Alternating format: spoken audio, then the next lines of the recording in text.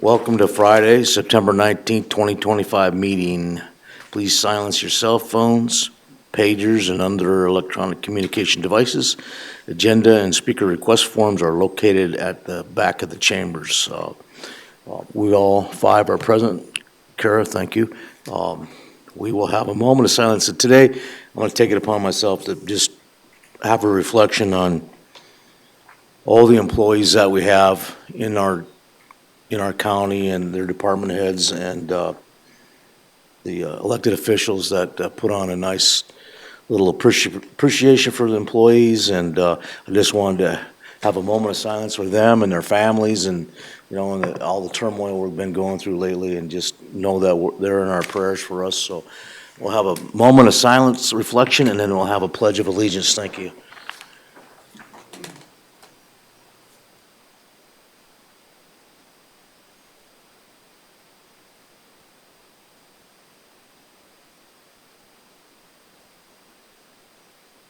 Pledge.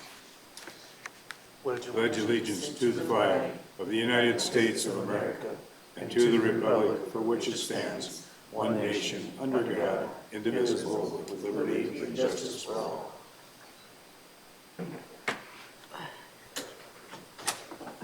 Thank everybody for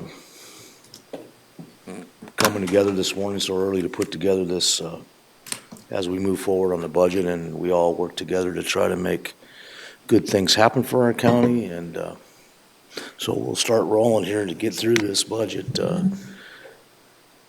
So we'll need a motion and review to approve the agenda.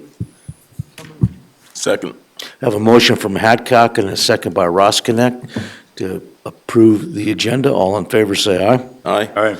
Motion carries.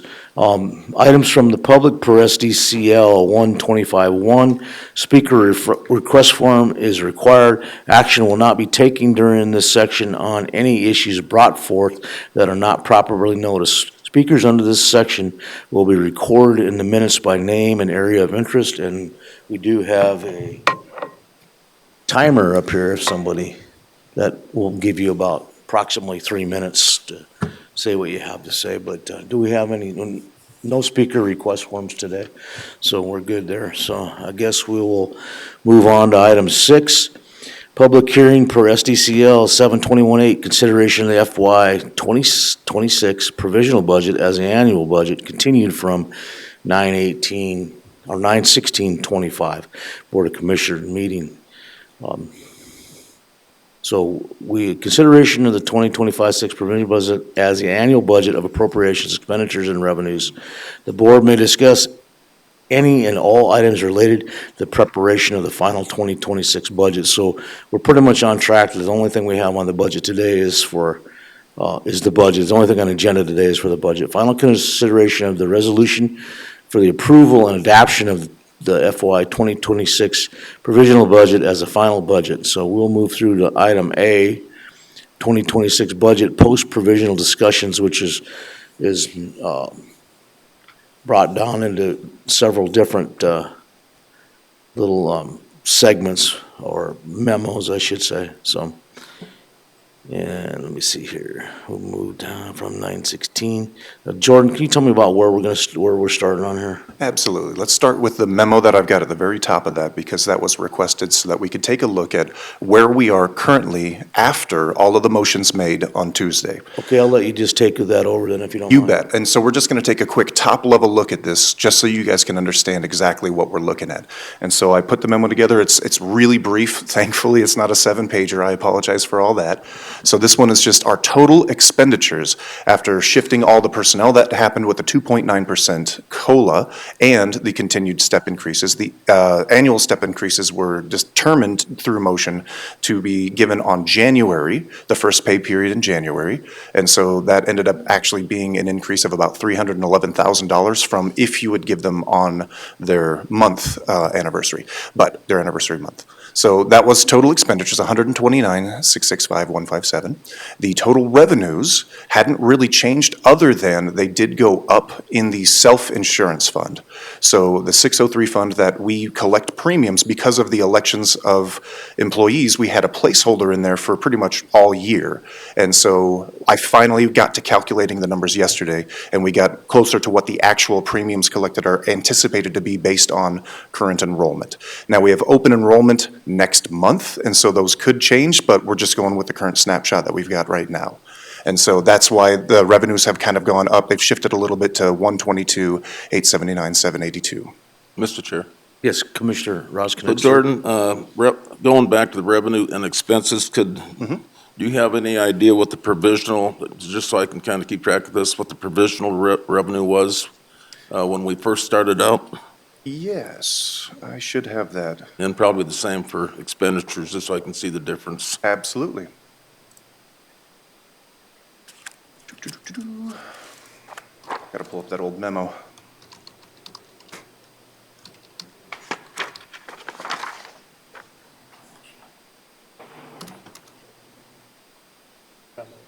That's the old memo?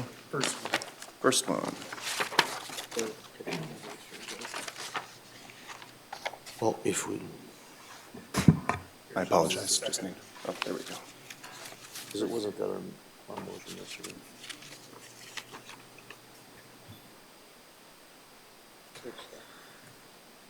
Right. Sorry, bear with me, I apologize.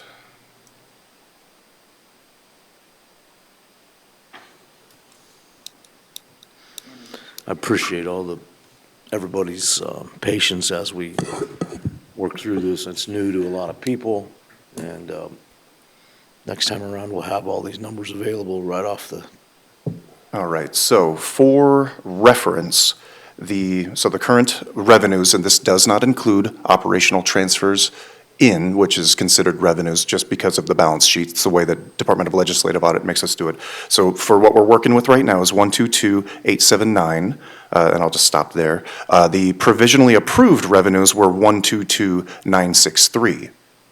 But we knew those were going down because we had inadvertently included $1 million pass-through grant that was not going to happen.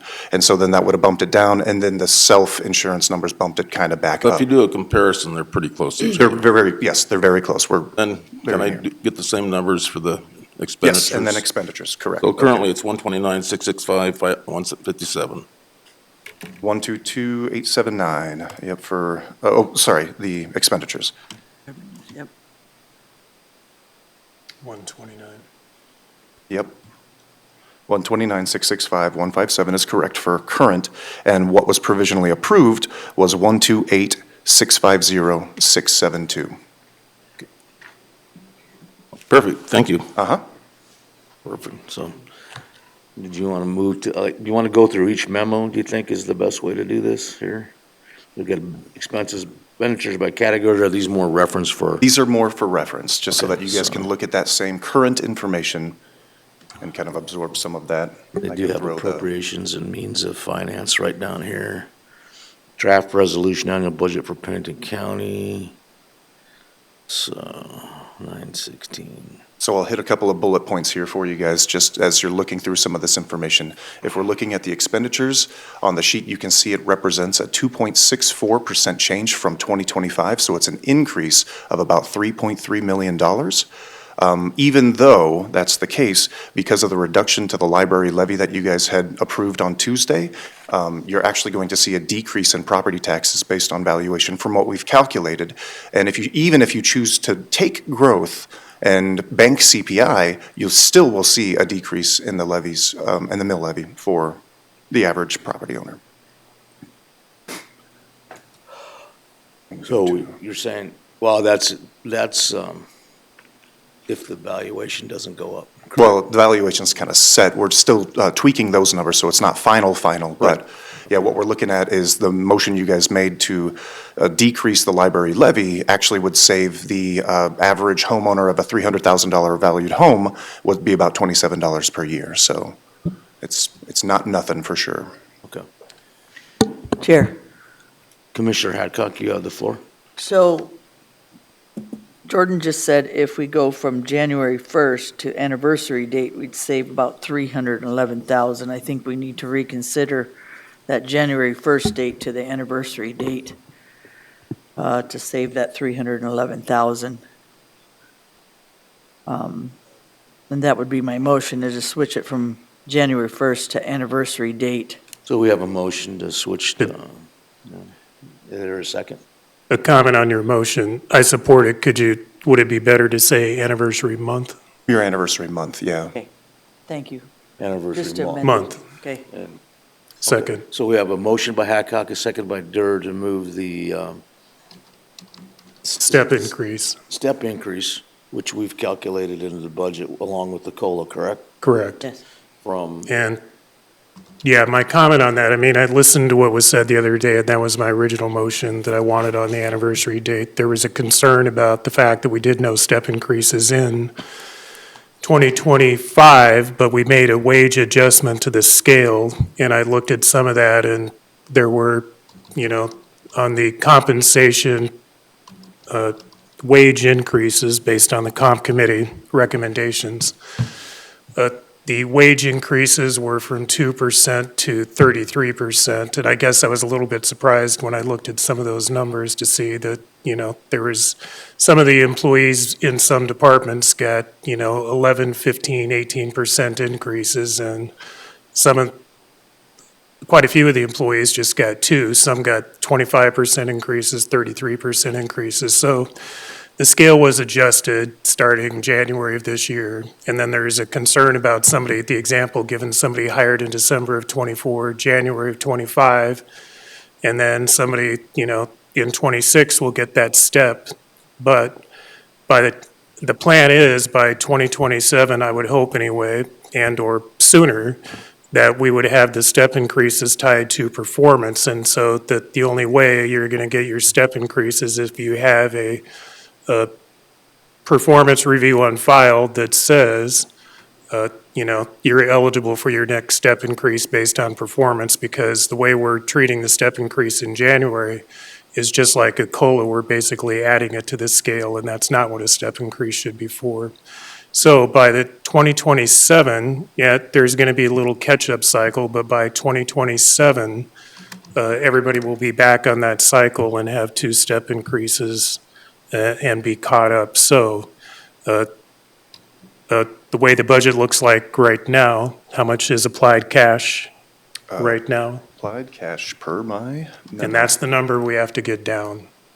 Right, if we're not counting, the total budgeted cash applied is 12,000,008, but that includes the 5% mandatory withheld, which is almost $5 million, so you're looking at about $7.8 million is where you're off. And that's over what the current year applied cash is. That would be getting to balanced budget is what that would be, so 7.8 million. No, but I mean, in the current year's budget, I think that number is somewhere around I believe it was 5.5, less. something Yeah, like I believe that. it was less, correct. Okay. So anyway, we need to chip away at that number. Mr. Chair, yes, Commissioner Roskinek. Jordan, we're talking about step increases. Could you pull the slide up that would reflect that? I think, did we not kind of look, if I understand that right, option 3, the 2.9% COLA and step Hold on, let me increases? grab that presentation for personnel. Yeah, we did. Those original numbers that were on the slide were calculated based on their anniversary date, Right. not on January 1. So when you go back and look at January 1, it added 311,000 to that number. So, but we're looking at option 3, but we're just trying to Yes. determine what that anniversary date's going to be, and just so that I'm on the Right. same page here. Yeah, this motion would not remove the COLA. It's still going to be a 2.9% COLA. Right. It's just going to be when they receive their I just annual wanted to step confirm increase. that it was going to be 2.9. So hopefully it'll keep if we budget this stuff in ahead of time and plan it and have a better arms around it better, it'll keep this compression from happening and also try to keep everybody on the wage scale unless we get something wild and crazy again. So we have a motion on the floor to move it to the anniversary date. So is there any more? Pardon? Anniversary month. Anniversary month.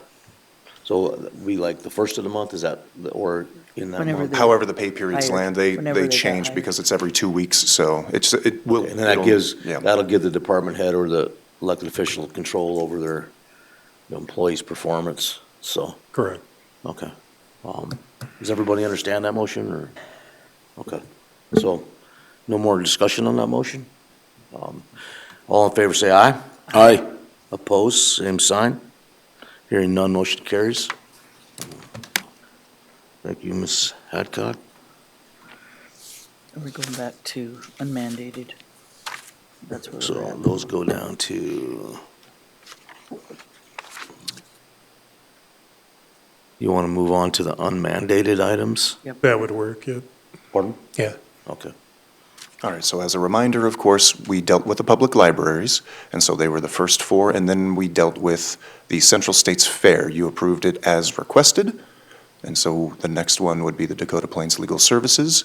I'll quickly explain the fact that we have a contract with them. Their contracted services provides public defense for indigent populace, and it also covers the conflict cases that our public defender's office cannot handle. And you had received that presentation from them when they first came in and spoke about it, but the contracts are negotiated every year. They were requesting the same that they were funded last year, and so those are the numbers right there for $643,647. If you reduce that amount, we'll have to renegotiate the contract, and they may have to scale back the work that they do for us. This was the number they provided to make sure that they could give us an extra, I believe it was an attorney for felony cases, I believe, so. Okay. I did have some conversations with the mayor's staff on we bringing some forward, some stuff, because they understand our position we're being put on with all the lion's share of our budget is criminals and addicts.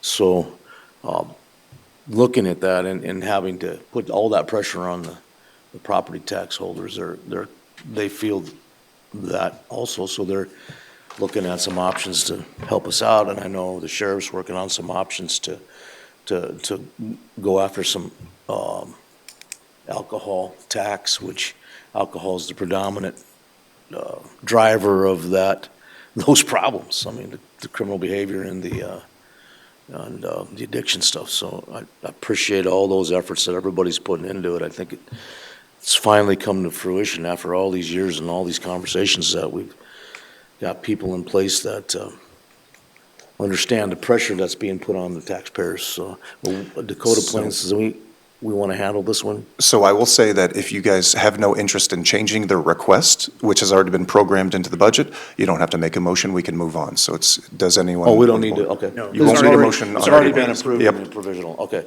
So Frank was asking me that earlier, how many budget meetings have we already had? Do you know that number, Jordan? or- We had 2 hearings, an additional special session, 1 regular, last one, and this one, so 7 about. Okay, and then now we approved our provisional budget, so Yes. we're just making amendments to that. Yep, we approved the provisional budget back July 23rd, Okay, and this is any changes we wish to make to finalize that provisional budget. thank you, sir. Appreciate it. Okay, so All right, move on so- to the next item, I guess. All right, so the Humane Society of the Black Hills, we currently are paying them $108,000. That was negotiated down by the sheriff because they had requested last year $166, but that, we felt that was too big of a spike from what our previous year's payments had been of $58,000. And so they're requesting for the remaining $166 to be paid this year, and it's another $58,000. This would take a motion to change this. Correct. Well, it's in the budget as requested, I believe. We had already programmed in the 166, so. Mr. Chair. Yes. So we Commissioner. had discussion earlier this year with the Humane Society requesting that one of our commissioners be on their board and have a voting, if I read that right? So Correct. did Yep. that ever come to fruition? They had reached out to me a little bit, and one of the caveats I made to them was I want a voting position, so I don't think we've come to that, but I mean, if they're welcoming putting a board member on there, if I'm gonna be on that, I want a voting position. If one of the other commissioners wants to be on that board, I'm perfectly fine with that. I just takes a lot of time and energy to put on these boards, and if I'm gonna have some input into it, otherwise I don't see a reason to be there, other than to reflect our concerns or whatever, but we've also had the conversation about how important Humane Society is, and that's one of our mandated items, I believe, is that correct? It's a mandated service. And, Yeah. and they're getting a lot of animals from outside the city, and the numbers that they do a lot of fundraising. They've worked on a lot of they've had a lot of turmoil over the years. They're finally, from what I understand, is getting a handle on a lot of things. They've got a good direction now, so. But if any of the other board members feels compelled to want to be on that committee without a voting position, I'll reach out to them and say we're good to go. Now, the only thing I was going to add, we see that change, and for the folks that don't know the history, one of the reasons for the change is that it had never been changed for a number of years. And then it also went from a kill to a no-kill facility, which certainly increased the cost, so that's why we're looking at that jump to 166, just for the folks that don't know the history of this. And it's probably, looking at all their numbers, it's probably more in line to what Right. we should be I participating. know we don't want to have our sheriff's department spend all their time working with dog and horses, so I think this is a good fit. I agree with you 100%. I mean, if we could get a motion then, if somebody, It's already been approved at the, 166 been approved? Oh, okay. but I do have comments on this. Okay, so I'll try to make it, so if I don't hear a motion, I'll just move on, so. Okay, Sheriff. so- Oh, Mr. Mueller, Brian, did you want to speak on this item? Commissioner Durant. Oh, okay. No, I'm asking input on this item because I know at the time we had our original budget discussion on this, there were comments that you had made about this, and I think some of the comments coming from the board, getting back to asking for a seat on the board, is the fact that there was a conversation about their ability to, maybe raise some fees internally, and so operationally increase your cost instead of relying upon tax dollars. So your thoughts? Brian Mueller, Pennington County Sheriff. Good morning. Friday morning at And 7. hot dog This is cook, I'll great. put in there. Yeah, hot dog Yeah, cook, yeah. yeah. I don't know if I get a pin for that or not, but maybe. We should make a medal at Yeah, least. Barry's a You good and- you and partner. Barry He's both, yeah. entertaining. What I was hoping we could do between the time that we started this process with the Humane Society and now, and that they would have followed through with a couple of things that we asked them to do. One, put one of you on the board as a voting member. I don't think they've done that yet.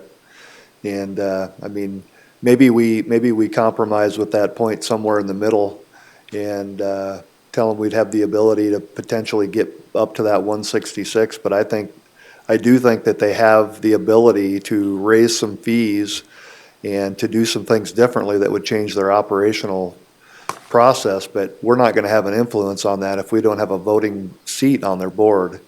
And if they want to, I do think they have some new leadership, so they might have some differences of opinion from when we started this process last year.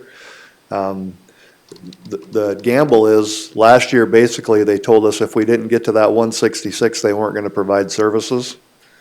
But I think that clearly there's some room for operational efficiencies on their end, so maybe we do something in the middle, cut a little bit of this out, tell them that this is what we're willing to pay, and if they want to try to increase that we want a voting seat at the board, we want to understand what they're doing with operations, and we want to be a seat at the table to be able to influence that number. Even if we approved it at the 166, we don't have an MOU with them anyway right now, so we could give them whatever number. We'll have to do a new MOU at the end of the year for next year anyways, so, you could approve it at the 166, you could approve it at 140 or 135.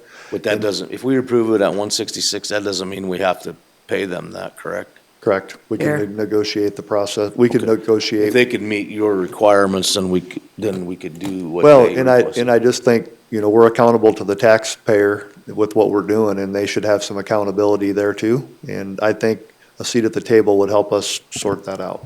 Our chair. Mr. Chair, so if we looked at Brian's suggestion and you took the 58,000 that's on the table now, you divided that in half and then added it, instead of the 166, it'd be 137. Chair. Food for thought. You good with that? Is that a second? No. So what I would do is you could make it contingent on the 166 on the new contract based on if we sign it, meaning are they going to put someone on the board? Because you're not going to get that kind of services. And how many FTs would it take to get up to 166 plus? The main thing what I look at is what would the services cost if they dropped us, okay? You're not going to get it for 166. The main thing is what do we want at the table on the new MOU? And then if that's fulfilled, then you give them the 166. If it's not, leave them at the 108. It plays hardball in a sense. It also gets us where we need to go. And I don't think that's a bad thing to do. And again, how much would it cost us if they dropped us? So Mr. Chair, Commissioner Durr? yeah, my comment on this is I'm trying to whittle away at this stuff to get down to a cash applied number, because we had originally started off talking about a cash applied number of 6 million and change, and we're up to 7.8. And so we made comments about, we have to cut 6.8 out of the budget. And, I can see we're not going to get there this year, but we need to get at some point in time, we need to get to an operational budget that is supported by the revenues without overtaxing, and the expenditures equalize. And when I'm talking applied cash, I'm not talking our 5% that we're required to hold back. But, continually passing a budget that is tapping into our reserves currently at 7.8 million is not sustainable. And so they had an opportunity. We had these conversations. They never came back. They never said anything. And we could, if that doesn't happen, we could renegotiate. But I would, if that's a motion by Commissioner Roskadek, I would support the splitting, just like the sheriff said, splitting that We have difference. a motion from Roskinek and a second by Durr. Yes. I'll make it a formal motion that we budget for 137 for 2026, and then we can see where it goes from there. Second. The motion is second, discussion on that motion? 137, Could I ask a question? Yep. 137 even. Would, 7 even? if that motion passes, what I would like to do is work with Jordan to create a letter from the commission to them and say that we've put it at this. We asked for a voting seat at the table. We asked for them to reevaluate what they were going to do. We haven't heard back on that piece yet. Now, they may or may not have showed up to one of our meetings and not had an opportunity to talk. I don't know. The very first one, but they did get an opportunity to speak to the board, but the very first hearing, they did show up and ran They've out of not time. been back since. Yeah. Okay, all right. So I think that sending them a letter, and this year, for example, we budgeted $50,000, and we renegotiated their contract at the 108. So we're going to use, likely by the end of the year, if I'm not able to absorb that, the commission had agreed to use some of your contingency money to fund that $58,000 that was not budgeted. I guess if we get ourselves into a pickle, I also agree we can't do it for $166,000. If we get ourselves into a pickle with contract negotiations, you'd still have the ability to use $30,000 out of contingency to meet their request if you Correct. decided to do that, so.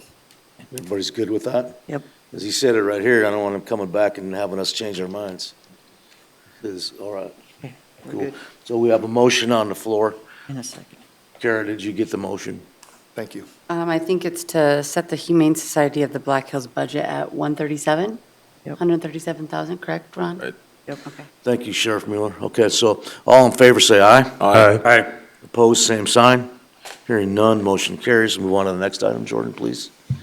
Okay, so the next item is Complete Health. The services they provide are medical, but these are completely discretionary. They are not, they're not related, they're sort of related to SDCL 2813, which we are mandated to pay. Any indigent medical bills within Pennington County, we have to pay those. Some of what we pay them may go to that, but what they had said in their presentation is that it's not really for that. They use it for the programming and stuff like that, which is still good for the community, and it may end up reducing some of this because they do a lot of income-based services, but this is a discretionary payment that they had requested $150,000 for 2026. So Jordan, do you know what that number we paid was last year on top of this? for the indigent bills? On top, no, I'm sorry, I could not get that information in time. I apologize. Mr. Chair? Commissioner Well, that's Roscoe. one of the committees I'm on for this year. And I know that their budget has been cut significantly relative to the federal dollars that are available. And so one of the meetings, they had a whole page of what they could do to cut expenses, shave off. So I think they're doing the best that they can. They really looked at some pretty drastic, no raises, no new hiring. So I think the 18,560 is bare bones. I mean, that's just Just leave it as going to the is. meetings. Chair. Mr. Chair. Commissioner Hadcock. So when I Go to looked you. it up, actually, I had Jordan look it up, their annual budget is $12 million. Our indigent care is around usually 300 to 400,000 that we absorb every year. So we are doing our part.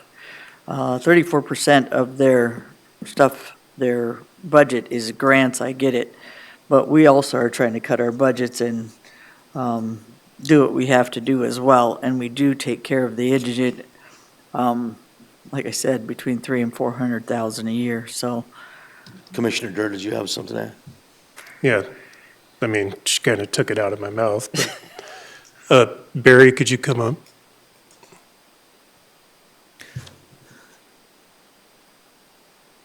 Another great hot dog cook. Good morning, Barry Tice, the Director of Pennington County Human Services in the Veteran Service Office. All right. So you have a position in your office that processes some of the indigent care, medical claims, that type of stuff? We have 2 individuals that do that, and rent, utilities, medication assistance, all those. All right. Correct. And so anyway, some of those come from some grant funds that we get through, I believe you had mentioned Vukurovich Foundation, rental assistance and some of that. Rental assistance, deposit assistance, work clothes, variety of things. All right. And then where does the indigent care come from, medical bills? Because we get billed from, so if somebody goes to Monument Health and says, I have no insurance, that's automatically billed to the county. Yes, it's a process, and the Right. individual has to come over and apply. We spend a great deal of funds on indigent burials, and not as many medications anymore that come through. Part of that is because of the work that's done through community health. So they really help us with, because they have the sliding fees, getting people into medical care with the programs they have, as well as directing folks over there for medications. Our office, I won't speak on behalf of the sheriff, but they have a satellite clinic next door at One Heart that comes in handy for patients and clients of residential treatment upstairs, as well as folks that come in our office. All right. So my comment about this is that the county, through many of her different, there's a lot of the non-mandated that we're supporting, but we're also providing those services within our, general fund budget. And, I look at this and I'm still looking at, we've cut off 311,000, 29,000. And I know what's going to come later because, again, when you go to look at the county budget and where we have to cut, I've always had the mindset that you look internally and can you take care of the operations that we have internally and fund it with the money that we have? And currently, we're not there. And so when I look at the outside entities, and again, a lot of them say when they come in that I'm using your money to fund FTEs, I'm using your money to fund programs that we're doing, and we're collecting tax money, and, that's a big percentage of our revenue. And collecting that money and then saying that the county has a responsibility to provide essential services, and I think that's what we have to get back to, is what we're mandated to do on the essential services. And I'm not saying that these outside entities don't do a lot of good work. They do, but they have other funding sources. And in this case, I know, because I looked at it earlier this year when it came up on this, that they have a, $12 million budget. 150,000 from us is, a small percentage of that. But when we're looking at 150,000 to try to get to a balanced budget, that's my philosophy on all of these. So Is that a motion? I'm going to make a motion that we zero out complete health. I'll second that. So when you say zero out, that means go to zero? Correct. Okay. Any discussion on that motion? Okay. Sure. Yes, Commissioner Drews. I don't think that's a good move to completely zero it out. I think they've been very supportive of our efforts and work well with us, so. Mr. Chair, I can understand where you're coming from, Jerry, but as I said earlier, I think if we're going to do that, we need to do it over a period of time. Just to zero it out in one meeting, I think that's a little radical. I could support a reduction for sure. Chair, Commissioner Hadcock. if we didn't offer the services and we do what the other agency does like this, we do a lot of, like I said, 300,000 to 400,000 plus berries, plus grants, plus other things as well to try to do the same thing these guys are doing. They do a few things different, but again, if you're repetitive, and again, Jerry's right, for FTEs and the things we need to take care of in Pennington County, let's take care of our own first. And then if next year or another year that we have money that we think needs to be distributed differently, I get it, but this year is going to be pretty tight. So anything that we can help and we are repetitive on services, let's take care of Pennington County first, so.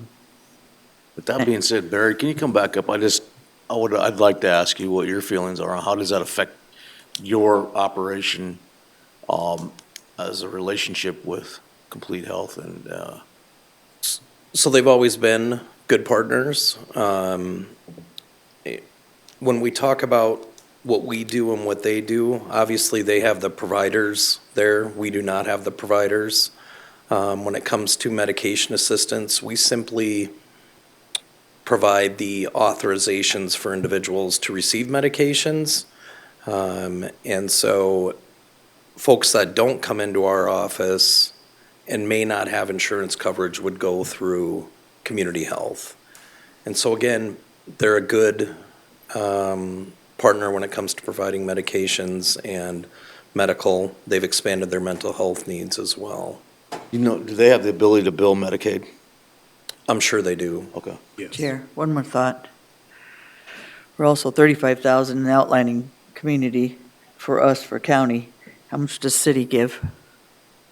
Does anybody know? Did you look, Jerry, to this? Because Complete Health is also mostly city operated, and like I said, city also doesn't have what Barry has and some of the health and human services that we have, that we give.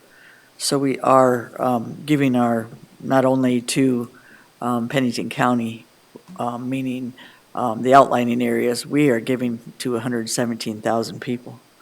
So for me, that's why I'm saying that, is we're taking care of all people through our health and human services, and that's county, also city people as well. So with a $12 million budget, Barry, you don't get a $12 million budget to take care of your processes for people. I know that because you help many people, some of the people that have been at the Rose as well, so in the price. So that also is why I'm looking at that budget. Mr. Chair, Yes, Commissioner Roscoe. like we just mentioned, we want to take care of Pennington County citizens, and I think this program does exactly that. It takes care of the citizens that are probably not normal. When I say normal, they're in dire straits, but they're probably still taxpayers. They deserve services like this, and I think that's why the program was put in place in the first place. But I just can't see zero. I could see, let's, over so many years, let them know that, we need to do this. But to go from 489, 237 to zero, Did you want to make a substitute motion, or? I would suggest that we do, if we're going to do this, do it over a period of 3 years and provide 30% of the 489, 237. I mean, that's just an idea. But I just think What?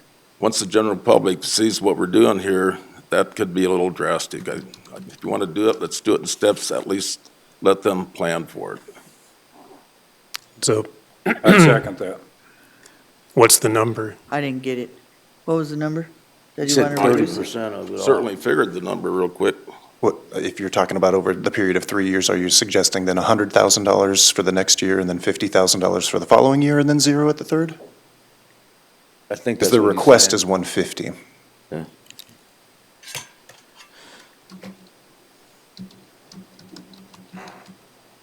So if we took the 489,237, we took 30% of that, Okay, what are you looking at? Nine. Yeah, It's 150,000. 150,000, right, well, rounded, yeah, not 489. Yeah, it's 150,000. That's the request. 150,000. okay. Where are you getting 489? Rapid City Library, that's where I'm getting it, Okay, my mistake. I'm like, holy hell. I think you just added all of Okay, them. I'm bad. Okay. Just so we have a minute, your people do a fabulous job. I've had, because I have a lot of rentals around town and have had very many communications with them, and they do an awesome job, Barry. So- Appreciate that. It's a good crew. no, you've got great staff. Your VSOs are fabulous. Thank you. Are you talking about approving 100,000 then? Yeah, that would be, I think, a good move, and then we can, next couple of years, if Good we with want to that, get Gary? it down to zero, we can get it down to zero. I second it. So 100,000? Let's have a for conversation this? on that. Motion, 100,000? substitute motion. So the motion would be to, for 2026, $100,000 for complete health. And you And said- then the plan would be, we would whittle away at Right. this over the next couple of Next year it years. would I'm be. fine with that. So that would be a $50,000. Okay, so all in favor, say aye. Aye. Motion carries. Oh, we No. got one no. No. Okay, we'll move on to the next item. Jordan, thank you. Thank you, Mr. Tice. All right, the next organization is West River Mental Health. Now, these are discretionary payments that we pay to them, but they are authorized by statute, and because we make these payments, West River Mental Health will handle indigent mental health care up to 75% of what we pay them per capita is what that number is. The other 25% for. And then the other 25%, they bill us at 75% of what it would normally Mandated come in. item?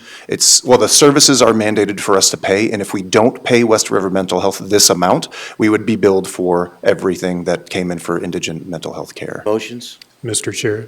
Yes. Jordan, I believe you reached out to them to try to get an idea as to what they would have billed us, but you couldn't get that number. We were told they use everything, and I'm assuming that just meant they spend everything that we give them. They weren't able to provide us with information as to what exactly indigent mental health would cost us if we cut this. We did not get that number from them. All right. Sheriff Miller.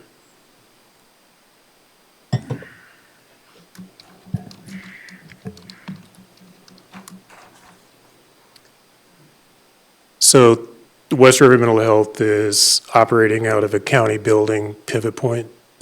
So West River Mental Health is, it's much bigger than the Pivot Point. They have other facilities in town. That's just one small operation that they run, but yes, that's Correct, I'm talking about out of county property. Correct. Okay, could you explain that relationship? The county built that in conjunction with quite a bit of philanthropy money. And then our relationship right now, specifically with the Pivot Point, I think, if you look back at you have the Pivot Point budget, what the total dollar amount of the Pivot Point budget is? I'm sure I can pull that up.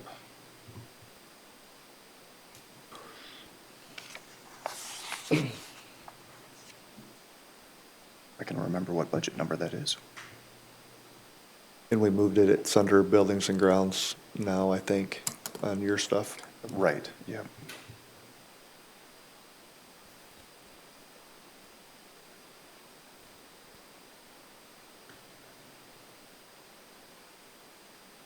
All right, so the remaining budget, because, yeah, most of the Pivot Point expenditures specifically were moved to Buildings and Grounds, and so I see a remainder of about 28,000 for that's- supplies and.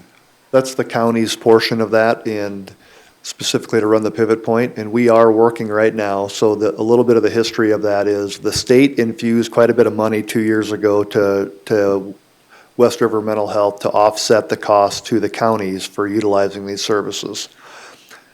The part that the county has paid the last 2 years related to that has been for a little bit of money for food service, for laundry. We run that all out of the jail. And then we provide one full-time maintenance person at the county's expense. That's part of the money that's in that budget. We are in the works right now of working with the state to create a system. This is a regional facility, so we also provide our services to the surrounding counties, but right now there's zero charge to the surrounding counties for using those services. So Pennington County is augmenting some of the costs for those services, and I think all of our players at the table are willing to either see if the state can infuse a little bit of extra money, or we can use some of that state money to completely zero Pennington County's cost, or we'll figure out a nominal billing cycle for our neighbors to cost share that better next year.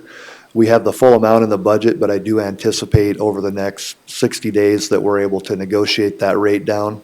And that is really completely a separate talking point for what this number is, I believe, through their services, because I think that they utilize this in their greater budget for all the services that they provide for West River Mental Health, not specifically to the pivot point. I don't think this is a pivot point Here, dollar.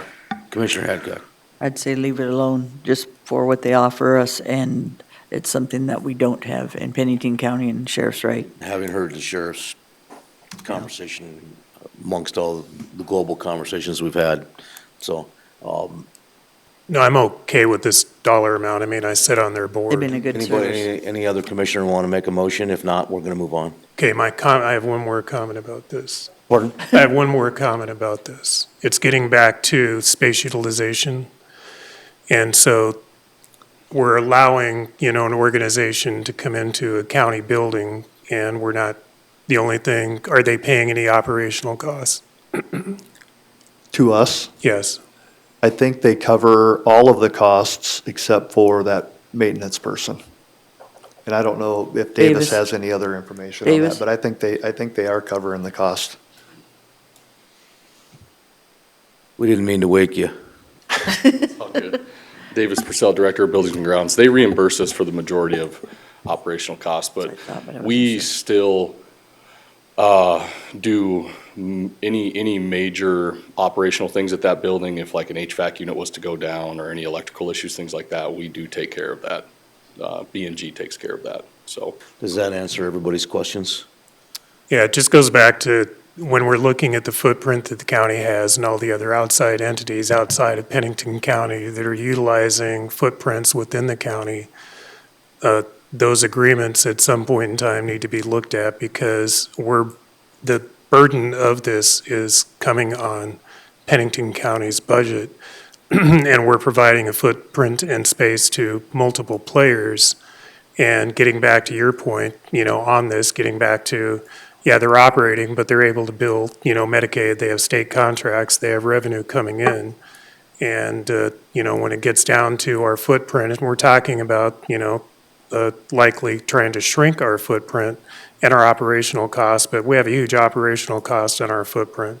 Correct, and I think that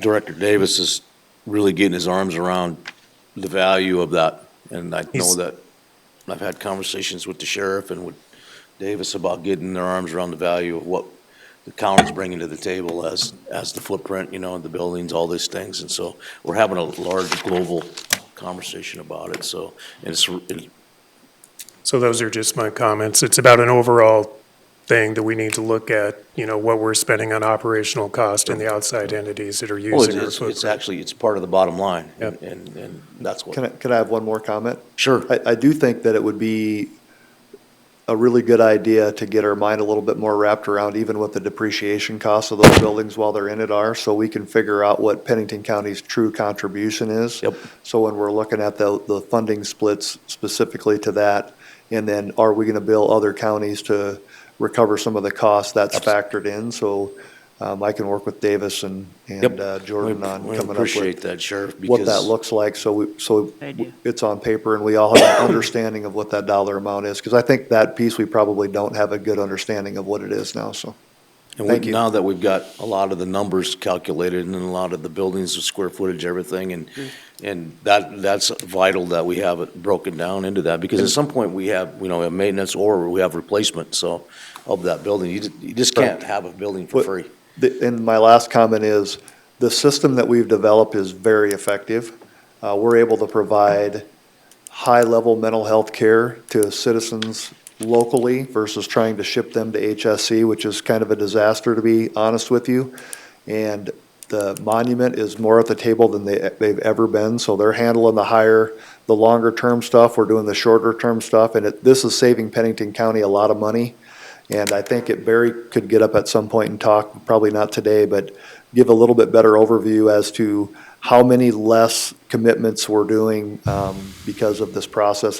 What we've created is very effective, not just for the taxpayer, but also for the people utilizing the services. And I like the movement you're moving with down there at the care campus and all that. Thank you. So, yeah. Thank you. Thanks. So we'll move on. Jordan?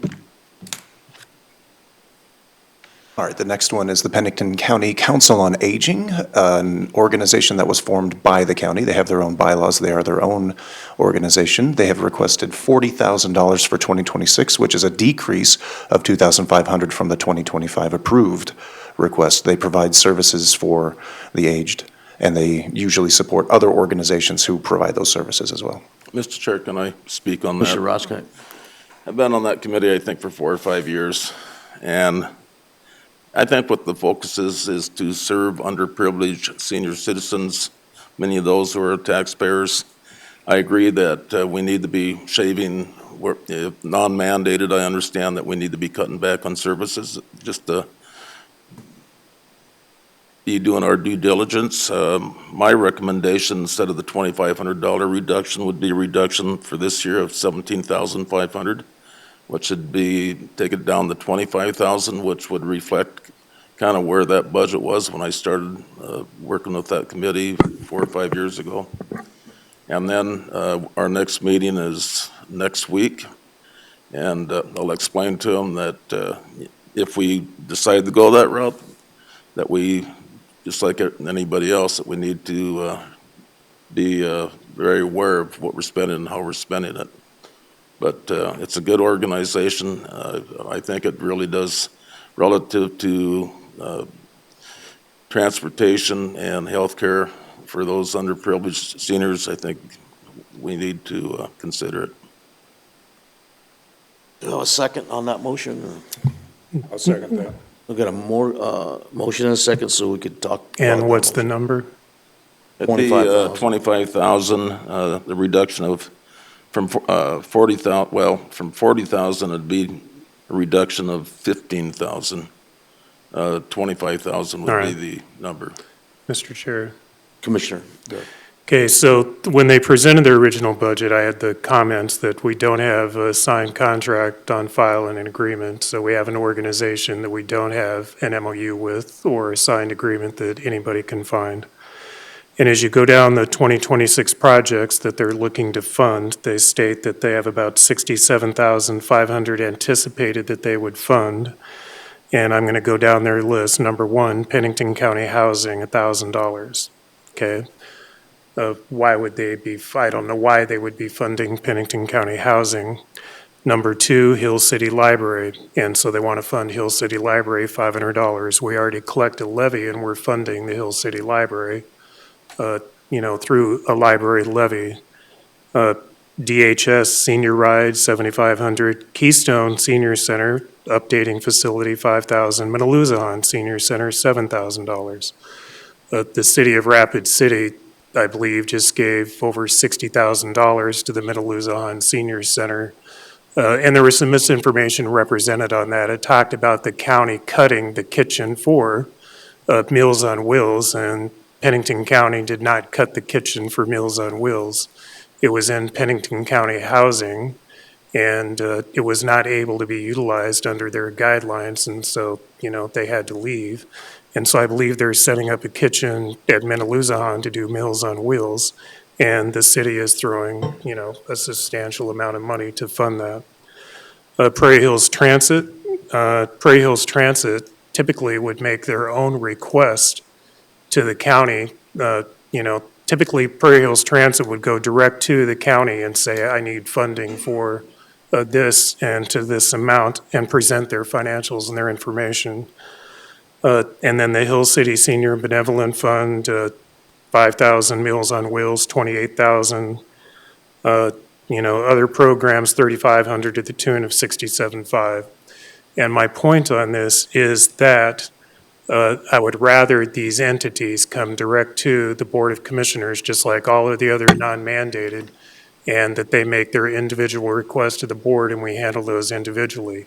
Not that we have an organization that we're giving tax dollars to that is deciding where those funds go. And so those are my concerns, and because I would not fund, and again, just taking an example, an entity that we're already providing funds to through a levy process. Without an agreement in place and talking about how the funds are going to be used, I would rather see not denying the funds to these entities, but a process wherein, they come to the commission and they present their own. Prairie Hills Transit gets state and federal dollars. They have a large budget, and we've already had a discussion about Meals on Wheels, and in fact, I believe the chairman invited the executive director of Meals on Wheels to come to a commission meeting, and it was a no-show. And so I'm not in favor of giving Pennington County tax money to another entity to let them decide how the money is going to be spent. I believe that's our job. So is that a motion? I'm going to make a substitute motion that it is zeroed out. Well, second. So now we have a substitute motion zeroed out. And I do want to make a comment. When I was on the city, this same type of thing happened, and it doubles your donations. It was one of the things we've been talking to the sheriff about, and everybody about, going back to having more control, so. Here. Yep, Commissioner Hancock. So the double up on the library is 7,000. That's a lot. Pennington County Housing has never got any money. I looked and asked. That 1,000 has never been distributed to Pennington County Housing from Council on Aging.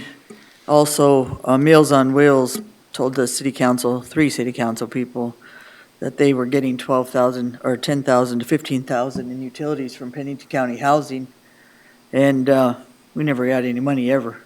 So, for me, I like the busing and transportation it provides, because it's something that I always thought was pretty good. But once you start seeing their budget and what they're giving money to and what's not accounted for, and like I said, we could see some canceled checks if that's the truth, but we have not. I am the chairman of Pennington County Housing. I also asked the CEO to trust but verify that. So at this point, yeah, we're giving money to organizations that are not doing their due diligence on what's happening in the other organizations, and Jerry's right. If that was happening, Ron, I would totally agree on the busing and transportation, but the double up and the not collecting the 1,000, Meals on Wheels issues, there's a lot of issues with that contract that I think if we want to do this, have a contract for next year, get something on paper of how much of busing and transportation, and actually organizations like Jerry said that we're doubling up on we don't need to do. I do like the people in this organization. I do like the busing and transportation, but other than that, the rest I think is needs to be cut. Mr. Chair, Yeah, Commissioner Roskinek. so if that's the route that we are going to take, and I certainly will not support that, and I think there'd be a lot of citizens out there that think that's a totally wrong move. But if that's the route you folks want to take, that it is what it is.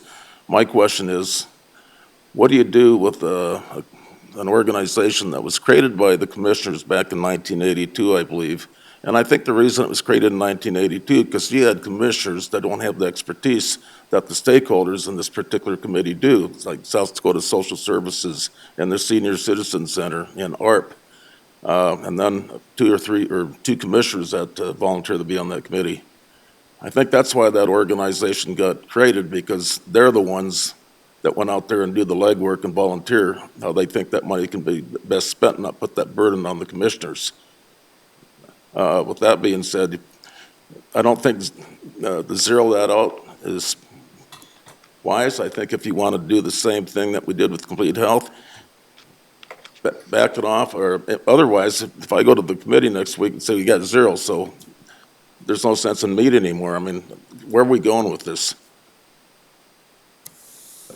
I mentioned earlier about when we started the budget process about the city understanding the predicament where the county's funding in. One of the things we've been working on is not overlapping a lot of funding. If some of these entities, I mean, we did increase the Hill City budget on the library, correct? Correct. We did. And then, like the senior centers, I think the city is more appropriately handling those with property taxes, not property taxes, but sales tax. So I guess I could support this going to zero. And if, you know, I'm an advocate for the elderly, but I believe that one thing that we always don't keep in mind is that 75% at least of the population lives in Rapid City.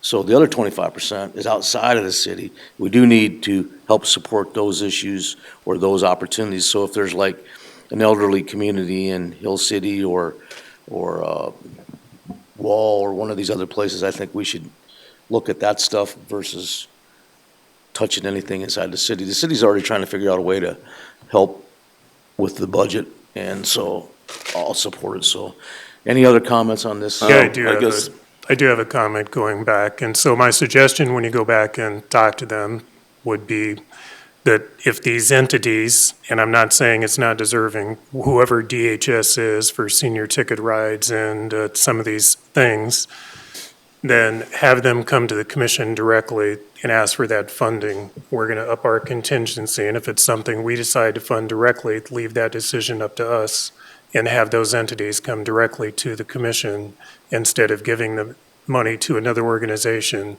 And getting back to your point, and again, I understand it, you know, Ron, you're talking about agreement that was established in 1982, but, you know, there's a lot of things that were established, you know, decades ago, but how we operate and stuff is different than we did years ago. And I'm just going to say, things have changed in county government over the many decades to wherein, you know, it wasn't that many decades ago that, you know, leadership looked at county commissioners as just coming in and having a cup of coffee and approving bills. And they were not as directly engaged in operations as we are now. And this is something that has changed statewide. And it's because of the demands coming down in the county have changed over the decades. And if you look at our public safety budget, which is, Jordan, what, 60% of our budget? About 57%, yeah, somewhere around there, yes. Of public safety. Yes, oh, Yeah. yeah, around there. And that's changed. You know, when I started working here in 1987 as a deputy sheriff, my starting wage was $5.84 an hour. That's a lot of money. Yeah. And I felt pretty proud. Anyway, things have changed over the decades, and we have to change how we operate, and I understand that. And so the caveat I would say, you know, if this motion goes through, is ask those entities if they are counting on this financially to come to the board directly, and we'll hear that funding request. So primarily, Mr. Chair, what we try to do is healthcare, transportation, and meals. I'm not saying we pay for their meals. I think what we do is we compensate the drivers for their for transportation, for using their vehicle to deliver the meals. In any case, if this is the route you want to go, they may come in front of the commission and say, we want to buy some dial-a-ride, because that's one of the things that we do is we provide dial-a-ride for senior citizens. So they might come here and say, we need $2,700 for 2026. So is that the route you want to go? I think that's Yeah. the fairest route. That way we understand where it's going and then we're not duplicating Right. the services. I would say, and- come here directly, and then we can, if that's something we want to fund, and just based on what you said, that's something I would fund, and then we cut the check directly to the entity, not to the organization. Especially Chair. if it's in, Another especially if it's in example those would be the Yep. freezer at the Hill City Senior Citizen Center went out. Those are some of the items that we've looked at in the past. So would that be another example where you want somebody to come up and I would think, in my opinion, yes, because I think that I don't know just want to make based on the sure numbers. Yeah, I can give these guys direction next week? Chair, and then again, I guess what I would say is that something the Hill City, council should fund? Chair. So, number one, you need a MOU contract signed, and then they have some kind of contract with us. And then with that contract, what they're gonna be using the money for, again, and not doubling up their services with other entities that, provide the services, and then make sure that money is going towards those services that they're talking about. The busing and transportation, I think, is huge in the outlining areas, and you're right. That's something for tickets, and that's exactly, back in the day, we tried to get a transportation or a busing service with Rich Sagan for the outlining areas, and the city at that point wanted a couple million. So that's why I've been funding it for a while until I figured out some of the areas and some of the play that was going on with some of the money, and that wasn't on the fault of your aging council. And they don't know some of that stuff on the backside that the money was going to or wasn't going to at that time. But I'm in favor also, like, get your MOU contract, get your guys' ducks in a row that way, and then figure out what services does Pennington County not provide the aging that isn't duplicated, Ron, like the busing tickets and stuff like that.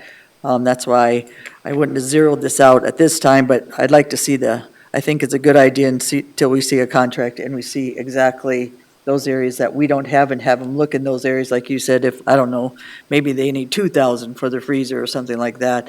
Stuff like that makes a huge difference. So I'm not in favor of just killing your Pennington County aging. I just want a little bit more of the contract and some of the non-duplicated services that we can provide, and not kill that group.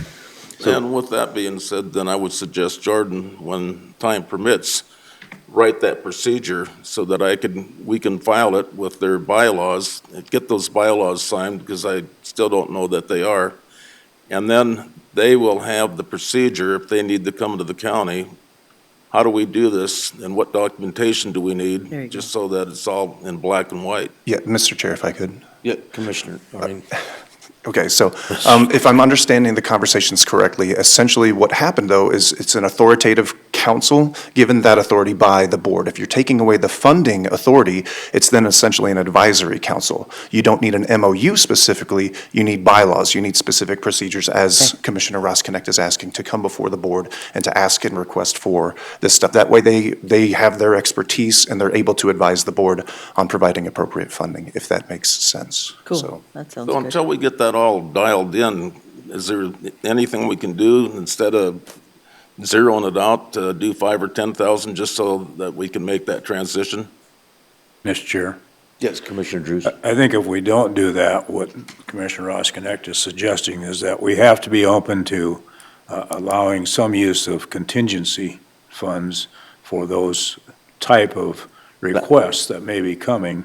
If we zero out for 26, then they don't have anything for 26. But if we're open to at least allowing them to come in and present and be able to use contingency funds for those purposes. And I agree, and I think that's what Commissioner Drew is saying. I think that's more appropriate and that's for more appropriate, probably use of the contingency fund for one-offs and tough stuff, things like that, because you get some of these people outside of the cities, they have no other resources, but they Right. do have some. So getting back to that point, that's kind of what I'm leaning toward, and then getting back to what Jordan had to say is that I would see them as an advisory, giving us input on, the appropriate way to fund, but then the county is cutting those checks to those entities directly, not through a third party.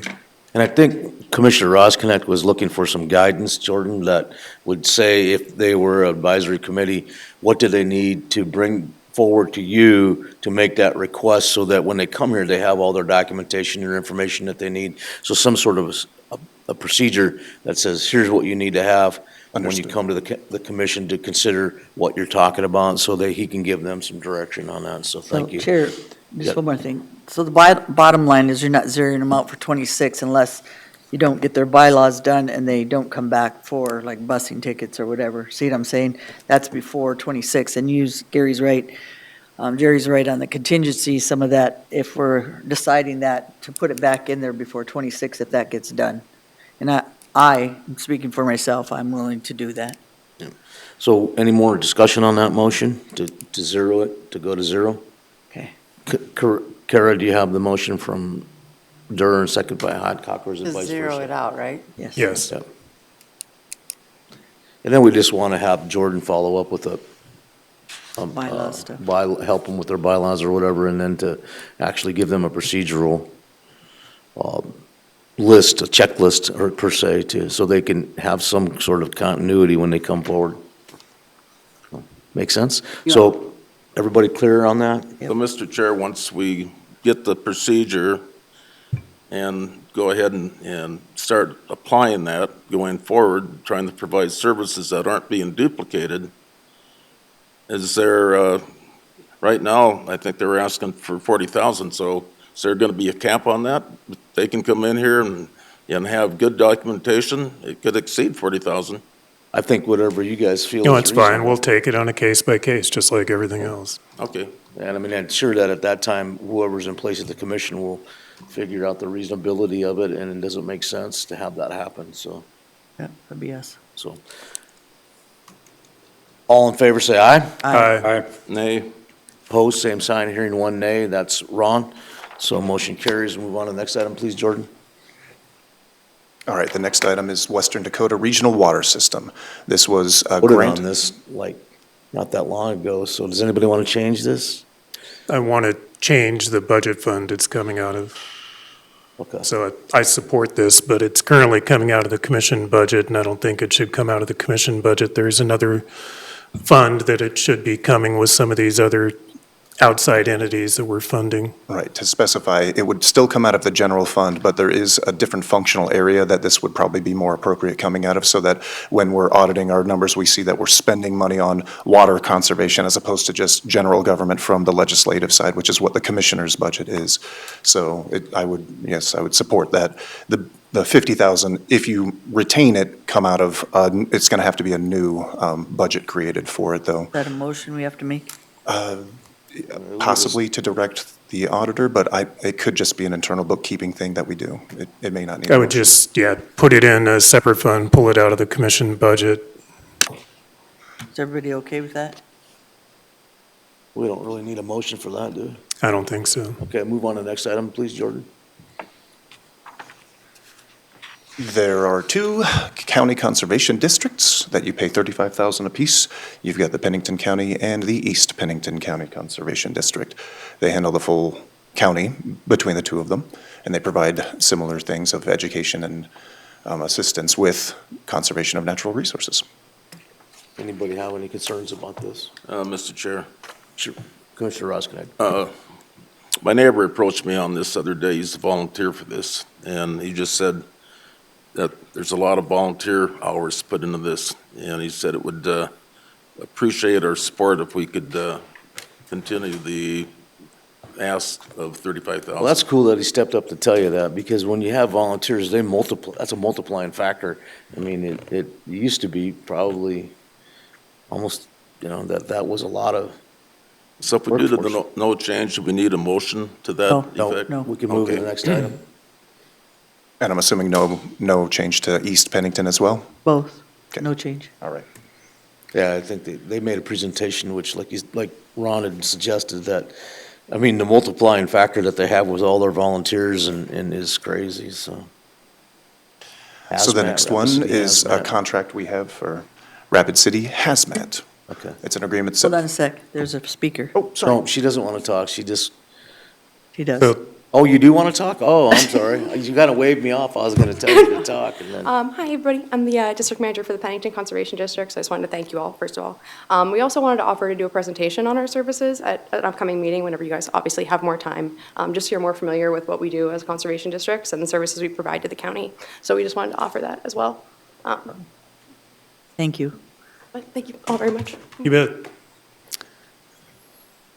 Will anybody have any changes on hazmat or any comments? Yeah, I do have a couple comments on this. fine. Sheriff Miller. Top dog. My comments are getting old, I know, I'm sorry. You're good. So I'm looking on the hazmat that we have a contract signed in 2000. And is there anything in that contract that should be updated? I don't have that in front of me. I haven't looked at that. All right, because a lot of this stuff in these agreements that we have, I'm seeing that we have agreements in place that are decades old or agreements that we can't locate. And these MOUs and different operational agreements we have, I would like to, see all of those reviewed and updated and, just make sure they still fit today's operational needs.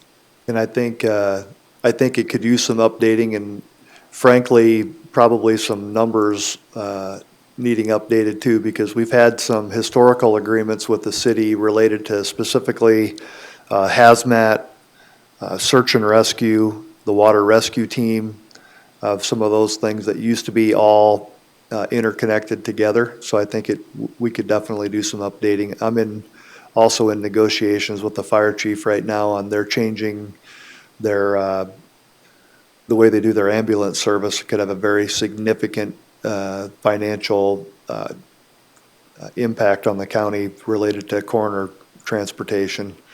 And they made some changes. I'm sorry, who, the Rapid City Fire With the fire Department? department. So there's a lot of these agreements we probably should kind of pull off and have a sidebar conversation and maybe a meeting with the city to re-outline some of those partnerships. I think If this they're- was definitely one of them that should be If it's included in detrimental that. to the budget or whatever we're gonna call, I'd like to be involved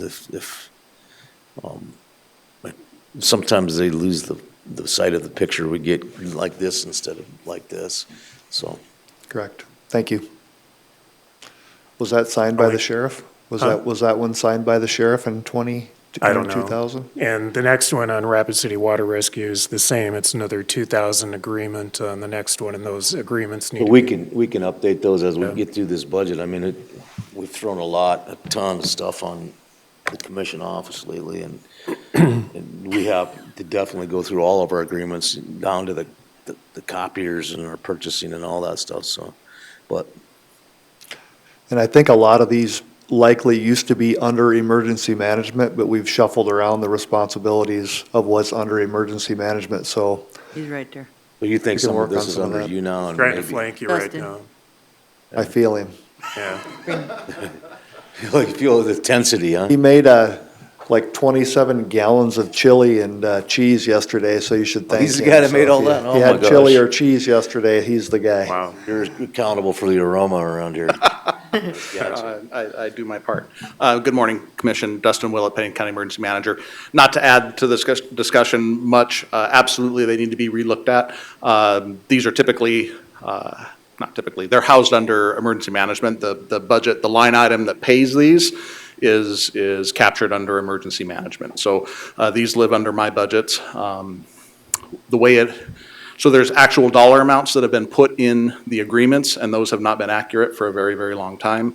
When the city is putting its budget together and we're putting our budget together, I work with the fire chief and the rescue station captain and the hazmat captain, and we talk through what the city is going to put into those budgets, and then what the county is going to put into those budgets. So currently, we're maintaining an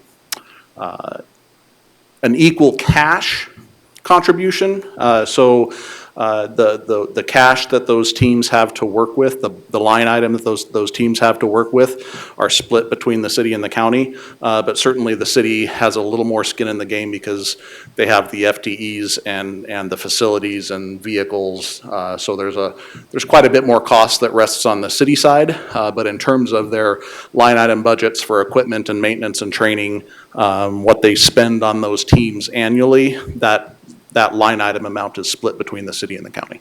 Does this have a lot of volunteers involved too, search and rescue, hazmat? No, not these. So hazmat is strictly Rapid City Fire Department. That's the regional hazmat team. There is nobody else on that team. Water rescue is comprised of Pennington County Sheriff's Office, Rapid City Fire Department, Rapid City Police Department. Cool. So- and Here. so- Can I ask Dustin a Yep. question? Do they charge for their services, hazmat? I would have to defer. The only things that we have worked, the only billing that we have done in my memory, or the only discussions about billing, were related to coroner transports, and I don't know if that's still a thing. So, yeah, the only thing that I know that hazmat bills for, at least to the county, is coroner transports. Can I ask you, Dustin, so, okay, I'm just gonna say something. So what hazmat comes when somebody basically blood, lots of blood, and you have to call hazmat because you can't go in there and clean it yourself. Who does that? That's not our hazmat teams? That's just a private entity? Yeah, that's a separate thing. Okay, that's just a separate company that's not in city or county. When the hazmat team responds to a vehicle collision, a fuel spill, a hazardous materials call anywhere in the county,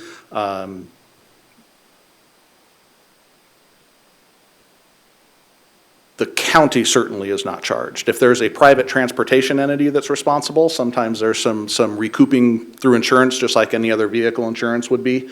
But the water rescue team and the hazmat team do not charge Separately for their the services. county or WAL or WASTA, or they don't charge for those responses.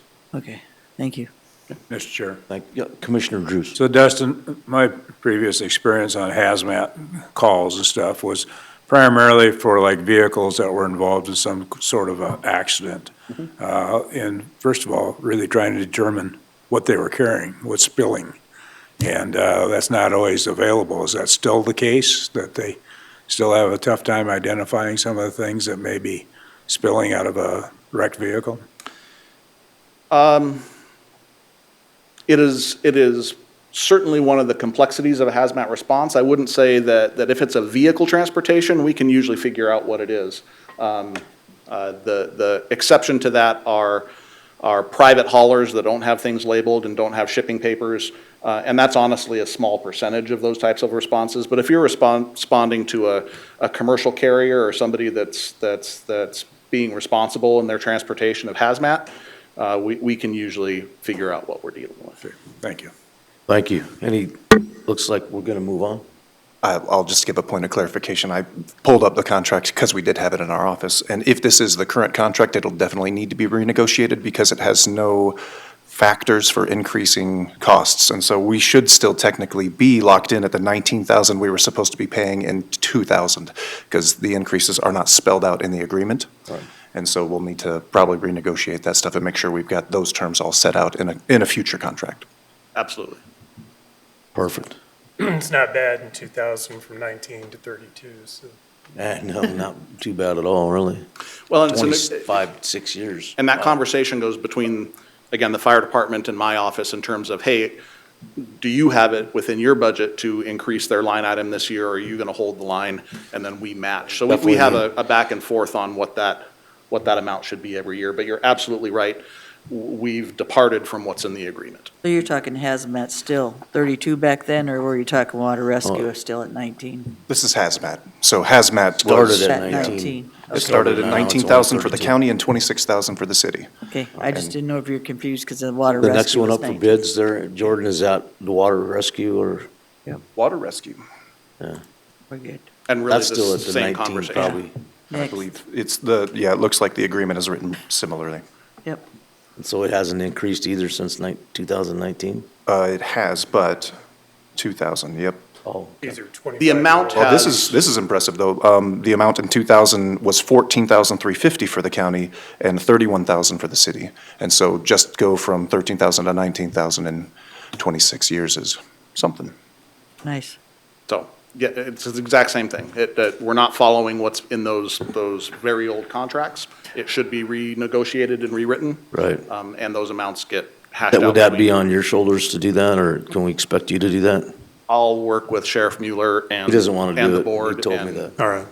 We'll have those conversations. And outside of this, I guess it's just a talking point that we have that I've, since requesting the MOUs and agreements, I'm seeing that these MOUs and agreements are, decades old without any updates, so.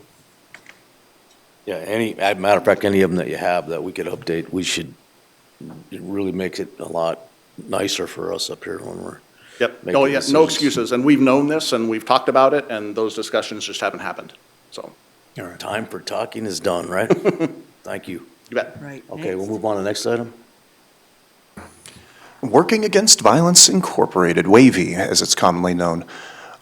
They receive by statute, any organization, it's a mandated service, not specific to an organization, but they provide the mandated service that we are required to pay out of our domestic abuse fund, some fees collected from marriage and divorce and stuff like that, that go specifically towards domestic abuse programs. And so any organization that operates a domestic abuse program is eligible to receive those funds. We've selected WAVI for as long as I Was can this one find. of them that needed some house cleaning though? Because wasn't this coming out of several different departments? Like, In Yes. addition to that statutorily mandated amount, we have given money to WAVI from the state's attorney's office budget and the sheriff's office budget, yes. And Mr. Chair, yes. so my Commissioner comment on this is that, when we're tracking these outside entities that we're funding and then, looking at the line items, which I, talked about at the beginning of the year and through the budget process, that, we're pulling funds out of various budgets to fund entities. And so some of the departments have in their line items, grants to other entities. And I think that those all need to be captured, in a roll-up so that we can actually look at getting back to moving, Western Dakota Water into a separate budget, putting these other outside entities that we're funding so we can track those. There is a specific line item in the budget for domestic abuse. And statutorily, we're required to fund 44,500. And that's the number. That's going to be my motion, that we fund what we're statutorily required at 44,500. And not that we're funding over and above that. And the reason, again, I'm going to say that is because I know they do a lot of great work, but we're struggling to operate a county budget. Second for the. I have a motion and a second for discussion to change the budget to, what was that number again? It's 44,500, 44,500, and that would be the total from the county? correct? That's what, the That's fees what- that we're collecting for this opportunity. Okay. Mr. Chair, question on that. Yes, Commissioner Drews. So the funds that were talked about that come from the sheriff and the state's attorney's office, are they not included in that 44,000? No. Or are they? They're No, not? they're over and above that. Okay. Is that something that we should be having in the domestic violence line item? It is. I don't know that the state's attorney or the sheriff should have to deal with that. No, this is just additional funding they've given on top of, we're funding what is statutorily required, and they're funding over and above that, and that's my is point. we shouldn't probably do that. No, That's why we made the motion to 44.5. Okay. But no, the motion, I understand, is only for this particular account. Do we Right. want to include all accounts and make it just the 44.5 that we're mandated? no. We take the 44.5 out of our domestic abuse fund, we have a line item for that, and we fund at that level. The funding over and above that is removed from the state's attorney's office budget and the sheriff's budget. So, okay. Kara, did you understand that? I just got that you're moving the Working Against Violence budget to 44,500, correct? And that, That comes out of only one fund, and that's going to be the domestic abuse fund that we have in the budget. To so come out of that. we'll be virtually removing The rest of the money. Removing the additional funding out of the state's attorney's office and the sheriff's funding, so the only It'll have its funding. own line item, We're moving forward. just like we're consistent with what we're doing with everybody else, so. Does everybody understand that? I believe so. So what is the dollar amount that we're gonna budget for? 44,500. And that's what we're collecting from the Register of Deeds office for the statutory requirement. So then we're basically saving, if you want to use the word saving, 42,500 then. 41. Yeah, if that's the Correct. difference, Ron, That that is- would be true. That is correct. Move forward now. Yeah, we're saving 42,500. Any more discussion on that item? All in favor, say aye. Aye. Opposed, same sign. Hearing none, motion carries. Move on to the next item. Volunteer Volunteer fire fire department. departments. So we provide a lot for the volunteer fire departments. This specifically is a discretionary, essentially, grant that we give. We spoke with the fire service yesterday, I believe it was, and they mentioned what this was. This is a 3-year grant that is rotating. They give about, I think it was 2,500 out to 6 different fire departments, and they rotate which ones get it, so that throughout the years, everyone's eventually going to be getting the money. And so, And so my comment, I talked to Val about this yesterday because I wanted to know, where it went. And there were some other line items in their budget that I looked at that I thought were a little bit high and visited with her, and I'm good with those. This one, talking about dispersing these funds, the comment I made to her was, when you're giving these funds away at the 15,000, rotating and dividing it up, is that going to the departments that already have a levy? And then there are other departments that are, don't have a levy. And she said, yeah, there is no difference as to how, the fire service board decides where to go. And my comment was that, I suggested anyway that you have a conversation and look at the $15,000 going to those volunteer organizations that do not receive taxing monies.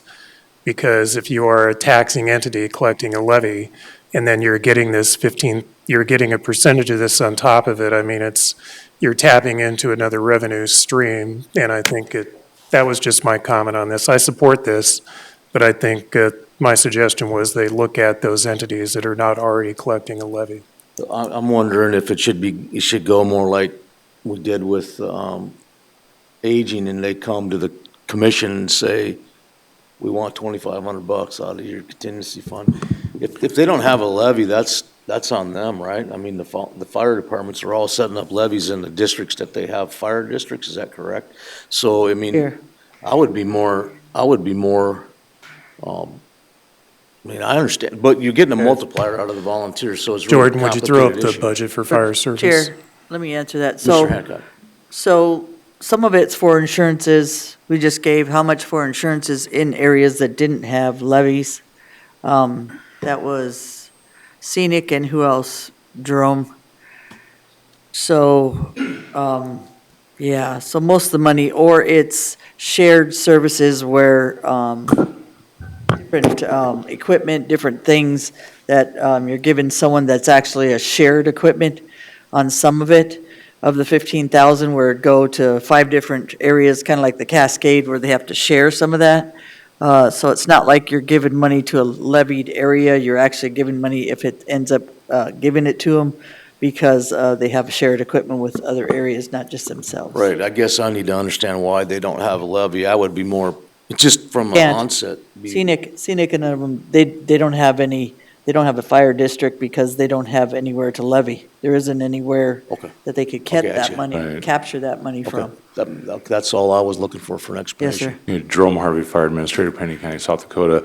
There actually are contracts with the fire departments. We refined this program. This program's been in existence, has not changed the amount of money since 1983 or 84, somewhere in there. It was under some different names 3 years ago. We want to make it more efficient, make it easier for us to keep track of and keep track within the budget itself. And that's why I went to this contract type, or contract and, what am I looking for here? Slipped the word on my mind here, but anyway, I went to this type of a format to make it easier for us to track, and we do have contracts between the board, The Fire Service Board has a signature by the county commission on it, so it's tracked through that. As far as the departments that have some type of viable tax district, this helps justify back to those taxpayers why they're responding into areas that like scenic that don't have or have the means of having a tax district. So it does that, and it is statutorily authorized by the codified law. So basically, if they have the ability to have a tax district or a levy for the fire department, they have one. These are places that don't have any taxable property or very If they limited. don't have a tax district, they don't have taxable property, or there's 1,000 different reasons why they don't have some type of tax district. But the $15,000, we have a chart. That chart dates back to 1984, 85, where they keep track of the money and where it goes and who gets it. We do have that for each of the fire departments. And each of the fire departments minus Rapid City Fire Department minus Ellsworth Air Force Base has access to this fund. And it is primarily used essentially for personal protective equipment and basic operational costs. Perfect. Then we have an MOU with the county. Yes, we do. Yeah, we straightened all that. I wasn't happy though. It was creating quite a paperwork nightmare, was not very efficient. I wasn't happy really with the contracts, and we went to using the state's attorney's office, we went to a contract format on that. Oh, perfect, okay. If I could, Jerome, could I get a signed copy of that? The only thing we found was FSB 01, which was an unsigned document that only had the Fire Service Board on it. Yeah, So, yeah, please. Under the current administrative load, we will find that for you. Understood, yep, understood. Thank you. Thank you. Jerome. And getting back to your question on that, Jerome, you might want to hang out. The county, I mean, we have a fire levy, and so we're collecting a levy across all those other, entities that are not covered by a taxing district. And then Jerome's budget is supporting, through the county budget, we're supporting these entities across the organization, not unlike the last commission meeting where they came in to talk about a cascade system. We're providing those to supplement, those entities out there that are providing the service throughout the county. And the fire levy generates how much, Jerome? 261? 269 or something like that? Yeah, Yeah. 266, I think. Perfect. I didn't bring all my stuff with me, Commissioners. I left it on the desk, went running out of the That's office fine. there, so. All right. I You just need to heard get my this. arms around what it was, so. All right. And it's got the volunteer multiplier, which is, almost hard to put a number on. So does anybody have any questions on this? So we'll move forward to the next item? Jordan? Yeah, to answer the question, though, the fire levy, if you were to take growth this year for 2026, would be 286,993. That's what it All would right. anticipate. Right. The next one is the Black Hills Council of Local Governments. This is kind of, sort of a grant, but more of like a dues sort of membership. So it's kind of in between. It is fully discretionary. It is not required. We do not have to participate, but we have since their inception, basically. And they charge us based on, it's a per capita fee that we pay based on population. And so it has not changed because I think it goes off of the census data, so. And Any Mr. comments? Chair, yeah. This is one of those that, the county funds this, and then all the other, local municipalities and entities, taxing districts, et cetera, can go through here, and they can get their, grants through state and federal opportunities and grants, and those are the things that Black Hills Council works on. Jennifer was here, earlier this spring, I believe, and kind of gave us a presentation about the dollars coming back to the different entities within the county. Right. And so I see the benefit of this. What I would like to see is this one is currently in the commission budget. It is under our dues, Yeah, and it should go in another fund. probably more closely related to economic development or urban and rural Correct. development. And we Okay, have a I'll- fund for that, and it should be moved into that. So Chair, Mr. Hadcock? so Jordan, where do you put all the entities like Black Hills Council, SDACC, all that? And then how does that work? Does it do different departments utilize this, like SDACC, if we pay 26,000 or 27,000, then what do the other departments pay money as well, or does that cover all the departments? I wasn't able to track that down fully, but I did not see anything from other, like elected officials or anything like that, that owed due quite like the commission does. I know that they have to pay for registrations for spring seminars and stuff like that, but Yeah, so they charge you a fee and then they charge you fees to go to their seminars, right? they do, yes. Okay, and so those funds. Talking about the where- Black Hills Council local And so government. with- I know, but Yeah. why I'm saying that is Jerry's saying about where the fund is. Where's the SDACC fund and the go So if it's not? the charges for both Black Hills Council of Local Government and the SDACC come out of the commission office budget under our dues and memberships. That's the line item that we have there, and both of those are paid out of that because they're considered essentially memberships. So isn't there dues and memberships that go throughout the county that should, there you go. What Jerry's saying is to put it in a line item where it's not under a commission budget. Because then that makes it look high even though we're covering the whole county in our budgets. Sure. Sense? Yes, but I don't know. Yeah, Black right, Hills yes. Council is not just for, Correct. for the commission either.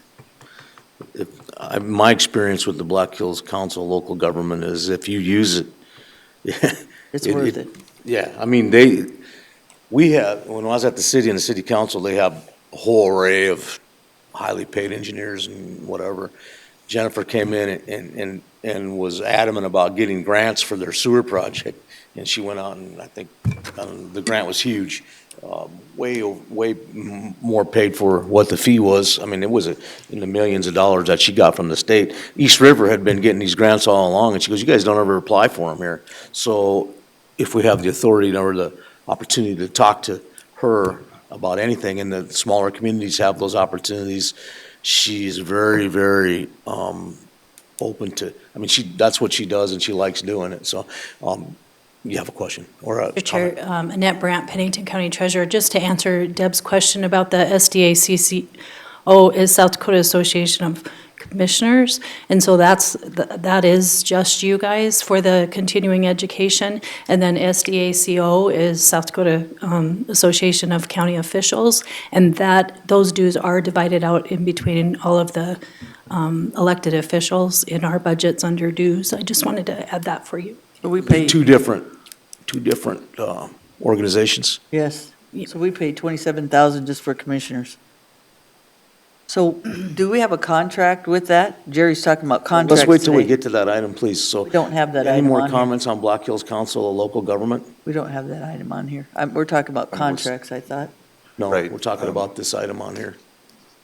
Right? Yep. No other comments? Move on to the next item. All right, this will be the last one that we had on our list, and then, again, this was not a comprehensive list, it was the one we were able to pull together. This is for the Children's Home Society. They did come forward before the board, and they presented what they offer.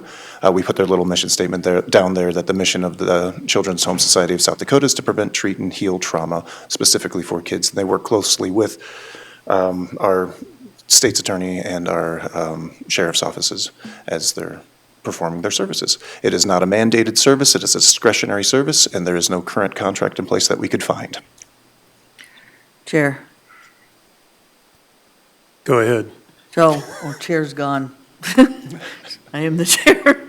So, I think this is a wonderful organization. I think it's actually a great organization, but I don't think we have funded it in the past. I don't know if sheriff has it in his budget. And I do know you do some different things with them, Brian, and state's attorney. Maybe if you guys have it in your budget, and you already have it in your budget, that's different, but to add 10,000 extra onto our budgets, I think, for me, it's unmandated, and unfortunately, we have lots of wonderful organizations that help us, I'm not in favor of doing the 10,000. And I think if it's something that is positive, maybe you guys both take 5,000 out of your budgets and do it that way, if it's working for you guys to help the organization through what they do for your department. Thank you. Because I'm gonna point blank ask you the question about, is this where the person that does the interviews, the forensic interviews, is this part of that Brian? Chairman, if I may? Yes. Brian Mueller, Pennington County Sheriff. I feel like I should have my own chair up here today. Again, I apologize.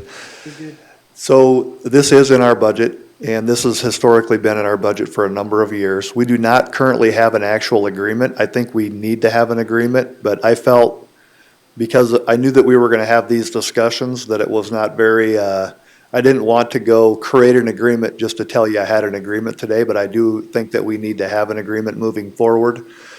This is in my budget, and I would say that this is, although you could specifically say this is non-mandated, the services that they provide to us is something that we need to do. And when they came up and gave their presentation, if you'll remember, the city gives $10,000, we give $10,000. That for the number of interviews that they do, if you take the $20,000 from the city and county, the cost that they're charging us for the number of the interviews that they do is about $150 per interview. Their actual cost is over $1,000 per interview. If we did not fund this, if I was in their shoes, I would just start figuring out a bill for us, and our cost will be way, way higher than this. Right. So I think, I haven't listed this historically, I don't believe in our non-mandated, because this is a service that we need in these types of investigations, and it's in my budget. I remember this being significant to the state's attorney's office too, so this was the lady that came forward and did the presentation. So, Laura. Good morning, thank you. Laura Retzel, State's Attorney. In addition to doing the forensic interviews with the children, they also provide all of the testimony associated with that, both at grand jury and to and through jury trial, and usually requires an expert witness qualification hearing.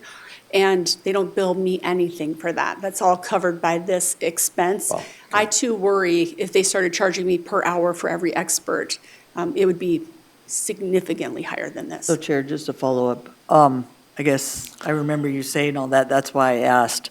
I knew Laura did testimony and you did, and you both use the services. And if you have it in your budget, I'm not willing to take it out either, so just saying. That's why I wanted to know what you guys were thinking. Thank you. And I don't have any money for this in my budget, just to be clear. Brian said he put it in his Laura for both of you, so.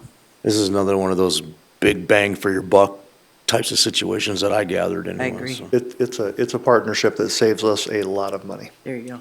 Ms. Retzel, I want to make sure I pronounce your name correctly because I hear it 10,000 different ways. Can you tell us how you pronounce it? My first name, Mr. Commissioner? It's Laura. Thank you for asking. Laura? Yes. Okay. Yeah. If you were alive in 1971, there was a movie called Dr. Zhivago, and every Laura you ever meet was named after that movie. Okay. Okay. I was barely born then. Anyway, so He's no other 62. questions on this item? We'll move on? No. Thank you. Thanks, guys. Mr. Chair, Yes. so we're done with this category. Yep. So I got some questions. Okay. Number one, I'll go back to the library, Rapid City Library. Okay. So I think we came up with 81,000 that we'll give the library this year. So that was a savings of $408,237. The question come up, is there a contract that we're going to have to amend if we go that route? Yes. Yes. And we have 60 days to amend that before the end of the year, so Okay, we'll so- need to work on that agreement and amend that contract. Okay, that was one question. Relative to Pennington County Council of Aging, then it's going to come out of a fund, I think it was 454, and just become an advisory committee? Is that where we're going with that? Let me find the fund. And while you're doing that, then we have a checking account, and we have a treasurer. So then with that being said, if there's going to be no more, if we come in on an individually on a request and the county cuts a check, then we don't need that checking account then. That would be up to them to decide, but I would Right. believe that would be the I'm just case trying to because the answer- funds, the checks would be cut directly from the county is what I'm saying. Just trying to, if they have questions, I'm just going to be trying to answer them. So then if somebody from that committee has a request, they have all the documentation that we're going to request, and a commissioner is part of that committee, without anybody else coming, can the commissioner at that time represent the committee?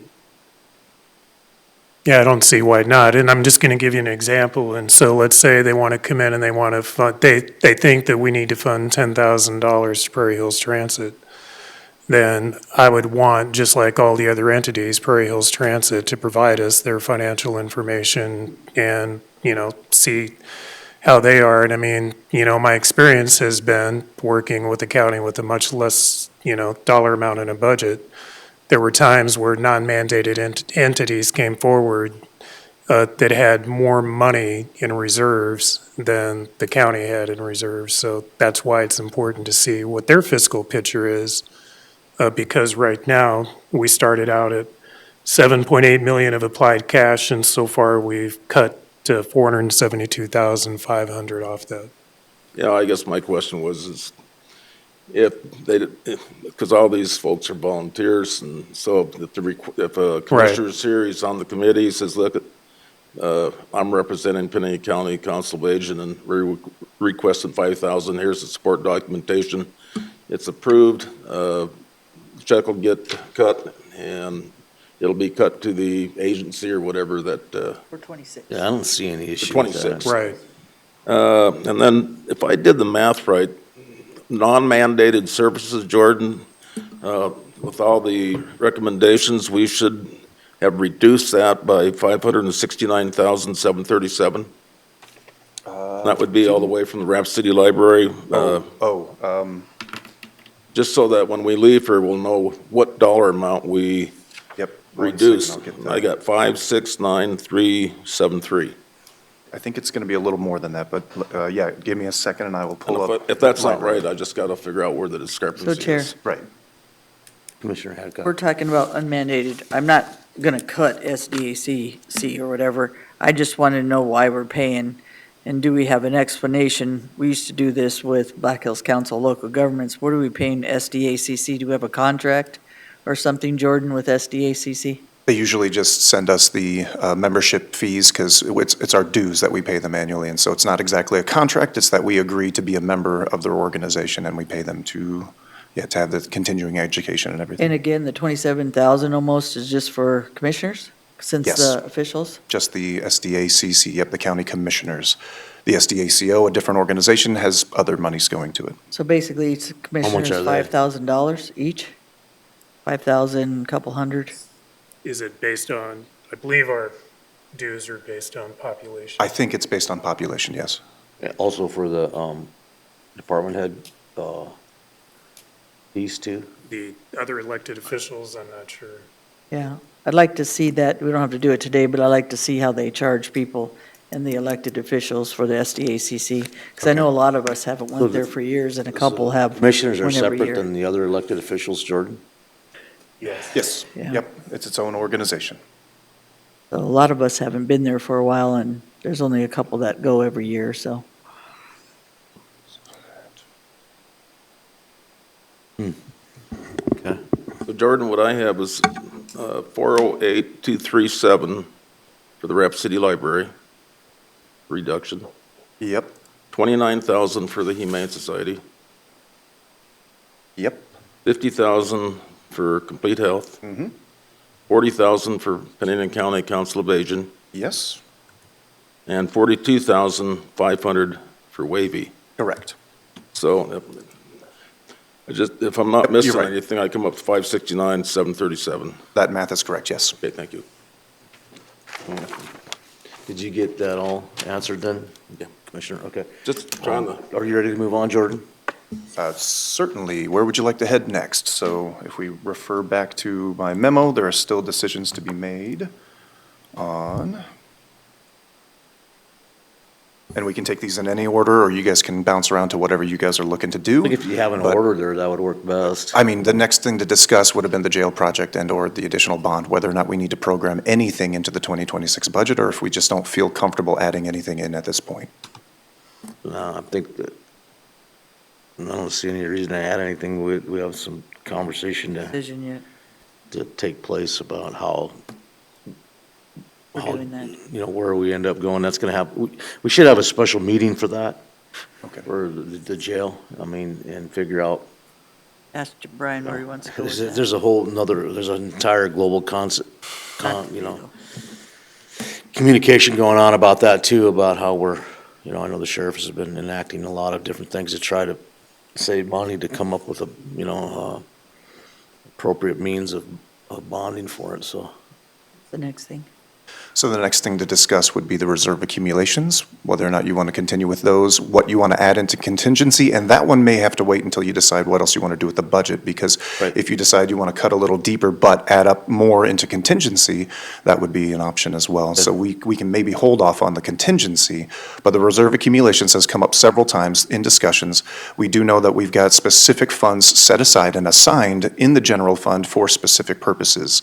You could unassign those by a simple motion, and then they just become unassigned funds, and that would impact our unassigned fund reserve, which, as I listed up there, per everything we had done on Tuesday, not everything we've done today, we would have an unassigned fund balance in the general fund of 9.2 million, which is about 11% of the expenditures that we would have. And What we was like our to keep target? that around 20 to 25 is what you guys had decided. So we're like 12 million below? We're a Correct. little bit under. Mr. Chair, Yeah. can we take, and I mean it, just like a 5-minute break? Yeah, let's take a 5-minute break. Okay. Just spun off.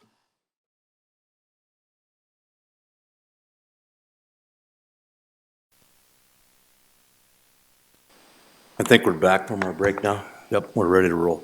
Okay, so it came to my attention that, we put this together quite rapidly to have this meeting today, and there was a couple people that need to have a conversation. So Joe, if the commission's okay with it, I'll bring Joe forward and he wants to make a discussion, and then if Brittany's still here or somebody can find her, I think we'll take her right after that, so. So what slide are we on, Jordan? Not. Okay. Yeah, I No, don't we have should a probably specific go to that slide. department though, he's probably right. What I've done, because we did not update the department-specific graphs and everything like that, they're still dated as of the beginning of September. So I've got it pulled up on the line item specific to his budget as it stands now. I went back and looked at your spreadsheet, and if anybody in here wants to go look at it and see how dangerous that thing is right now, Thank the you. amount of work that went into it is insanity. So with the new system, a lot of this will go away. But I guess we'll just give Joe the floor, right? Okay, Joe? First off, I want to start off by saying thank you to Jordan and Kenner for working so hard. I told Kenner yesterday that being here 3 months and trying to dive into this and wrap your arms around it and get stuff. But go back there and look at that spreadsheet. Yep, Blow he your was just mind. showing me, so. Yep. And then you got 17 honorary department heads all asking questions and all this stuff happening so fast, so. I just had a couple concerns with the overtime calculation. They had lumped us into the 2% calculation. I believe we should be at that 4% calculation with public safety. Typically in years past, we've budgeted about 130 hours per FTE. After Jerry's request during budget, we reduced that down to 85 hours to take about $100,000 out of our overtime budget, as you stated. If we budget at that 4%, that would put us at 83.2. Going back 6 years, I don't know what I did with my phone, but going back 6 years, we've got, so year to date right now, we've got 34.6 hours of overtime per FTE. Last year was 36.5, then you got 57.44. Then if you jump back to 18-19, which was some of our worst So I'm going winters. to and interrupt you for a second, because you said year to date, or are you meaning total year? Because that's two different numbers. Year to date, so January to now, or to when they did the snapshot, I Because believe. Snapshot. you got probably, Correct, November, December probably have some. correct, and that was part of the Can point. you give us the yearly numbers? Because that's what we're budgeting for. Yep, so 2024, our average was 36.55. 2023 was 57.44. 22 was 47.05.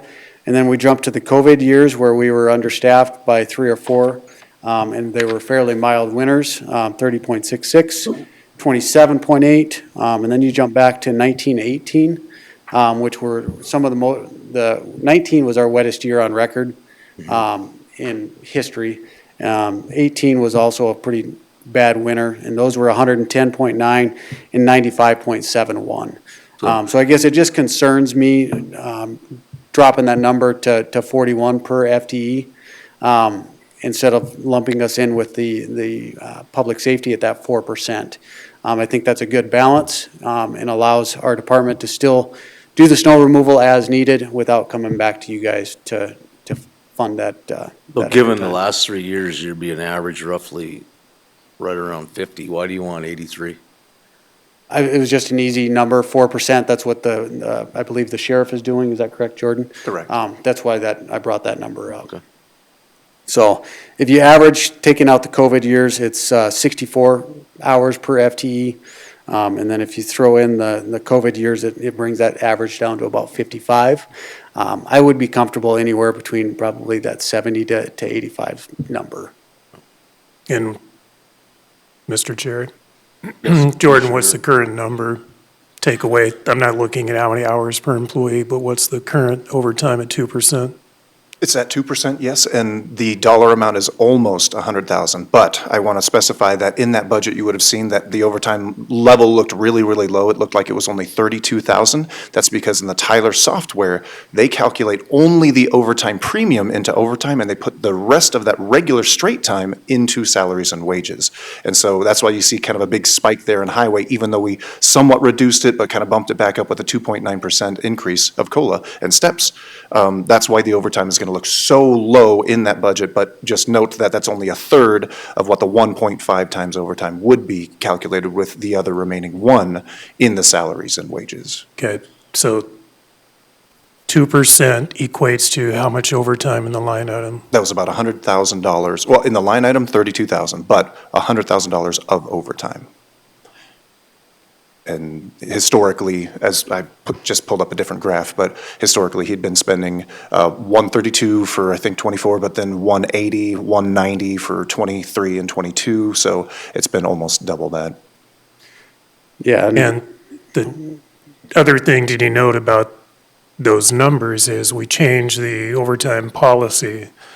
So when you look at those historical years on overtime, and what that additional payout was, there were 2 years in the highway department that I believe that overtime policy cost the highway department in 2 years about $100,000. Correct. We did take that into account. It was about $60,000 last year, and I believe the year before it was around that $50,000 Right. mark. So that amount is what would be saved by the overtime policy that we changed. Correct. Okay. Then just one other thing that I would like to bring up. We do have one fairly large payout that was not accounted for, I believe. One of our long-term employees of 26-plus years is going to be retiring next June, is what he's indicated. He was going to retire this fall, but has agreed to stay with some things that have gone on. That's going to be a $24,000 payout in June of next year. That's not accounted for in the budget. And then promotions. We currently have 5 people that have completed their testing for their journeyman promotion and are just currently working towards their hours. That was originally accounted for in our 2026 budget. From my understanding, Jordan, that's been pulled out. Promotions are not accounted for, that is correct. So that dollar amount's fairly negligible. It's probably about 20 grand for those 5 individuals. But again, something that needs to be accounted for. So with that, I will stand for any questions that you may have on that or our highway budget. So, Mr. Chair, Mr. Chair.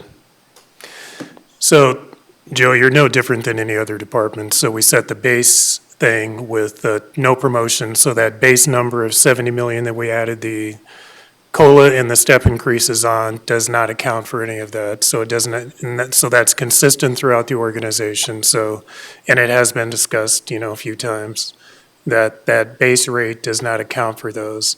And then when you go back and look at what has been left on the table by the individual departments in their personnel budgets, it's been averaging about 1.6 to 1.8 million per year left on the table. And so how big is your budget overall? depending on, the number that we requested, I believe, was 17.3. And I believe the new number that you've got it down to is like 16.9. 16.9, correct. Okay, so when we're talking about the, 24,000 or whatever the number is on promotions, I do believe that your budget is large enough that that's, even if you, let's say somebody overruns a personnel line item, I believe that there is enough within some of those other line items in the budget to make the budget come in. Absolutely, I'm confident that we can make it work. I just, talking through and listening to the budget hearings, I'm not exactly confident exactly how that process is going to work. That's what we've done in years past, if we've Right. started to overrun this line item, we move money from here to there. Is that going to come back to you guys, or is that going to be done within No, our we're not. department? Yeah, we're not looking at line item budgeting. It's still the bottom. We're looking at the line item budget for history Okay. and trying to figure out, is this the appropriate way to fund? But it's not if you overrun one line item that you're going to get called in front of the commission. That's not it. It's Okay. just historical data. And I have had a conversation with a couple of departments that I've looked at their line items and saw that, some line items are overran and some line items are underspent, and then having a conversation with them and then finding, well, we should have billed this item to that line item. We didn't, so we took it out of this line item. And it goes back to the line items in your budget to make sure that you're expending those funds against those invoices that actually match the line item. So when we go to look at history, if there's one that's well underspent, not touched, and then someone says, well, I should have pulled money out of that one, those are things that, we'll get down to because we're looking historically, so that when we look at the line items and knowing, what we think, can support the 5 years of expenditures that are going into that. So those are my comments. I'm not going to support changing the overtime, and I'm not going to support changing how we've set the personnel at this point in time. Mr. Chair. Yes, Commissioner Drews. So as I understand it, what we've done is we've removed the dollar amounts that would have been involved in promotions, but we haven't removed the opportunity for promotions, correct? Correct. Yep. Nope, that's the point that we don't want to do. That's up to the department heads how they manage their dollars. That's the way I see it. I don't, Yeah, and the comment related to that, the follow-up is, part of that is going to be the discussion coming forward and policy changes in the county handbook as how promotions and step increases and some of those things are handled.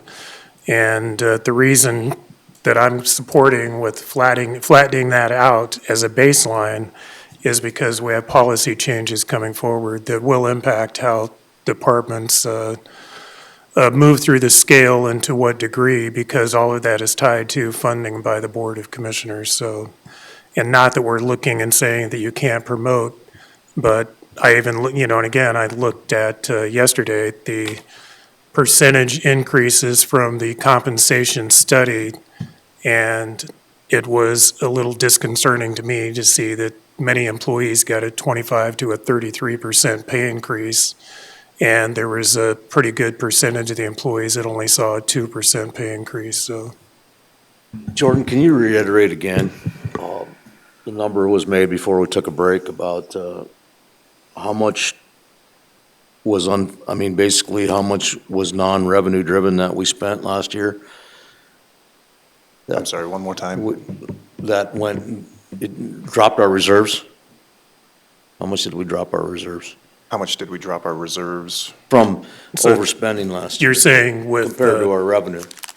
yeah, right before we took a break, it was the fund balance based on a discussion as to whether we unassign those restricted funds. So if we leave everything as it's going to stand right now, by the end of 2026, our general fund unassigned balance reserve would be 11%, or about $9.2 million. And so that's how much the coffers will have been drained. But there's also. From what number? But I was going to say, there's also 11 million in assigned and restricted funds still in the general fund anticipated. So if all of those were unassigned, you'd have around 23, 24% of fund reserve. So we're playing unassigned, assigned again. Right. Well, you definitely want to know what you're spending your money on, so. Chair, Yes, Commissioner Hancock. I asked Jordan yesterday, so if we didn't give any step increases last year, but we just played it, so we gave promotions, I'd like to know those numbers because, again, we supposedly put everybody on a scale. We were all perfect last year. We were all ready to go, and then we're still, I think it's a huge number on promotions and steps that we're still giving, because I kept seeing at the end, right, because we put it on the consent agenda now, and we could see it, that's some huge dollars that just kept increasing past that point, and I'm believing that's why we're where we are today. We not only did a 5.1 increase, plus in the last few years, 21 million, we also said we weren't giving step increases. Everybody was where they needed to be on the scale. They put everybody where they needed to be, and we still came back and added some pretty big increases, as Jerry said, on some of those promotions. That why wasn't that done with the the wage scale? Because then you're starting to do that compression thing again, and then we're going to get back to where we were before. Right, well, that's Promotions. what we're trying to eliminate, like, No, I get it, but I'd like to know that number, because that is a huge number that just increased this year's budget into our next one from all those promotions and everything, guys. So when you keep doing that and you don't have a policy, now I understand what you're saying, Jordan, but they just couldn't get a hold of it because it ever was changing depending on each commission meeting. So something's got to give, and it's not because you shouldn't give promotions. I'm not against promotions. It's trying to track a budget, you guys, with everybody doing promotions differently. I'm not saying don't give them, because I'm going to use Mark as an example. I know you're second in charge, but if Mark goes and he does 3 different other leadership classes and he does something that he should get another step or another $5,000, I get it. So I get it, but how many people can you have that done in your organization? And you have to budget accordingly if that's what you're thinking during the year. You can't just come in and say, okay, we need to do this on your budgets, because that's where, when we were trying to get a hold, not me, Kenner and Jordan, and I was watching them yesterday, and they were just going nuts, because ever changing. You can't even keep track of that, and if you're trying to track that as a budget holder or for this commission, it's absolutely crazy. It's not that you're doing anything bad in a sense, it's that we're trying to get a hold of what the money is. And if you can't get a hold of that, and you're saying one thing and say no promotions, no steps, no nothing or whatever, you didn't say no promotions, but you went from 3.6 to 5.1, and now you have promotions and stuff over the top of that. How do you track that? That's all we're asking for, is how do we get a hold of all this? So some of these policies need to change, so again, we're all doing the same thing. Otherwise, by the end of the year, next year, we'll still be going nuts, not me, in the commission office trying to figure out those numbers. So all these changes are not coming too fast, I don't think. I think they're just bringing the policies into one direct policy that works for everybody across the board. So again, I think if you looked at that number, that's what pushed this budget over the top. You gave the wages and then the buildings, and then what happened is then we just kept adding. So we also are not done with the buildings. Some of that stuff's got to give, and we got to figure that out. And that's why this board is trying to do that. We're not trying to fast track you or move too fast. We're just trying to figure out how we budget this without expending to the taxpayers another 6 to 10 million added onto this budget this year. We're trying to reduce it based on those policies and still treat everybody fair in the long run and make the organization more efficient and effective. So, Joe, I appreciate you coming up here as well, and just, you guys get a voice, your opinions. We need to know some of this stuff, as you see, we changed because of your opinion. So anytime you guys want to come up, explain what you're saying, and let's try to figure it out so we help the taxpayer, but we also make sure we make it an efficient policy and procedure. okay, and I think Commissioner Drews made it very clear that we're not trying to stymie a promotion, we're trying to budget to a number. So how the department heads and the elected officials or whatever, just call them department heads to make it simple, that they're budgeting to a number. So, does anybody have any more questions for Joe, because he's got to take off? And then Brittany expressed earlier that she has to go back and forth, so that she had some highly important information she wanted to give us about planning department and their Tyler. So Joe, are you comfortable? Chair, if I have, I just need one more question I've asked Jordan, and I think I've spoke to Jerry just a little bit about it. Our budget is currently revenue neutral. Our revenues equal our expenditures within the road and bridge fund. I believe we've got enough in there to account for the 2.9% COLA and the step with some of the changes that have happened. But if it does occur, are there going to be general funds contributing to that? Or should we go back and rework our budget to make that fit and make it revenue neutral like we've always done? So. Better make it revenue neutral, I'm telling you that. Okay, Yep. I just needed to know that. So. Thank you, Joe. Any Brittany? other questions as far as the highway department? I will be available via phone. You're always accessible, so I think we're all aware of that, and I hope your party down south, wherever you went, was fun. We brought back some interesting things using recycled asphalt and chip seals. It has me intrigued. We've got a pile of recycled asphalt sitting in our yard. We typically use it as a kind of a base course and never really thought to use it in a chip seal. So might be something we try in the next couple of years after we get some work. That's right, you were telling me about the new. DOT's doing that too, by the way. The state of South Dakota said they have not done any chip seals with recycled asphalt. So DOT was started a couple years ago, but maybe not. Nebraska does a lot of it, and Iowa does a lot of it. The state of South Dakota has not done it, and I think the state of Minnesota is just starting to dabble in it. So it's something fairly new to the industry. I think within the last 5 to 7 years, people have crushed that asphalt down to a 3/8 chip and used it in their chip seals instead of using a quarry aggregate. So It's stronger, isn't it? it's already got your road oil from your asphalt, so it binds a little bit better with the emulsion that you're using for your chip seal. So it's something that's got us intrigued, so we're gonna give her a shot probably in the next couple, 2-3 years, so. Watch. Mr. Chair, so Joe, is that what we did in Rochford? We did a chip seal in Rochford, yes. Okay. We did not use wrap, but Okay. yes, we did a chip seal from the. Ones town I've of- seen have been pretty nice. What's that? The chip seals I've seen have been pretty, Yes, our crew does an excellent job, so. helps the longevity of that road. I mean, it's all part of the maintenance agreement, but also I wanted to give you kudos on how clean your shop is all the time. I could eat off the floor over there.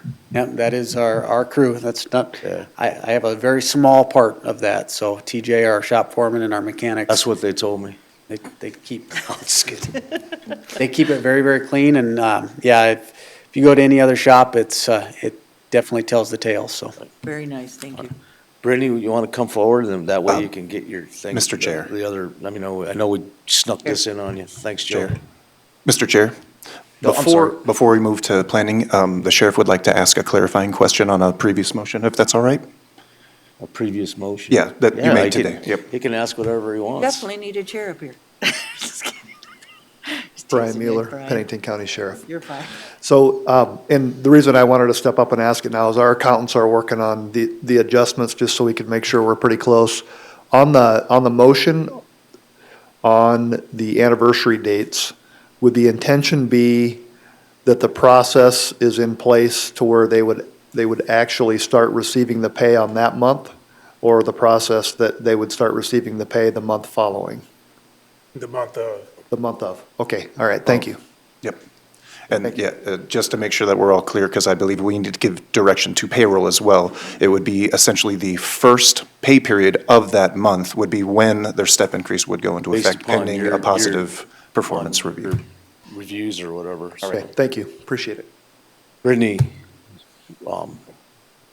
come forward, please. That way you can get done what you need to get done today. And then I know this is valuable for the commission to hear, so. Good morning, Brittany Hand, Planning Director. So I just wanted to update you, there was a line item in our budget for $118,000. It's also a line item in the equalization budget of $70,000 to upgrade our building permit and parcel data software to a Tyler product. The reason that we were asking for this was because the city of Rapid City was going to also move to this Tyler. That was approved by the city council, so they are officially moving away from our Track It Central Square system that we're currently on. So we would have a couple of options, and that's what we had in our budget, that either we could take up the Central Square software or move to Tyler, and it would be about the same cost, if not more, to keep the Central Square, which is an older technology, which is somewhat cumbersome. The city of Box Elder is also on Tyler, and the city's moving to Tyler. So I just wanted to update that information for consideration. And also, I believe in the last discussion, we had talked about moving that 118,000 up into the software line item as well. So it's something you've always planned, but just wanted to make us aware that if, that's what your plan was, is that correct? Correct, and I just wanted to update the commission, so if they had any other questions on information in our budget, that information was made available to the commission. Mr. Chair. Commissioner Drews. So Brittany, the dollar amount does change or doesn't change? The dollar amount does not change. Does not change, okay. No, it's just the matter of now we're in a position where the city is not going to support the current system that we're on, so. So we understand that this is going to have to be a commitment that's followed through on in order Correct. to make it work. Correct. Yep. Okay, thanks, Brittany.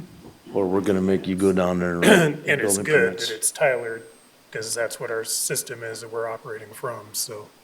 Correct, Right. and Box Elder is also on it, and if Rapid City for our equalization department, then it'll be the same platform for them for their parcel data information.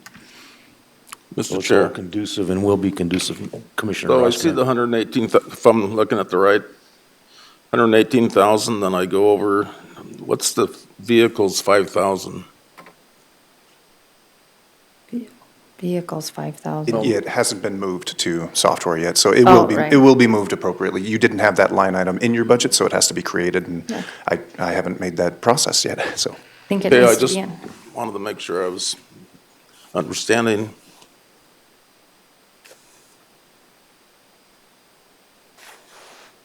Any other? Any more Questions questions for on our Brittany? Because budget? she's gonna probably be in and out, so she didn't wanna be. All right, thank you. All right, thanks, Brittany. Okay. I guess we can go back to, Yeah. back to where we were, Jordan. I've got one housekeeping thing in our commission budget. So, and Jordan, I've talked to you about these, but we have a line item in our budget that says consulting, and it's right at 50,000. Correct, that's for our annual audit. Okay, could you change that nomenclature to show, because it would look like that we're paying $50,000 for outside consulting, and we're not. That's what we have to pay annually for legislative audit. And so I would just put legislative audit. We have, getting down to these line items that I believe are all tied to publishing, but this would be a question for maybe Commissioner Hadcock. We have a line item in our budget that just says liquor, and it's Hang around budgeted, four commissioners, that's my budget. it's budgeted for 1,300, so. How much? 1,300. So anyway, but I'm assuming what that is publishing for liquor licenses. That is correct, it's the Okay. publishing cost. And then we have minutes that we have a publishing cost, Publishing, and then we have miscellaneous publications. correct, also publishing. Okay, could we group those all into a line item that just says publications? We can, yes. I'm assuming the reason it was split out is people had very specific concerns as to how we were spending our publishing money, because if you just lump it together, you don't see that, oh, it's this much on the budgets, this much on bid notices, and so that's why they were trying to track it in the budget, but it's definitely. But we able to can be- run that we can- report to get that number, but I think it better speaks to what that money is being spent for, particularly liquor. That is a So, fun name. but, the bid notices, budgets, liquor, and minutes could all be under publishing. Correct. Okay. Is everybody good with that? Yeah, it's all public notices, right? I mean, Yeah. Yeah. And so just shrink down those line items and just add up all the dollar amounts and put it in there. And then, yeah, to wrap up again, then miscellaneous publications, so. Did we, Chair, Yes, Commissioner Hadcock. did we put raises for us next year? 'Cause we didn't take them this year, right? Let me see if I programmed those in.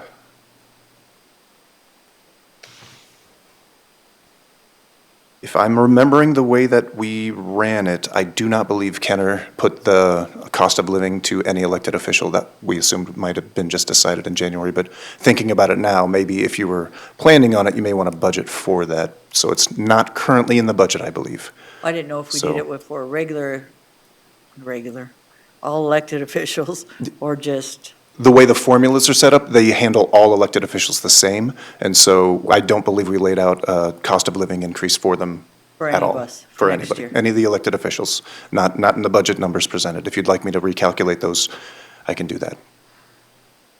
Good.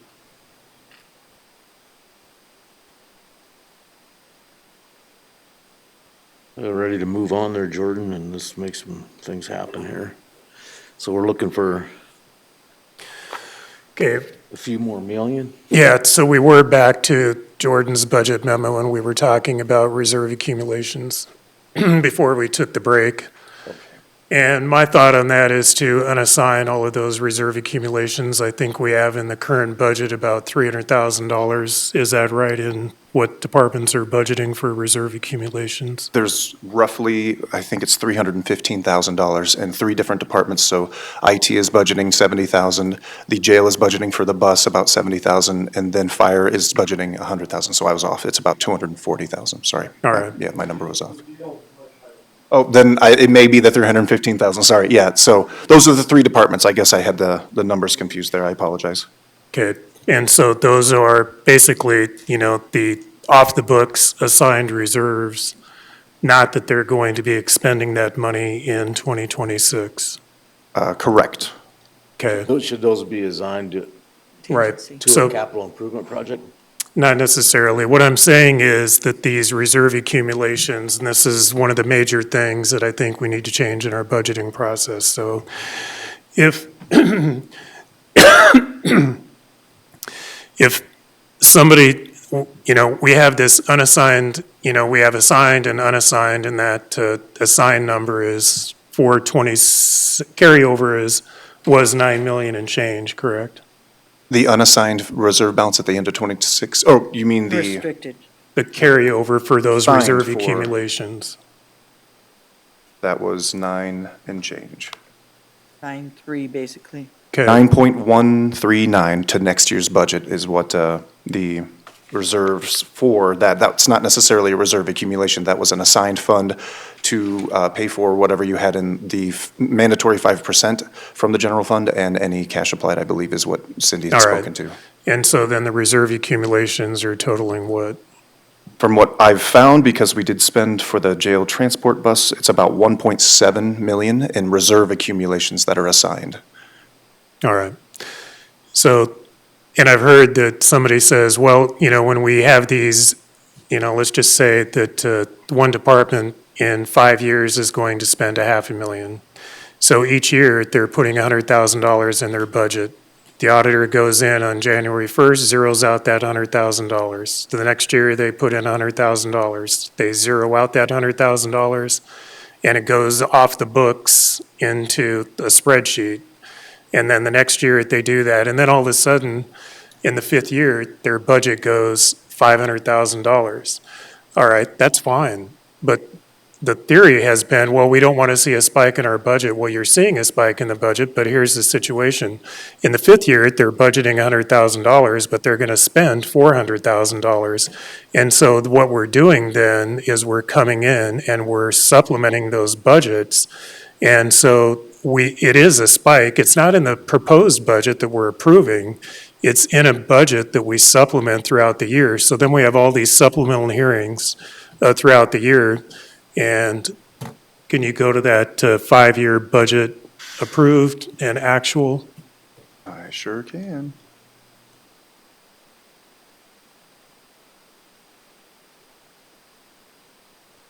I think I can.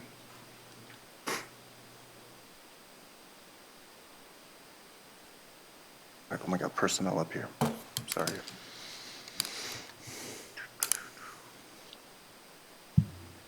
You'll have to wait for me to find it.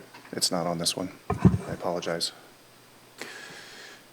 So anyway, you look at the budget that we approve, and so, we're approving a budget, and you go back to those years, and an approved budget of 120 million, 120 million, 122 million, 125 million.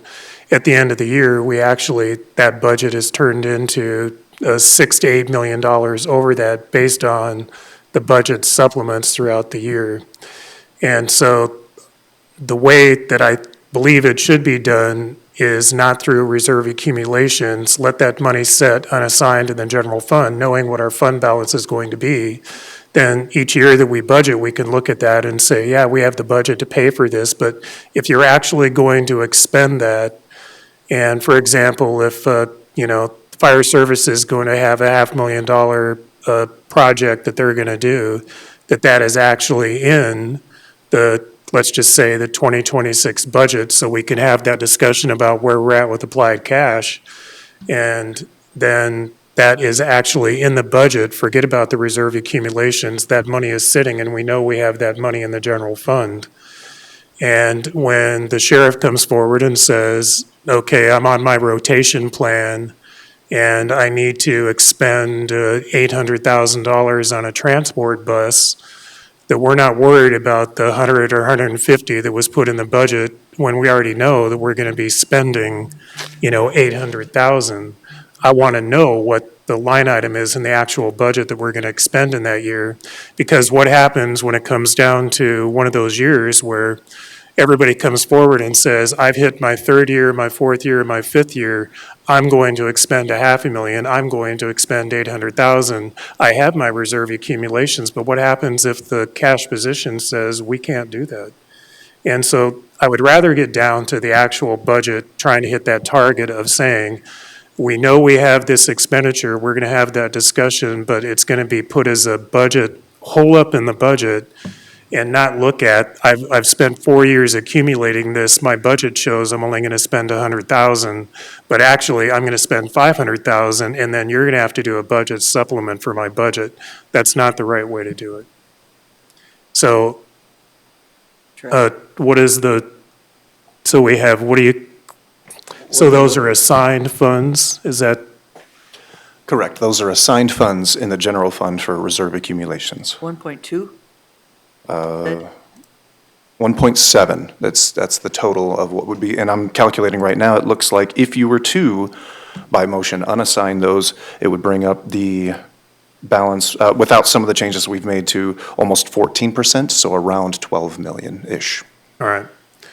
So you want to be able to show that that expenditure was made that year, but, Correct. okay. And then,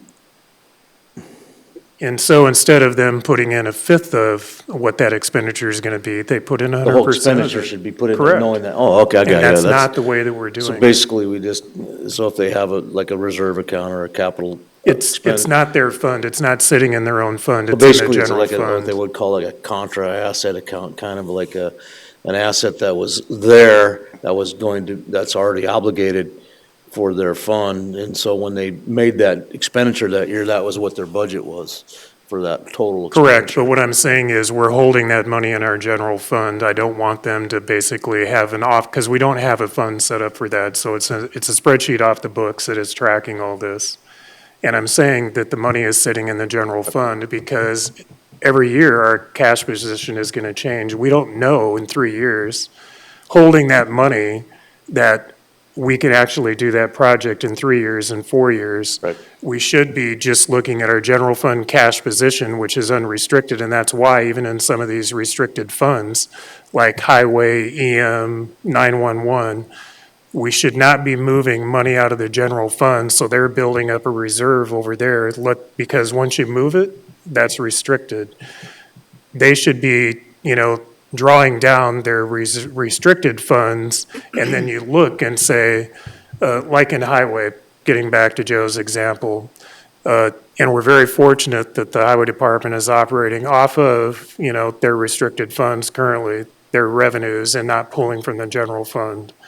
But let's say that the highway, I'll give an example. If the highway department was to have capital projects and say that I'm going to do $3 million of a road project, and, they've got the money in their reserve fund, but then they want to, let's say they want the county to supplement that by $1 million, then what some entities do, because they do operate, a lot of highway departments do out of the general fund, then they'll move that money in at the beginning of the year and say, well, you need to move that money into my budget.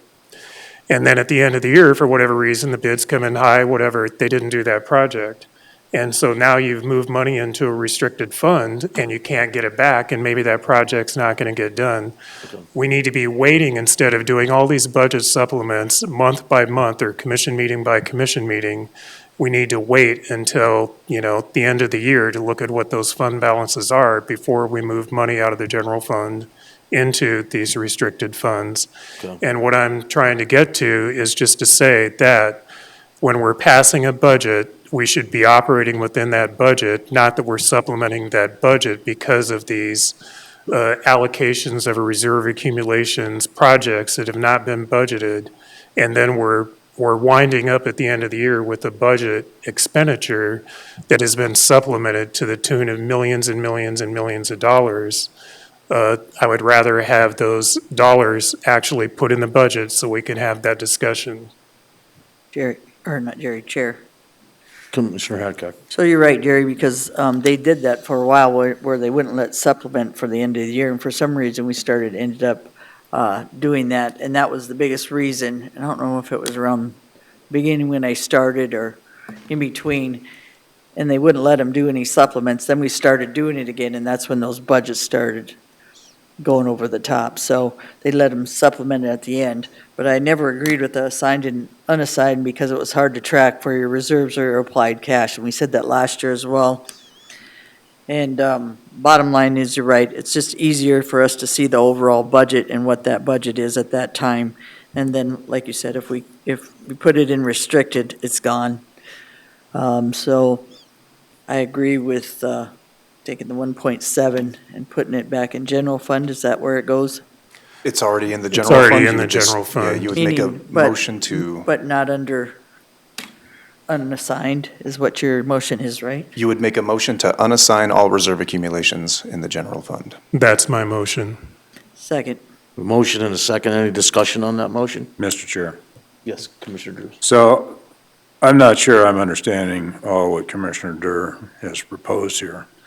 But I do know that a lot of this depends on what our auditor, legislative audit, has recommended as to how we keep the books. And so I think that before we do that, we need to either visit with legislative audit, if that's going to continue to be who we have auditing our fiscal years, or whoever the auditor may be that the county plans to hire for that purpose, so that we go into this with correctly instead of having to make adjustments and changes at the end of the year again.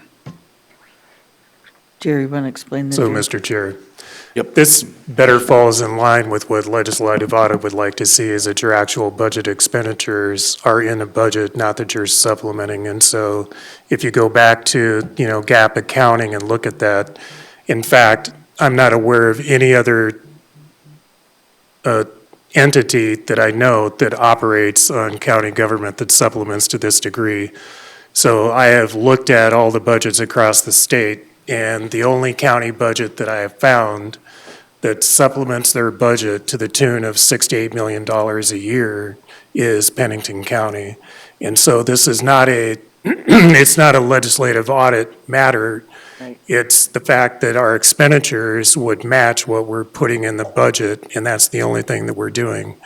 And so there is an opportunity to set up, special capital funds, et cetera, but this is more in line with the actual line item expenditures meeting what you propose in your budget. It's not a question of getting a legislative audit opinion. This falls within GAAP accounting. Director Davis. Yeah, just a point of clarification. So when we look at our total expenditures, are we also looking at what we spend out of our bonds? I would. What I mean is that what's showing up on your graph? Because No. I don't think so. Maybe. Because if it is, we may not necessarily be expending more than what we're budgeting, because we don't set a budget for the bond, for how much we're paying out of the bond. Does that make sense? So can we get that clarification? Which we need to do. Because if we're buying buildings like we have over the last few years, renovating buildings, putting money into design fees for the jail, that might be where you see that spike in your expenditures. That is possible, and that absolutely should But, be but budgeted right, for. but the point being is, when you set the budget, even if you had, that's what you're talking about, Davis, is a revenue stream as to where that money's gonna come from. It doesn't change the fact that if you went out and bought a building in, whatever year, let's say the Concourse Building or FIB Building, if that was not budgeted for, you're gonna have to supplement a line item for that expenditure, knowing the reserves. I'm not saying the money wasn't there, but it's just where you're pulling the money from. But the example, you can go back and look, and so let's just say that somebody has put in a reserve accumulation of $100,000 in 1 year, and we already did it this year, and I didn't catch it because I would have had a comment about it. But the sheriff came in and we bought a bus this year for 800,000 increased, I believe, because of tariffs, and so we had to, try to jump in front of the tariff thing. So that line item did not show that there was gonna be an expenditure of 800 and some thousand. Yeah, and I'm not arguing with any Right. points you guys are making. I'm just saying we may be painting the wrong picture that we're expending more than we're budgeting. We may be on some of those reserves, but if we're spending bond money, unless you guys set a budget to how much we're gonna spend out of the bond each year, and then add that to your total, that's where you're coming up with millions of dollars over Extra. budget, is what I'm trying to say. They're not So I just showing need it. that, Yeah. I'm just trying to get that point of clarification. If those are added into your expenditures, when you look at the totals, it's really not painting the right picture. No, but again, it is, if you're putting it in there and if you're doing a big capital purchase and you have the money for it, and then you're expending that, again, did you budget for that? And so, and while you're standing here, then I have a question related to potential revenue for 2025, but I want to finish up this motion, or 2026, but I want to finish up this motion first. There'd be a corresponding reduction of the bond and a corresponding increase of the revenue for that money Talk that about went that in. after the motion, Ron. Make sense? Let's do this first, then do the bond. So don't mix them. If that's okay, sir. No, I see Okay. what he's saying, though. Yeah, I got it. But it doesn't change the 1.7 of what we have right now to, unassign. So basically, let's recap how that would work then. It would be, so like on the bus deal, say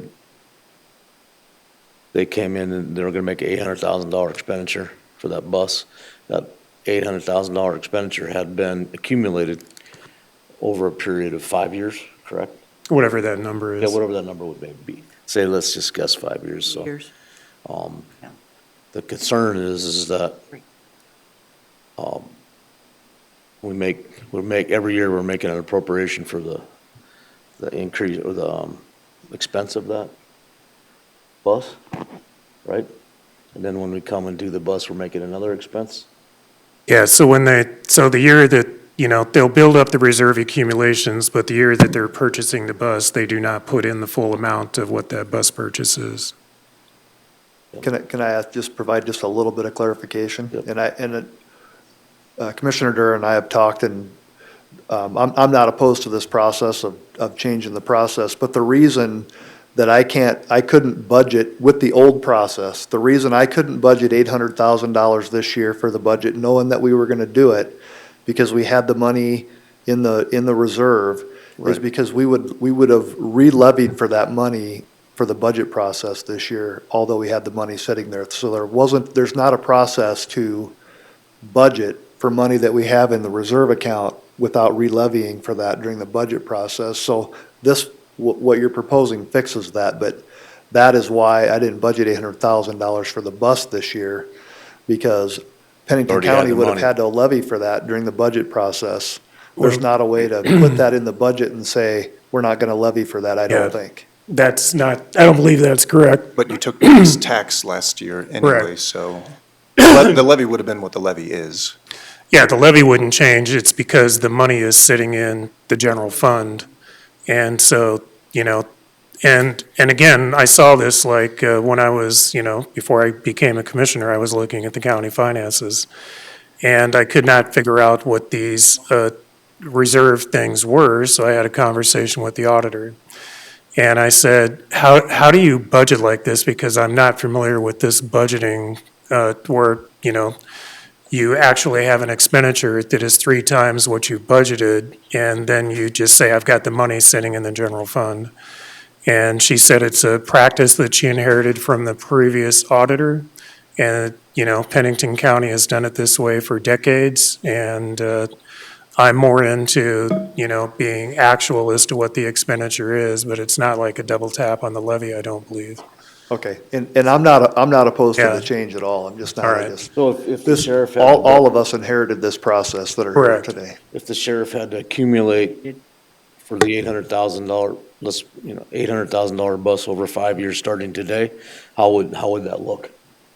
The money is just, well, again, it wouldn't. We would just say that it's just like with anything. There's, outside of those major capital purchases, let's just say that if we know that personnel costs are going to increase every year and it's going to be $3 million personnel costs every year, and then are we going to go in the general fund and go, we're going to assign $3 million every year unassigned in the general fund for personnel cost? Or are we just going to look at that and say, like this year, we're increasing the personnel cost, well, theoretically, we're giving this amount of money. Did we put a savings account in for that? No, we're just looking at the general fund. And so we have, a budget of about 130, what is it, expenditures now? Expenditures currently are at 130, got to get to the side, 133.7. Okay, 133.7. Did we build up reserve accumulations for all of those expenditures? No, we did not. We have the money sitting in our general fund and/or the restricted funds to show total revenues coming in that we can pay that. And what I'm trying to do is just get down to the actual year that you have that expenditure, that you put the full up in there so we can have that conversation about that expenditure. And so right now, we have, over $300,000, whatever that number is, that we have in the budget that we know we're not going to spend next year. I want that 300,000 to come off what we would show as applied cash because we're not going to be applying that cash for those line items. And then build up our reserve. I mean, what our general fund balance percentage is going to be, because it's not where we want it to be. We're looking at a target of 20 to 25% is what we said. Correct. And we're sitting at what right now? Well, if you unassign, it would be 14%, otherwise it'd be 11%. So we're still 6 to 10% short of where we say we want to be. Just because we obligated those funds? Right, we're setting aside those funds and knowing we're not going to spend them next year. And again, it's just like with the rest of the budget. You have an expenditure, you look at the cash position that you have, and you say, yes, I can authorize that. But I want to get back to what I believe is true accounting of a budget and expenditures, and not that you're doing multiple budget supplements throughout the year. And the other point about the budget supplements is you have to advertise those hearings. And so it's costing us money just to do business. I don't understand the multiple supplements, what we're doing. So, We're supplementing each year? correct. So we've already done that, and so we've already come in, and so when somebody is, let's just say the sheriff is going to expend $800,000 on a bus, okay? He doesn't have that money sitting in that line item. Right. And so then he comes forward and says that we're going to do the auditor comes forward with the hearing date and the time and says we need to supplement the sheriff's budget in this line item to the tune of $800,000, $500,000, whatever that number is. And what I'm saying is if we would have budgeted for that in that fiscal year, we wouldn't be doing that. Right. If we'd known that $800,000 was coming. Correct. And there is no budget supplement because we budgeted for it. Mike, you have a question or a comment? Just, point of clarification, Mike Iverson, IT Director. We're one of the departments that does use the supplement for this. I think I had it in my narrative for you guys there, and I talked to Jordan about this earlier too. So We had actually planned on using some of those reserves next year, so they would not be in there. How do you guys want us to go forward with that then? Is that something I need to adjust with Jordan? Okay, so in your budget, do you have it in your budget? We plan on picking it out of reserves to bring the reserves down. Okay, no? So what do you plan on spending next year? The actual cost is gonna be for server counts, basically licenses for all the users and devices for the new software we're forced to buy. And what's the dollar amount? Estimated around, what did we say, 100? 125, I think it was. 125, I think is what we're talking about. Okay, do you have 125,000 in that line item budgeted? Not currently, no. Okay, so, I put it in there for you. You did, okay, okay. perfect. It's one So- of the known changes. Yeah, it's All one of the right, changes. so that's the deal. See, you planned on spending $125,000 next year, but then you had nothing in your line item. And yeah, I'm not against this either, I just Right. wanted to make sure I had it Then- right for next year, Right, then so. what you need to do then is, like he did, is put the 125,000 because you know you're going to be expending it. Perfect. And so we would be passing a budget again, not knowing that we have $125,000 that we're going to be expending next year. Now we know that, there's no need to use that reserve accumulation because it is sitting in the general fund. Okay. So you need to budget for what you plan on spending. So also going forward, we've got a 7-year layout in IT on what our expenses are probably going to be. Is that something you guys want to see when we do this budget, or is it something I should be passing off to Jordan? I gave him a very ugly spreadsheet that's hard to read yesterday. Is that something you guys want to see, or? If I could jump in, my discussions with Mike, I was basically saying what we were going to do is all the departments are going to get together with their capital outlay requests, and we're going to come up with one unified list of these are going to be the anticipated large costs for the county in upcoming years. How are you gonna account for those capital outlay issues if you don't reserve those funds or identify them? I mean, That's the planning part of it. So we present the plan to you and give you a 3 to 5 to maybe 10-year And- 'cause then we outlook, got- and then we you'll got know the total incrementally amount. save for those items. Correct. You'll know what you Then have when to they reserve. And then when Yeah. they have the outlay, they gotta put it in their budget. If they know that year they're gonna budget. Is that correct, Jerry? Is that how you see that Well, working? yeah, basically, we're just saying, we shouldn't restrict the funds in the general fund, but you're saying that over the next 5 years, and then what you do is have, Jordan do, based on a 5-year lookup as to where we're gonna go with the county on what we think our expenditures are gonna be. And then you project out 5 years, here's what our cash balance and cash position is going to be in these funds, and therefore we can fund these projects. But you don't need to, on a spreadsheet, I've assigned all of these funds. You just say, I have the money, in the bank to pay for those, and here's how, over the next 5 years or whatever, we look at some of our major projects, so. Joe does his 5-year plan. And so, but they'll have to have that reserve somehow appropriated in their budget, so each year that we know that. How do you know that, how do they get that money put into that account? It's just like with all other expenditures, it's sitting in the general fund.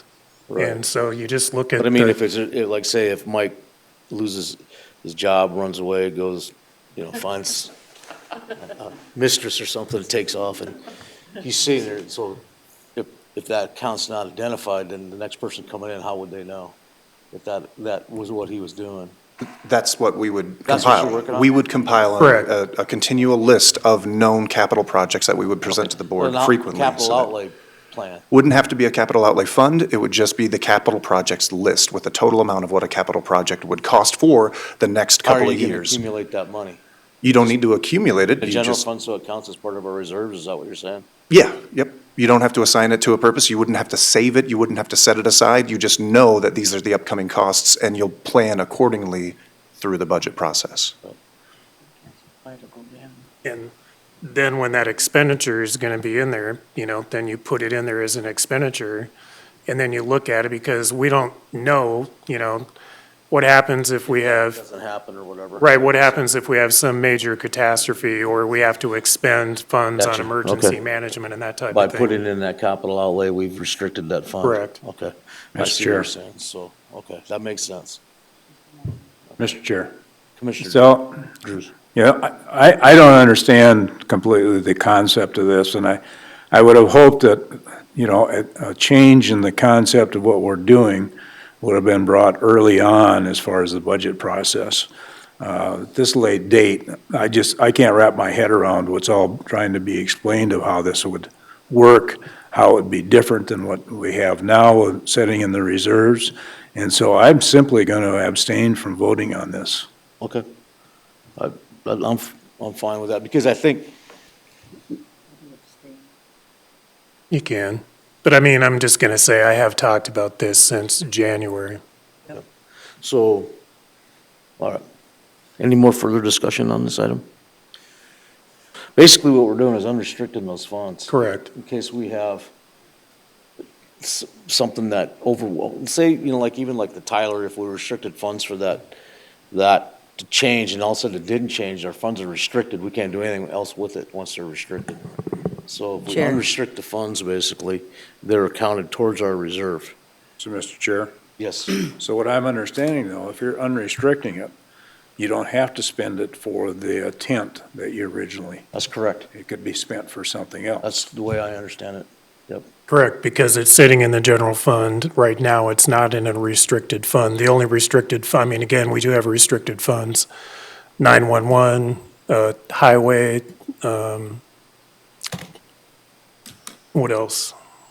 Oh, we have a lot of- Roads. We have a lot of. Yeah, it's in highway, 911 Roads funds. and bridges. Those are certain restricted funds. When those funds are in there, they have to be spent for, those deals, just like a secondary road levy and that line item, a secondary road levy, all that money's got to be spent on secondary roads. They still will be It also- identified. It They'll also still be- doesn't give people false hope that we have the money in there for unrestricted, because if an emergency comes up and that has to be used for that, right? Unrestricted, it's not going to be unrestricted, or it's not going to be assigned to anything at that point. You still can put things in it, or you have a 5-year capital outlay. You do that with anything. You do that with your business at all times. You still have it in my general fund money. But if something else came up that was more important at that time, then people would understand, through general fund, that it's money they want to put or things they need to get. But if there's something that somebody comes up that you might have a natural disaster, who knows, that they understand that it's not permanent, basically, and you can't supplement in the middle of the year.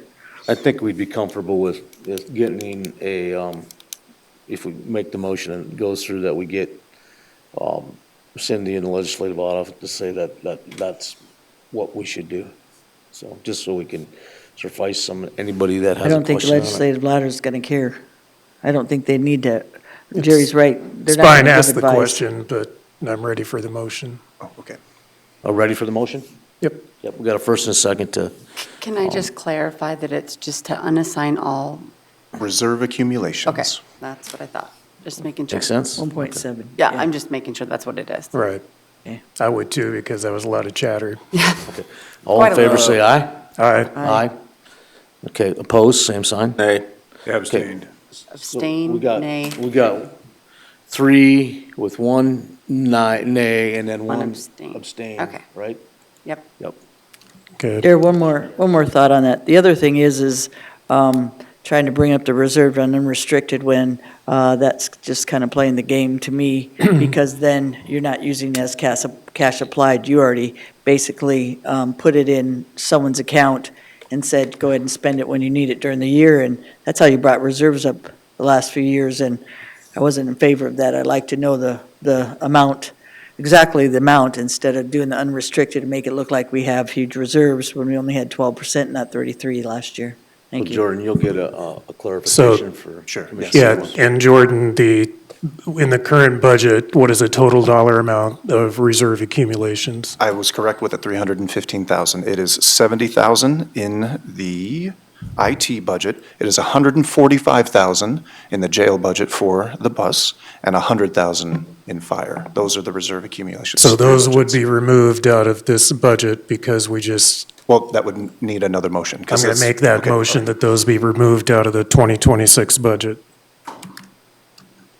Okay. I'll second that for discussion, but tell me how that works when they, like The the, motion and a second discussion. Commissioner Hadcock, you You have the floor. repeat the motion?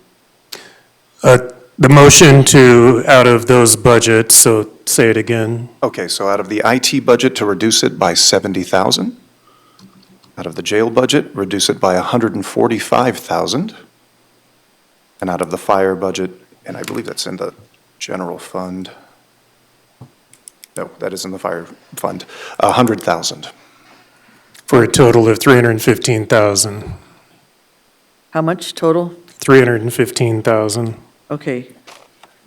So my discussion is you already put these amounts back in, like you took out the 100, but we gave the fire fund 175 for 2 years. Right. We did 70,000, but we put 125,000 in IT. Correct. Now, did you make Brian's whole by putting that, the rest of his bus in his budget? The bus wouldn't hit until the year that it's purchased. Okay, so tell me how that works. Can I ask Exact. one clarifying question, just to make sure Yeah. we didn't? Items, or do you want just? Okay. I'll need to IT wait is for Jordan. 70,000. Jail is 145,000. Probably more important that these two have their numbers right than I ask my Yeah. question. I understand It is. that. From fire. They're back in people's budgets. They're I'm sorry, just yes. not. All right. Nope, and I'm totally fine with this motion. I just want to make sure that we're whole on the fact we already bought a bus this year and we didn't move that money somewhere else thinking, I mean, that's already all spent and gone and out of there, correct? That is Yeah, expended. we've already That done is- that yep, budget is done. supplement for 2025. And for I the thought bus- so, I just For wanted the to bus purchase. really make sure we didn't, That's what I was saying. it didn't look like it was still sitting there if the auditor hadn't done what they do, their magic. They Okay. usually do that later, but it won't affect us. You're Okay, all I just good. wanted to Yeah. make sure we didn't leave ourselves a $800,000 hole this year. No. All right, thank you.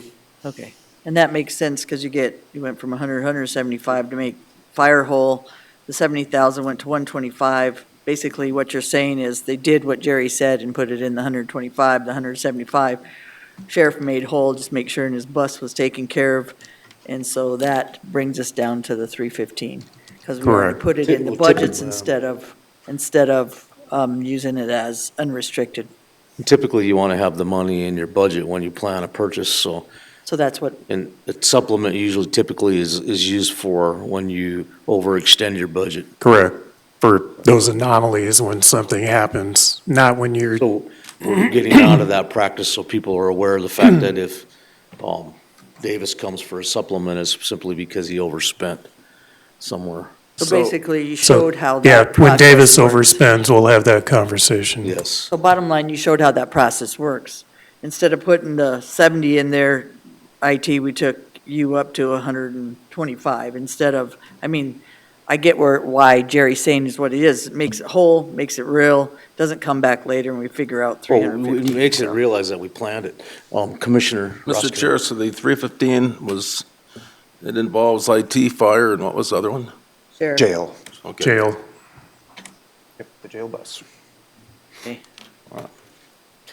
There's a motion second. So we have a motion and a second, so all in favor say aye. Aye. Opposed, same sign. Motion carries, we'll move on to the next house cleaning. Okay, I have a question for Davis. Who was talking about bonding, remember? So Oh, yes, right. coming up on the agenda, is going to be a discussion, is it going to be on the next commission regular meeting about the discussion of the First Interstate Bank and disposing of that property? Yes. Okay. So, what, I think the county has, about 5.4 million into that property? Correct. All right. So if we were to surplus, make a motion to surplus that property, and would you anticipate that we would have a sale of that property in 2026? Yes. Okay. And the reason I'm asking the question is because if we had a sale of that property in 2026, that's going to change our revenue position.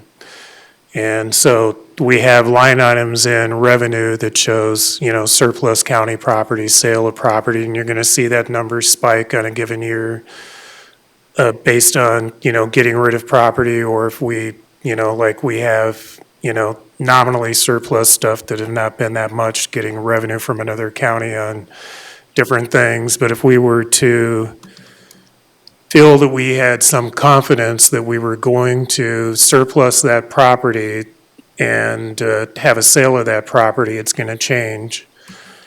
What I believe anyway, that it would get us closer, you know, if we thought that we were going to do that and we could have a sale, I would be tentative about putting that in there because it's going to change our projected revenue number, and then that's going to impact our cash applied. So if we had some confidence that we would surplus that building, and then my question would be, because it goes back to what Commissioner Drews asked me, you know, the last time we discussed this a meeting or two ago, if I anticipated a lease purchase on that property, if we were going to sell it and then lease it because we still have staff in there. And then there was a conversation about a dollar amount of moving into this building, and that it would theoretically, you know, one number given was to remodel the building to work for. How it would be restructured with the departments moving in was about 1.8 million. I had it for the remodel of this building. Is that what you're asking? Right. I had it between it was between 2 and 3 million, I think, in my last memo for this building. All right. The square footage of this building? I believe it's 105,000 square feet. So if you were to, let's just say we, in '26, dispersed to that property and got what our ask, you know, got our money that we put into it. When would you anticipate that we would vacate that building, and when would this building be ready? I would say if everything goes sort of to plan, there's going to be a lot of things coming in front of the board over the next couple meetings on the 14 St. Joe building and the concept on this building. But I would say construction in this building, I'm hoping would be done in about 8 months, would be my timeline. Could be less than that. But the biggest piece about it would be to try to get it bid out in the winter time so we can get a good contractor in here during the winter. So pretty much after the move to concourse. I would say certainly by this time next year, about a year from now, we'd be completely moved out of that building. And I wouldn't, if there was any agreement on terms, we would never lease back a building. We would just agree to vacate it at a set date or set timeline and not lease it to someone who wants to buy it.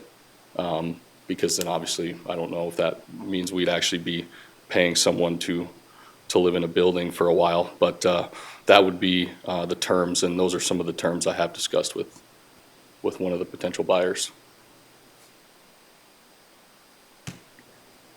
All right. Good? Okay, Mr. Chair. Yes, Question for Davis. Pardon? Question for Oh, Davis. sure, go ahead. Yep. So Davis, I guess I'm having a hard time with the numbers on remodel. Mhm.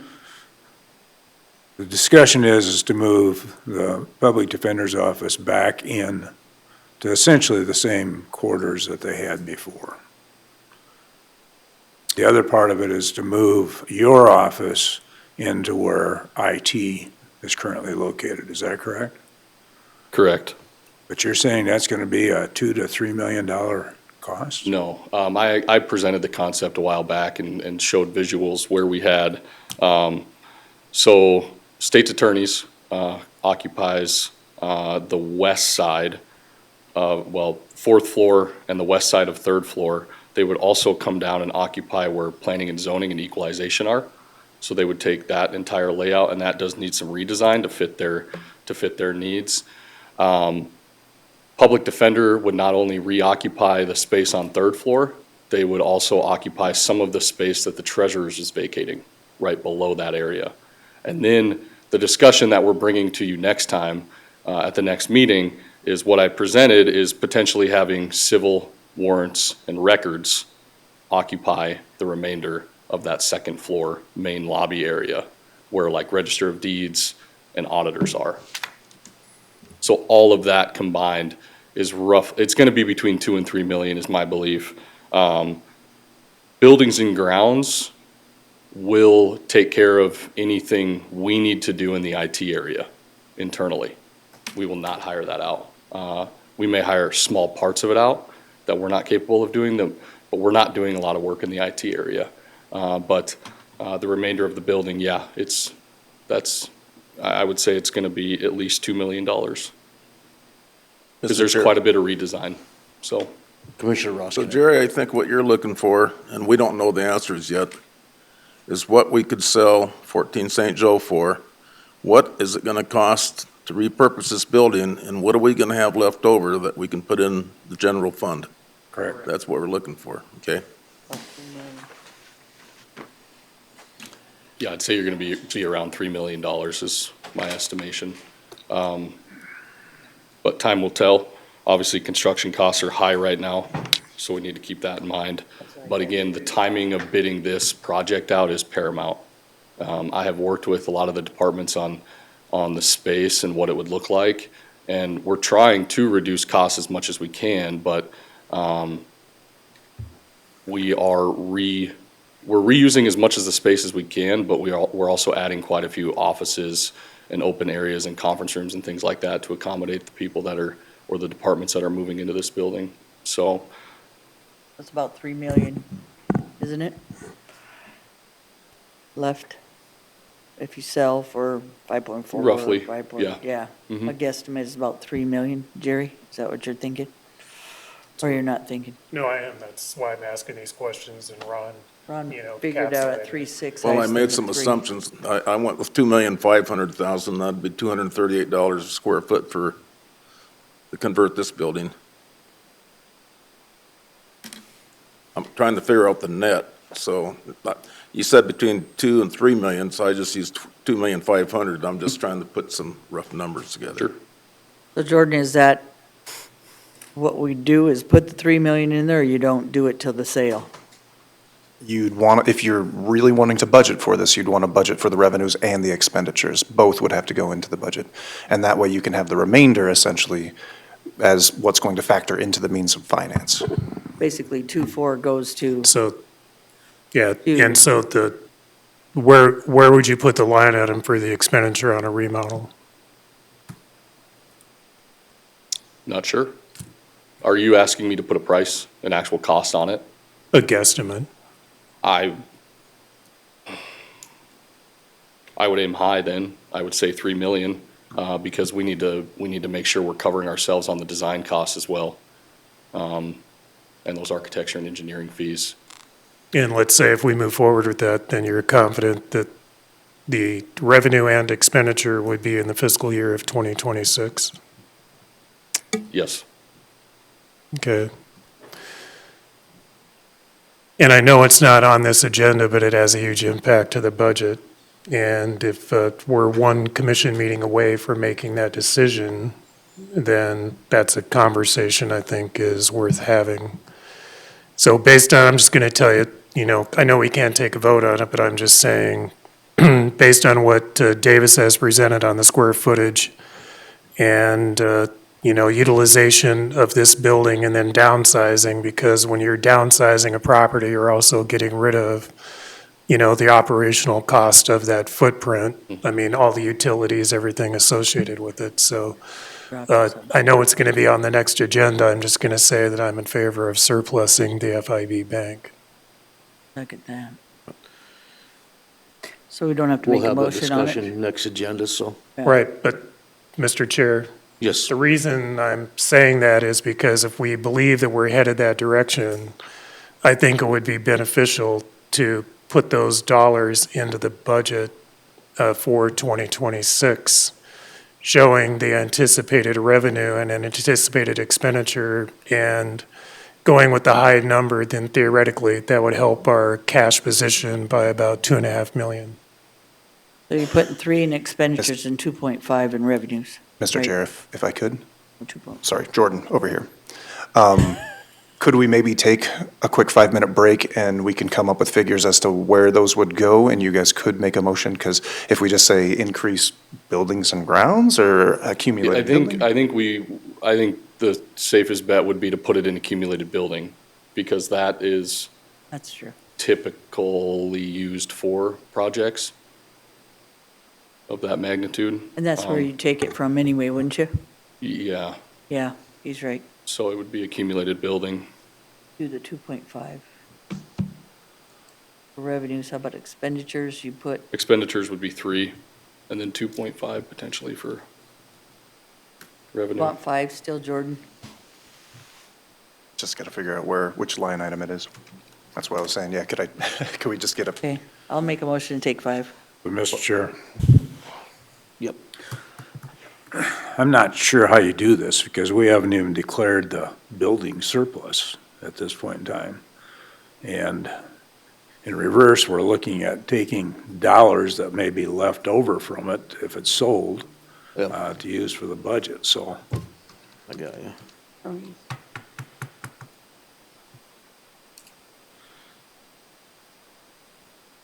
That is, Confidence we're gonna sell a building. pardon?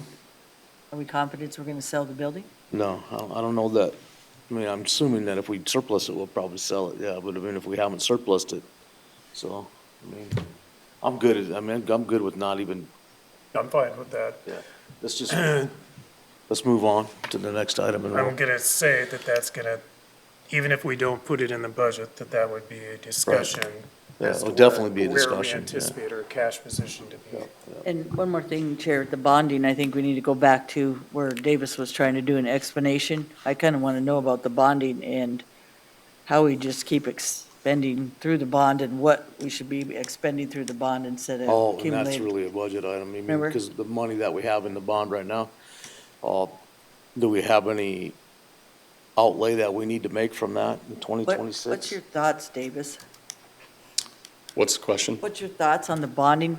Because does it come out of what we're spending for projects, what we're spending for concourse? Does it come out of the bond? Is it coming out of a cumulative? I've never kind of tracked that very well. Yeah, For the numbers. anything and everything related with concourse and, well, I shouldn't say anything and everything. The remodel was certainly paid for out of bond. I do not know how it was purchased because I was not here. It was So I don't know ARPA. where, but basically It was ARPA. Okay, so, and then First Interstate Bank, I believe, was purchased with bond funds. That was a month after I started. And then it was about $950,000 worth of remodel in there. That was bond funds. And then everything related to the jail project, as far as design fees, is bond funds. So the majority of the major projects that are coming up here are bond funds. I know we started with 57 million, if I'm correct, at the total when we started all this. Some was ARPA, some was bonding. I don't know if any was restricted. I have a paper that says it all on there. Should have brought it in. I showed it to Jordan yesterday. I apologize. I should have made another copy, but does it matter to this day? I mean, it matters because we spent money maybe that shouldn't have been spent on other areas. We also, to be fair, we thought we were getting 9 million from the city and didn't get it through no contract signed. So, long story short, bottom line is what's coming out of a cumulative in the future. I'd like it to be more specific. How much more are we going to use for bonding for the rest of the projects? Is it going to be concourse? Where are we sitting exactly? Because if we're using 30 million out of the jail, which was supposed to be for the jail, as you look from the bonding money, 28 to 30, I think it was 31 to 37, but we saved 30. Where's our bottom line? So when do we stop spending bond money that was supposed to be for a jail and we're using it for other projects? So are we supposed to be using a cumulative building? Because we couldn't track it before, and so George, you have a better way to track what, through Davis's budget, on a cumulative or bonding, what came out of what? Because it's become a mess where nobody could ever explain, was it bonding, or was it ARPA, or was it, and the amounts are pretty huge by now, because they're way past 57. So how do we track that, Jordan, in the future? How does Davis track it for, okay, how's he supposed to say, okay, guys, you want to do this, the only money we have is bonding. Are you guys okay with it bonding? Because my accumulative building on my 5 year is already gone on major projects that I have to do, and it's not 5 years, it's the next year or two. somehow we got to get a hold of our capital asset funds and figure out for Davis, so he doesn't have to keep saying, okay, where do you guys want this from? It should be specific, kind of like we're doing reserves. It should be so specific for him. That way people know if they want to go spend it on a different project, that no, it's already committed to this. Is this where you want to go? Kind of like the reserves. We're doing the same thing, except what we did is we just started saying, okay, we need this done. Go find the money, Davis. And that's not fair for cash flow, and it's not fair to the taxpayers to figure out also where their money's going. That's millions of dollars that I haven't been able to track, and I don't think anybody's ever answered. Has anybody ever answered? Davis doesn't know because he came in on it, where all the expenditures and the money has went out of that 57 million. Because we started with 57 on that spreadsheet. I have the number. I have the spreadsheet. That's between the bond and the accumulated? Yeah, but it wasn't spent where it was supposed to either, out of the 57. Oh. We kept, and we keep accumulating, remember, because we keep finding, like the million from the, sorry, Jordan, the million from the roof, we're finding other expenditures. How's he supposed to budget and tell the sheriff at this point, remember, because we're trying to figure out what the reserves are, basically what's left of the bond? How's he supposed to tell the sheriff he's got 30 million when he's not done with the expenditures of the concourse? Anybody know that number? Do you know that number by chance? No. You mean the current bond number? Well, What we have? we Or know what the we've already current bond expended? number, but the expenditures that keep coming out in order to finish these other buildings or this other stuff we already started. Yeah, I don't have a number on the That's crazy. total of what we've spent maybe over the last, you could call it 3 to 4 years. But I guess I could clarify one thing. As far as accumulated building is concerned, within the last 2 years that I've been here, those are mainly capital projects or things that are, needed right away, like the jail annex roof, that item that I brought to you guys a while back, like things that weren't accounted for because it's almost like an emergency fund at this point. But basically for capital projects only. As far as anything like property acquisitions or major remodels or the jail, that has been specific to the bond funds. We never come to the table with a large-scale capital project that we want to use bond funds for, because I don't even know if we can because of what those are supposed to be used for, so. But when we did the lease purchase, and we agreed to that lease purchase, Ron was right. So that lease purchase was 45 million, and then we're down to 42 million because of the 3 million, I don't know, interest, whatever. So we started at 42 million. Then we're spending that down, number one, which is supposed to be at least 30 million for the, it's supposed to be sanitary sewer, security, and a first floor something else. That's when I looked at the 57 million. So that is expended way over there. But then we started taking it, like I said, for other stuff, remodels, different things. And now we're down to 30 million out of 42. So we spent 12 million in that plus ARPA funds to do all these projects that we didn't expend for, basically. And we're still not done. So on a lease purchase, did we say on a lease purchase specifically, and Ron asked me, and I said, I know it was at least 30 million for the jail.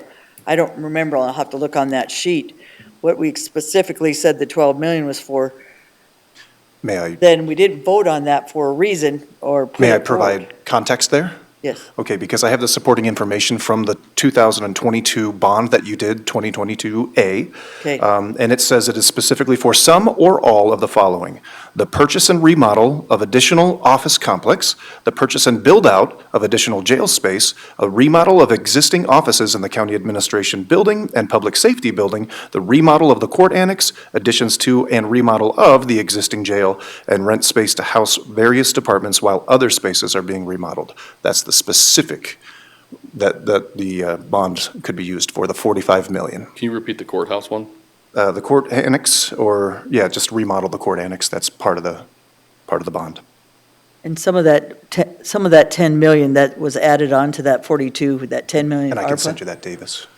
You want me to just send, I'll send you that. was for some of those projects as well. And you do have those on your spreadsheet, on one of your spreadsheets, the 10 million, you were wondering what it was for. I have a spreadsheet that says what it was for.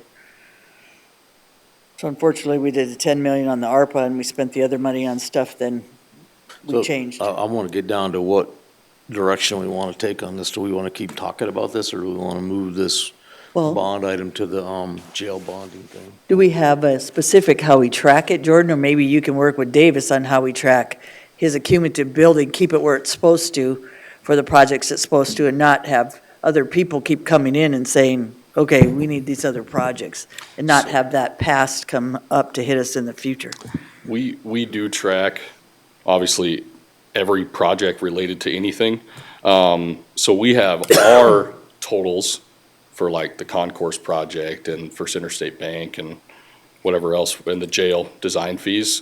But we usually just continually ask the question to the auditors on what that total currently is from time to time, and that's how we get a running figure of between whatever it is, 30, 35 million. But we can certainly pull those spreadsheets together and look at everything in totality if we need to.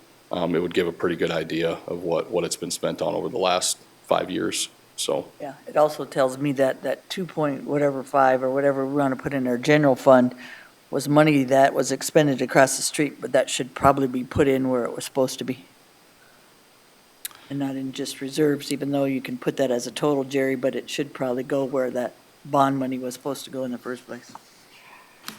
So there's a couple points I wanted to talk about, but I don't know if now's the right time. I'm not sure where we're at on the. Yep, go ahead. Is this okay? Can we go to the open position memo that you had with that total balance on there? The old one, which is. Yeah, the one we Talked talked about about it. 2 days Gotcha. ago. Okay. Let me-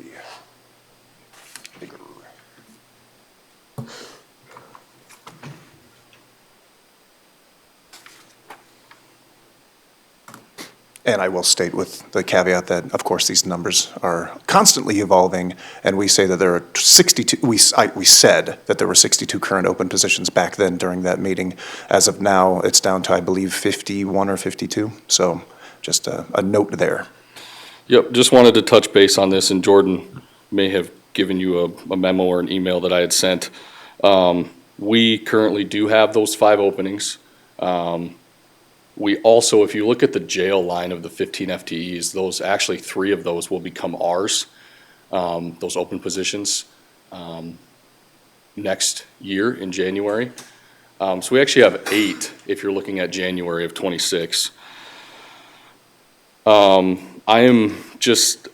against sort of the unfunding of the open positions just strictly because if you're looking at those 8 positions and the total now of 55 employees that I have, that's over $550,000 of our personnel budget. That would essentially be unfunded, which is 15% of our workforce. So I'm definitely worried about that. I think maybe a better solution would be to find a number and, have the departments work together to keep their budgets below a certain number. Whether it be unfilled positions or whether it be operationally, because I understand there's going to be a contingency in place, but when I'm looking at 8 FTEs in a transition that I really don't have my head wrapped around at all with the sheriff's office, it's going to take me a good bit of a year, or at least next year, hopefully by next budget season, to get my head wrapped around this transition with the sheriff's office, to know if we even have additional FTEs that we may be able to cut at some point. So just wanted to put my 2 cents in here. Obviously, there's some small departments here with an open position, but outside of maybe the sheriff and, their employees, I don't think anyone else is looking at cutting 15% of their personnel budget if this is the direction we go. So I just wanted to put that out there. Chair, I'd like to ask a question. Go ahead, Commissioner Hadcock. I looked at job openings, and there was only 19 on the website. So I had Jordan, those guys look at it too. And then it says 2 days ago, 5 days ago. Does it re-up? Is that why? Because it says it's posted 2 days ago and stuff like that, so I'm not really I think getting with it. when you look under the sheriff's office and jail, you're gonna have multiple openings under one position. So I have three of my 5 employees are a custodian. Okay.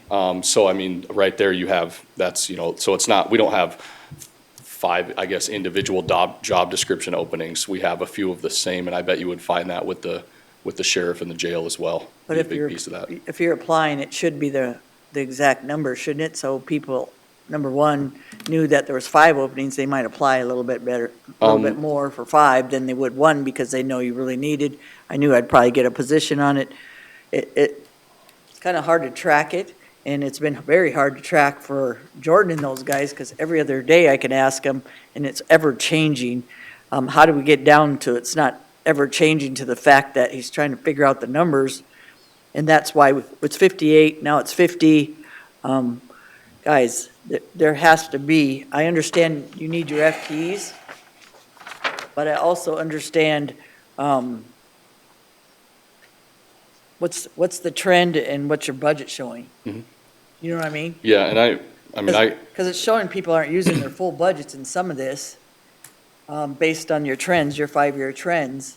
So that also tells me there's wiggle room for some of the departments, the bigger ones, not the littler ones, to be able to have some wiggle room where they didn't have to fill all those FTEs, so. yeah, and typically if we have like a custodial position that has 3 openings, we'll state on the application itself multiple openings available. So we do state that when you open the application. It doesn't state that there's 3 right on the title.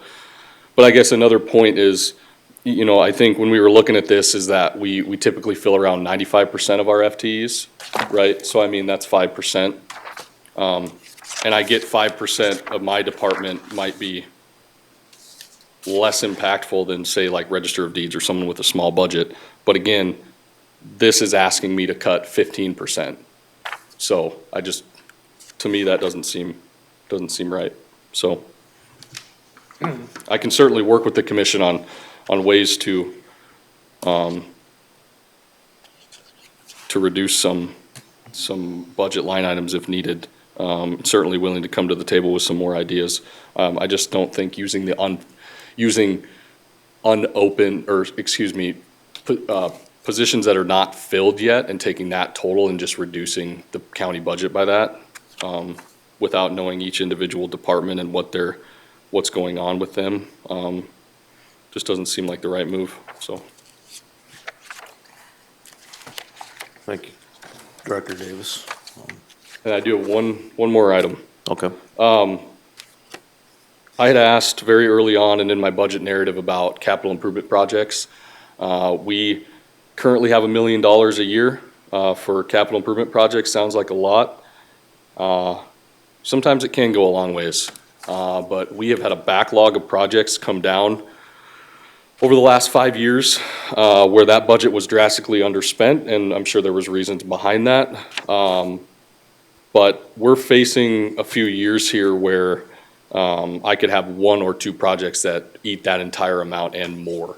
I did ask for some carryover. I don't know what the right term is, if there is an unspent amount in my budget to carry over into capital improvement, or if we can just dedicate a certain amount. I'm not asking on a multi-year, or I'm not asking for this to be permanent. I'm asking for it really just over maybe the next year or 2, depending on what we can do. But I have the projects laid out here. It's all in the budget narrative. You can see how large some of them are.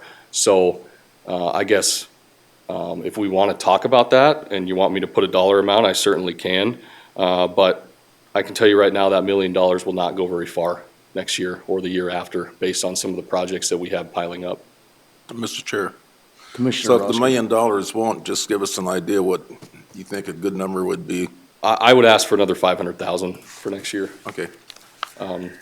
And that reasoning being, we have one chiller, a 250-ton chiller in our energy plant. That is for the jails, the courthouse, and PSB for the air conditioning. That alone will cost $500,000 to $600,000 next year. And then obviously we have some roofs and some other large projects on top of that, so. Davis? Yeah. It's my understanding anyway, I think, we were able to get some insurance proceeds on the roof project. And what was that dollar amount? I believe it's covered in total. Okay, so we had looked at supplementing to what degree? About $560,000, and that was coming from accumulated building. So And that now will, that's going to be covered by insurance, so that's a good thing. Yep, yep. Okay, so far, we have reduced our expenditures by $787,500 this morning, and you're asking for $500,000. I am. And like I said, I can pull up the capital projects and we can go through them together. Davis, are any of the capital improvements projects covered underneath the lease purchase option, the lease purchase bond? Great question. I do not know. I'm reluctant to spend that until we know exactly where the jail project is going. So, I mean, we may have that information soon by the end of the year, but certainly not by the end of the budget season, it seems like. So, I don't know if those projects could be covered under that. I can look too, if it was supposed to be or not. So, Mr. Chair, Jerry, what was the number that you had for? The number I've got is $787,500. Does that include the 315? Correct. I've got 884, 737. It's going to be somewhere a little bit higher than both of those because we have if we're talking about the actions taken on Tuesday as well as today, we've got the reduction of the library levy, and then we're calculating those personnel for the step increases change. No, I'm We're not just quite there. talking about today. I'm not talking about 2 days ago. Right, but that 311,000 is approximate, so I don't know that I would bank All right. on that one So, quite Chair, yet. Here's my concern. In 23, 24, and 25, we had an increase of 13 million on personnel. Do you know all that was absorbed? They didn't change their budgets. I don't know if they supplemented it later, but kept asking, how did you put in $13 million of absorptions? I know you didn't like that word, Brian. That's not for you personally. Actually, Brian was the one that kept coming up in front of us, straight up. So how did we absorb? We're having a problem cutting, not yours, Davis, not talking specifically yours, 23, 24. How did you absorb 13 million and nobody changed your budget? And I'm gonna guess it's through personnel and not filling FTEs. A lot of it. Because that was just personnel. That wasn't any other increase, guys, of the 8 million on last year's. That was just 13 million. And then we had to absorb this year. Remember? We needed to absorb a 2.1 because we only budgeted 3.6 for the wage scale. So where'd we get the other 2.1? And still kept the line. Can anybody explain that to me? Because I know me and Travis kept asking, how are you absorbing these in your budgets?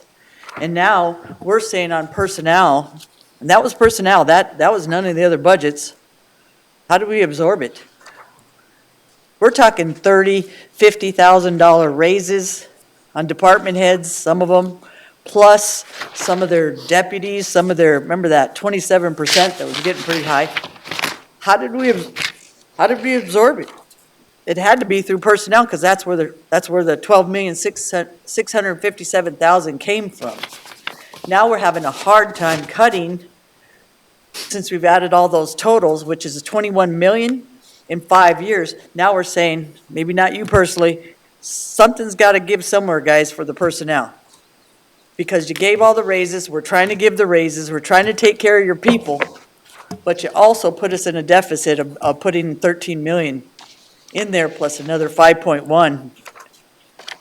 I get it, you have to bring everybody up to scale, but that's what you guys were, some of the departments, well, a lot of the departments were doing these adjustments before the wage scale was even done. Not all the departments, just some of you. So, wasn't you, Davis, but I'll just keep saying. Now we're having a hard time with this personnel number. Not you personally again. You've held the line on yours. So where do we figure out that we have to cut some of the personnel budget in order to balance this budget and make this deficit that we have spent over the years, which is 21 million in the last few years, let's say 3 years, $16 million. That's a hit, that's a huge hit. Those are the only motions. That's not including buildings, that's just personnel. So department heads, you tell me how you help us now, because before we didn't have any problems spending it. Now, how are you gonna help this commission in a way on those personnel to try to balance this budget and make it so we have some cash applied in order to take care of it? Davis, I know you can't take a big hit of 7, you might have to take some because you're bigger departments, but it's gonna have to come through the bigger departments.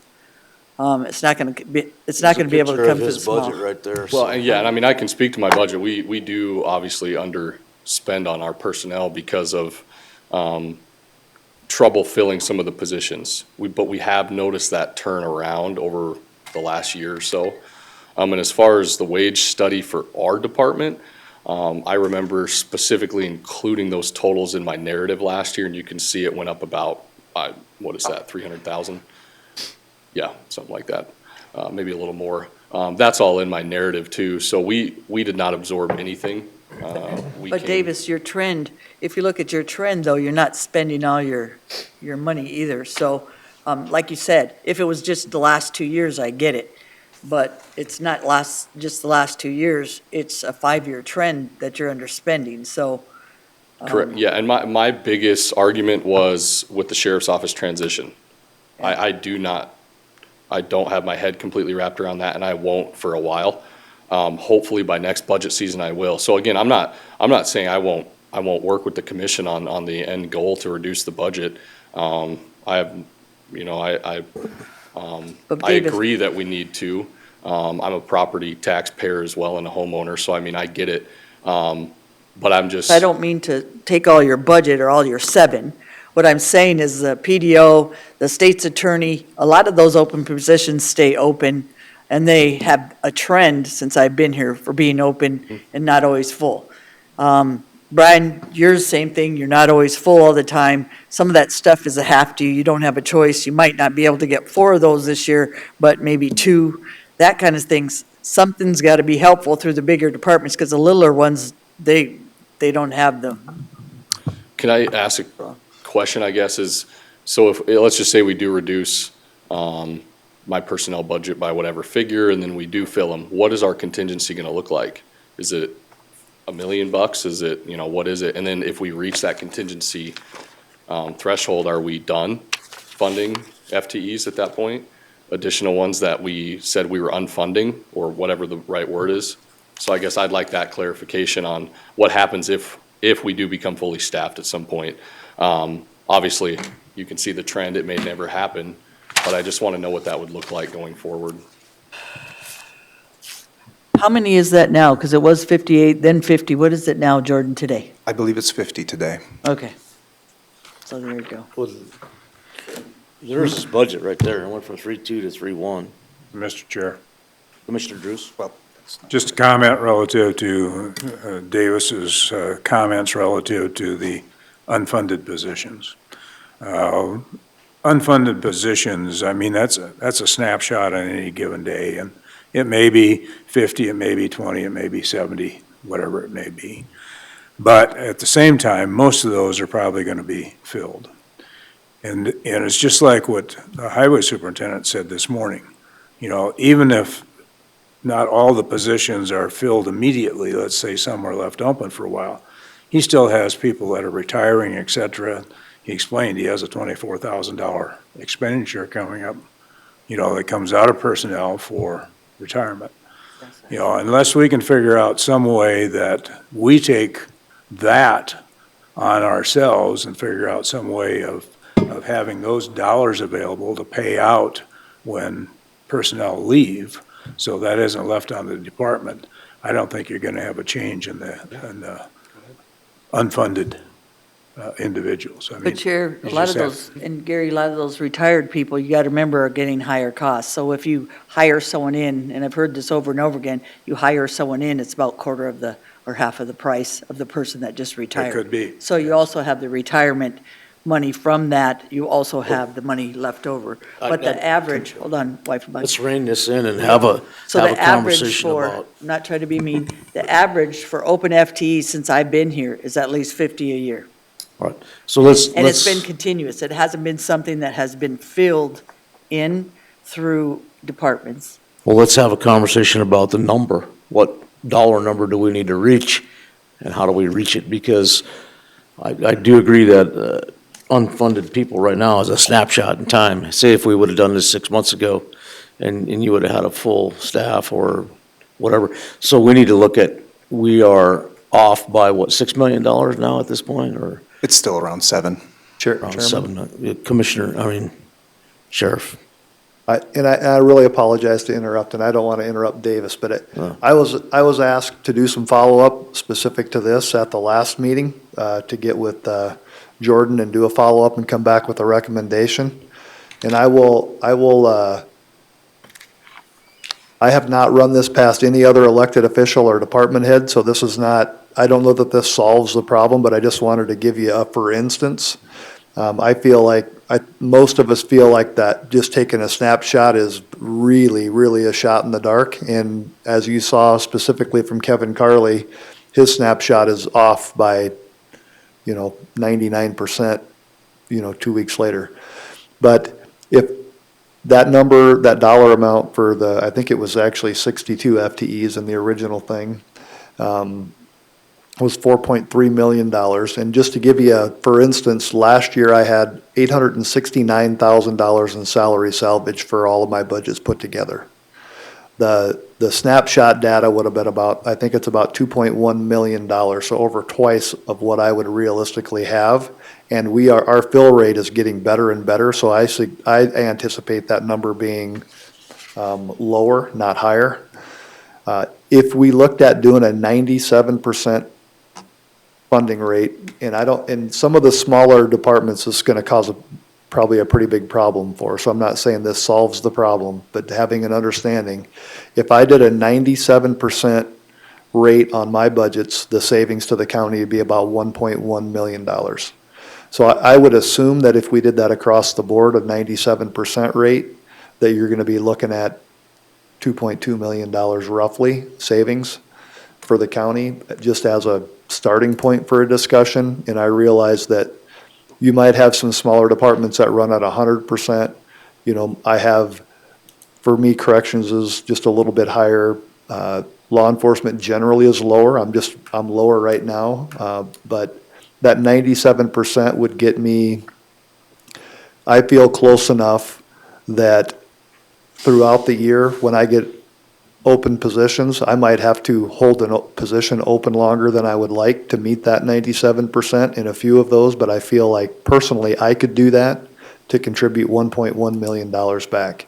And I've already cut almost $1.2 million from my budgets in this process prior to this. So hopefully that would help work towards solving some of this. It might be a starting point for a discussion versus trying to randomly pick a day to see how many open positions. I think is a pretty tough way to do it.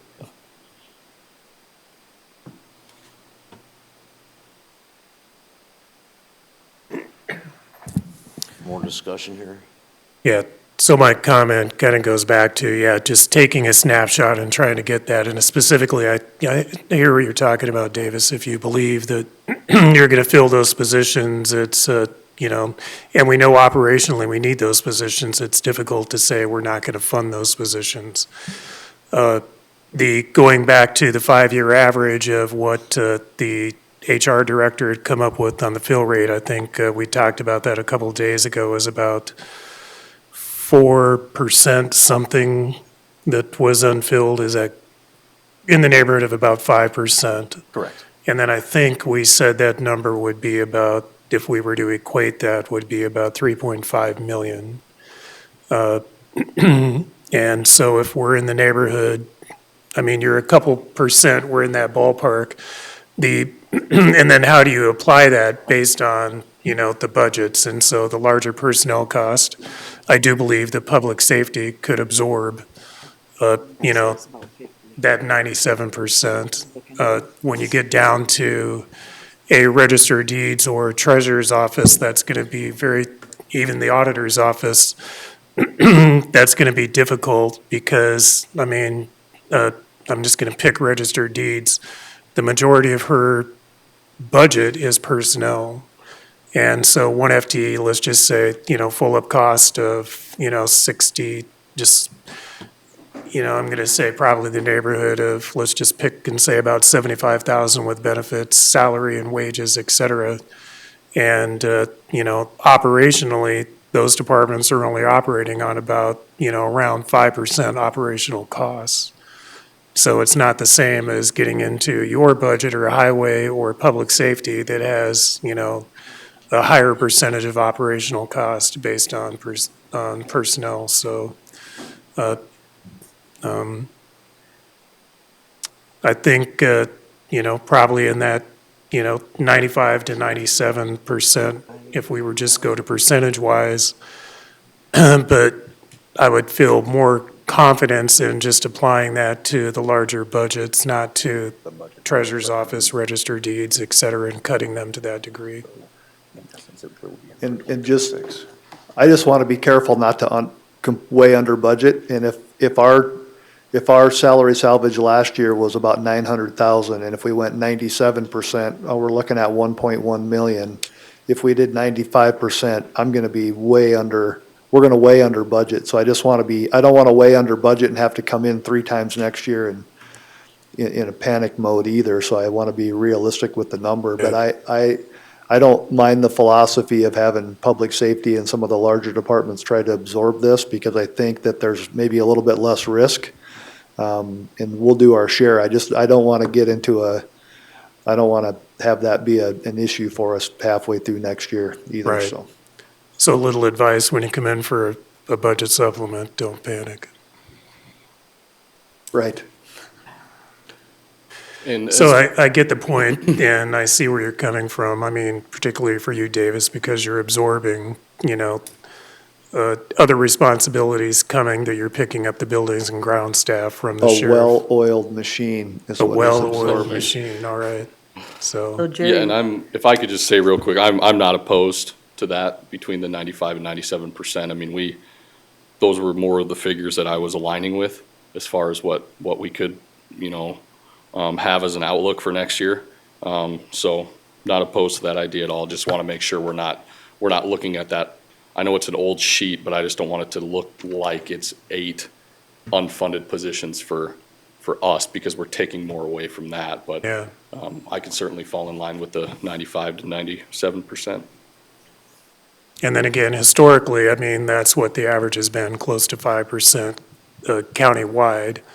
And that's not going to pertain to every department, but that's an average. And then as you look at the one slide that Jordan had of everybody's personnel expenses, what was budgeted and what was actually expended. And then if you take that as an overall county look, it's averaging about, 1.6 to 1.8 million per year across the board of unspent personnel, so. Thank you.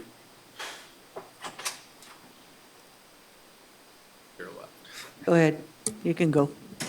Eric Witcher, Public Defender. I am also not opposed to this either. And in the one thing that I'd like to just have a little bit of a caution on, if I look at like 5 years, this has been the most challenging hiring environment, in running offices for 20 years. These last 5 years have been the hardest. And I think that's gone from all departments. And it's not even public sector, it's private sector as well. So I hope that over the next year, we're going to see a turnaround and have the ability to fill positions in a better way. But having even said that, like if I lose an attorney, it's usually 90 days to 6 months before I can fill that position, even when we're in a pretty good market. It just takes that kind of time. So I'm very comfortable with like that 97%. Just wanted to put that out there, but Thank you, Eric. I also wanted to, I'm not sure how representative this last 5 years should, is. I also think there's going to be a way where you're not going to need as much space and as many humans in the future either. So there's going to be some trend in some of those areas as well, so the personnel doesn't need to keep growing at that point. Some of the areas hope for the kiosks and different things that hopefully become more innovative. Mr. Carley is even doing some of that stuff to relieve some of the areas for his FTEs as well, to make it more efficient and effective. And who knows where that's going to go for, being able to not have to keep hiring as many people, but using some of the AI or some of the computer technology that we can do online for our customers here in Pennington County. I think that's going to be more and more innovative. I don't think you're going to need as many buildings, as much space, and all the FTEs that we have for the future. So we might want to start looking at some of those areas where that might cost us a higher rate now to do that, but in the long run, becomes more efficient and effective for our customers as well as for our departments. So, Jerry, what were you thinking on the 3.5? When you said that the 3.5 was where you were going? For the No. 50 at 3.9, but we're saying we don't want to do specific, we want to do through percentage, or what are we saying? No, the conversation we had the other day was across the board, that, we have an average of about 5% across the board of unfilled, positions. And so that equates to, about 3.5 million. But the conversation related to that goes back to, if you're going to look at some of those cuts, it's going to be difficult to go back and say to a register of deeds or a treasurer, some of those smaller departments. I think it's better to say it would be in the larger departments, it would be, and you could look at the history if you want to throw the slide up by department, Jordan, and go back to your personnel deal and look at where everybody's at, by department, but. If it's been through sheriff, B&G, state's attorney, PDO, and dispatch, And highway. and highway, sorry. I So missed those one. would be, the ones I think that, could absorb this a little 5%? bit better than some of the smaller departments. And my example is like register of deeds. I mean, she's got to be, 95% personnel and 5% operational costs, so. So if you took 5% off of each one of those, what is it per department after their budgets? Well, it'd be 5% of each one, but A lot of different numbers. Well, you see what I'm saying? You would take it off those 5. the point is that we're spending into our reserves money that's not there, money that was there, but now is spending into the reserves from last year. When did this trend start, Jordan, do you know? Give me a second.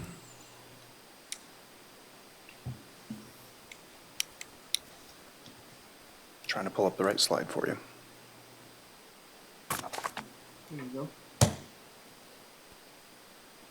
Why, this doesn't have the reserves on it, it just shows where the. Spike of what? Yeah. You see what I'm saying? Mhm. On budgets, where you start seeing the trend where it goes up. ARPA should have made us pretty high on those budgets, but actually it didn't. Well, that was in hit. 21, Yeah, that's what I said. Look how low it is. what they spent versus. It didn't make any sense. Yeah, I guess I can't pull up the slide, but I can't go further back than 2020 because I didn't run the numbers, but we have overspent our approved budgets every year. Now, digging into the reserves is a different matter because we have received money from unanticipated revenues, especially during 2020 and 2021. All the COVID relief funds and the Right. ARPA funds and all that stuff really helped offset some of those costs. But if we're talking, when did we start spending more than we make? It's not, that's a moving target. I'm not exactly sure if I could answer that. Because last year we spent 12 million, you said more? Than the approved budget. Last year, we spent 8 million more. 8 million more. But some of those were known expenditures that were coming through, and Don't know some of them about- may have been bond Are we payments. scheduled for 2025 to spend more also? Likely. Yes, yep. How much, do you know? Couple million? I'd have to go back to the budget sheets for last year.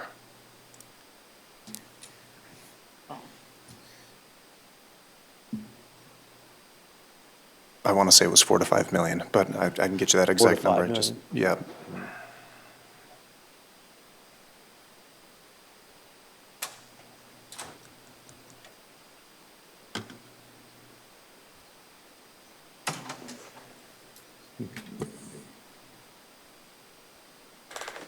So Jordan, remember I gave you that spreadsheet that we used last year on CPI growth? Our growth is 750,000 this year. CPI, I think, we were talking about banking it. Mhm. But where are all the numbers at this point without the 5% that we're talking about now? Is that going to take you a minute to figure out all those numbers? I was getting close to it. The one thing I don't have is the revision of the, basically 311,000 to the step increases, because that's going to be every individual budget, and that's going to impact our different funds. It's not just going to be a flat amount out of one budget. And so I can tell you, we're sitting, again, probably around $7.2 million in cash applied is what the anticipation would be, and that would leave us with, if I had to guess, maybe around 12.5 in unassigned a general fund, which is still a 14%. So we're still basically at that 14% general fund reserve. And that includes the growth, because I did calculate that into this sheet. It also includes, and we were going to get to that coming up here soon, a 2% increase to health insurance, which was not voted on, and a 5.4% increase to Delta Dental, because that is what they quoted us as an increase. So those are already programmed into this number as well. But CPI is not, and that would be approximately about $1.7 million added to our revenues.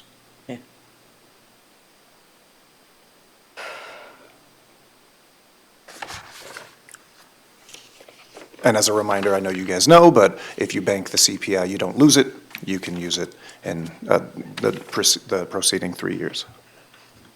So I'm at the candy store and I picked out all this candy and I only got so much money to spend. I got to put some of it back. Or accept that it's just going to be 14% of Give me the some reserve. more money. We're going to ask you a question. You have reserves that you still have for all departments, about 76 million, 57% in reserves. Can you cut any of those areas in reserves? Or we just, because that's, It would be increasing the budget no matter where you're spending it, no matter which fund you're That's why I spending it asked out you. of. It's still spending larger than what you're creating. right, that's because the bond is at, if I'm correct, is 31% of that 57%, right, still? Somewhere around that, yes. Okay. And because we don't budget for anything coming out of the bond, our budget is likely to be higher for whatever costs are going to be coming out. And you know probably next year it's going to be spent, so, or spend Some some of of it, at it, least. so, yeah. Just a question. And also the bond interest revenue goes away. So, and that's probably what, 800,000?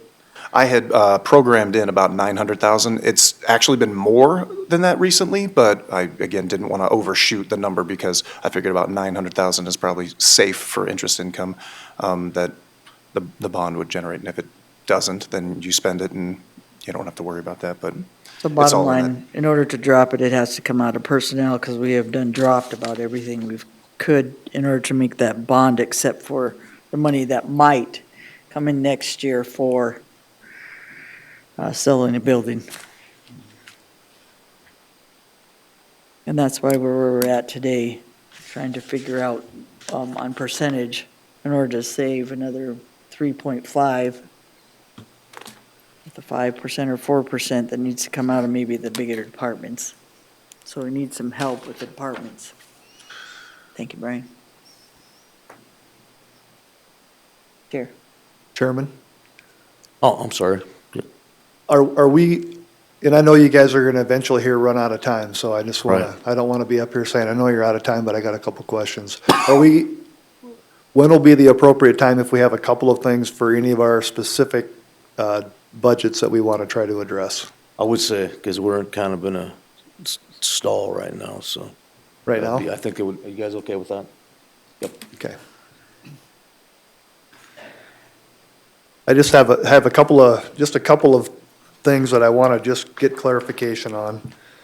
And I think we've been working really closely together with Jordan and Kenner on the spreadsheet thing, and we're getting pretty close. I think Courtney is out walking through. I think we have a pretty decent discrepancy on where we're at with the Care Campus budget, but hopefully maybe we can take a 5-minute break here and get that rectified so you've got the right numbers on that before they vote on anything final, because I just don't want to be a couple $100,000 short someplace that also costs us additional revenue from the city. And I don't know if the plan is to try to get everything 100% finalized to completely vote on today, or what I would like is whatever changes that you make today to have a little bit of time to work on. Some of us need to go back and change corresponding revenues so we have, when we have agreements with other entities, some of the motions that you've already made are going to impact those budgets, specifically like the revenue for the city at the Care Campus. So I don't know if the plan is to completely try to finalize the whole budget today, or if you're going to make all the motions that you make today and let Jordan work with the rest of us to make sure that there's so many moving parts to this, it'd be hard to miss something by a couple $100,000 that there's no way to go back and undo. So I guess first for clarification, do you think you'll get to a point where you completely finalize the budget today? Or are we going to schedule one more meeting to be able to come back together just to be able to do a checks and balances and make sure we feel comfortable with all the changes that were made? That's my first question. So, Mr. Chair, I'm leaning toward the sheriff's recommendation, because as we're sitting here, Jordan's getting not just the numbers that we're changing. Departments in the last couple of days have been throwing in, different numbers, and this has been like a daily thing. I think Kenner told me yesterday he had 27 emails related to budget stuff. Yeah. 24 of those were probably from me. Yeah. I apologize. And so, and that kind of goes back to, and I understand, but I think if we make the motions today, and then what I would like too is not only with department heads and with Jordan to get on those numbers, but I would also like our auditor to look at this and make sure that the numbers are matching in the appropriate fund balances. And so if we set a meeting for next week, and not all commissioners can make it, but we've made all the budget motions today, and then get the calculations correct to match the levies to make sure that everything is correct.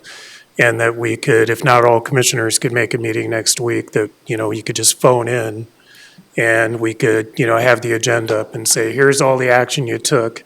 And not at the next meeting that we would take any more action. It would just be, we're taking the action today, calculate the numbers, make sure everybody is comfortable with the numbers, and then say, pass the budget resolution. That's my thought. Mr. Chair, could I hop in on that? If I could make a request too, if not all commissioners can do it next week, maybe schedule it for September 30th, which is a Tuesday, and just essentially to go over the resolution and approve the final numbers from whatever action you take today. That's going to give me much more time, because these last 2 days have been a little bit hectic. Crazy. Yeah, and is that a regular meeting day? No, the regular meeting day will be October 7th, the next week, so it would be back-to-back weeks of meetings for September 30th and October 7th. I could do it on the I'm not- 29th, but I can't do it on the 30th. I'm out of town. 29th. I'd be fine. I mean, it's up to you Monday? guys, I guess.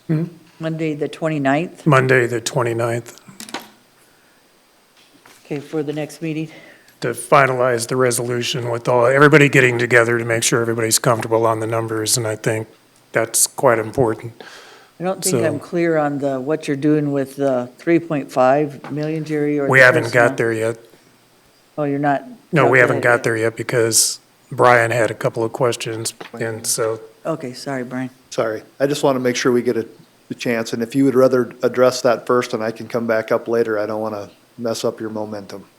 No, I think the chairman needed a break to look at some graphs and charts. Sorry. All right, so just a couple of questions I had procedurally. And I want to just talk through the buildings and grounds move and the proposed HR move just a little bit and try to get some clarification on that. I want to make sure that I don't feel like Davis and I can get together and move 10 FTEs.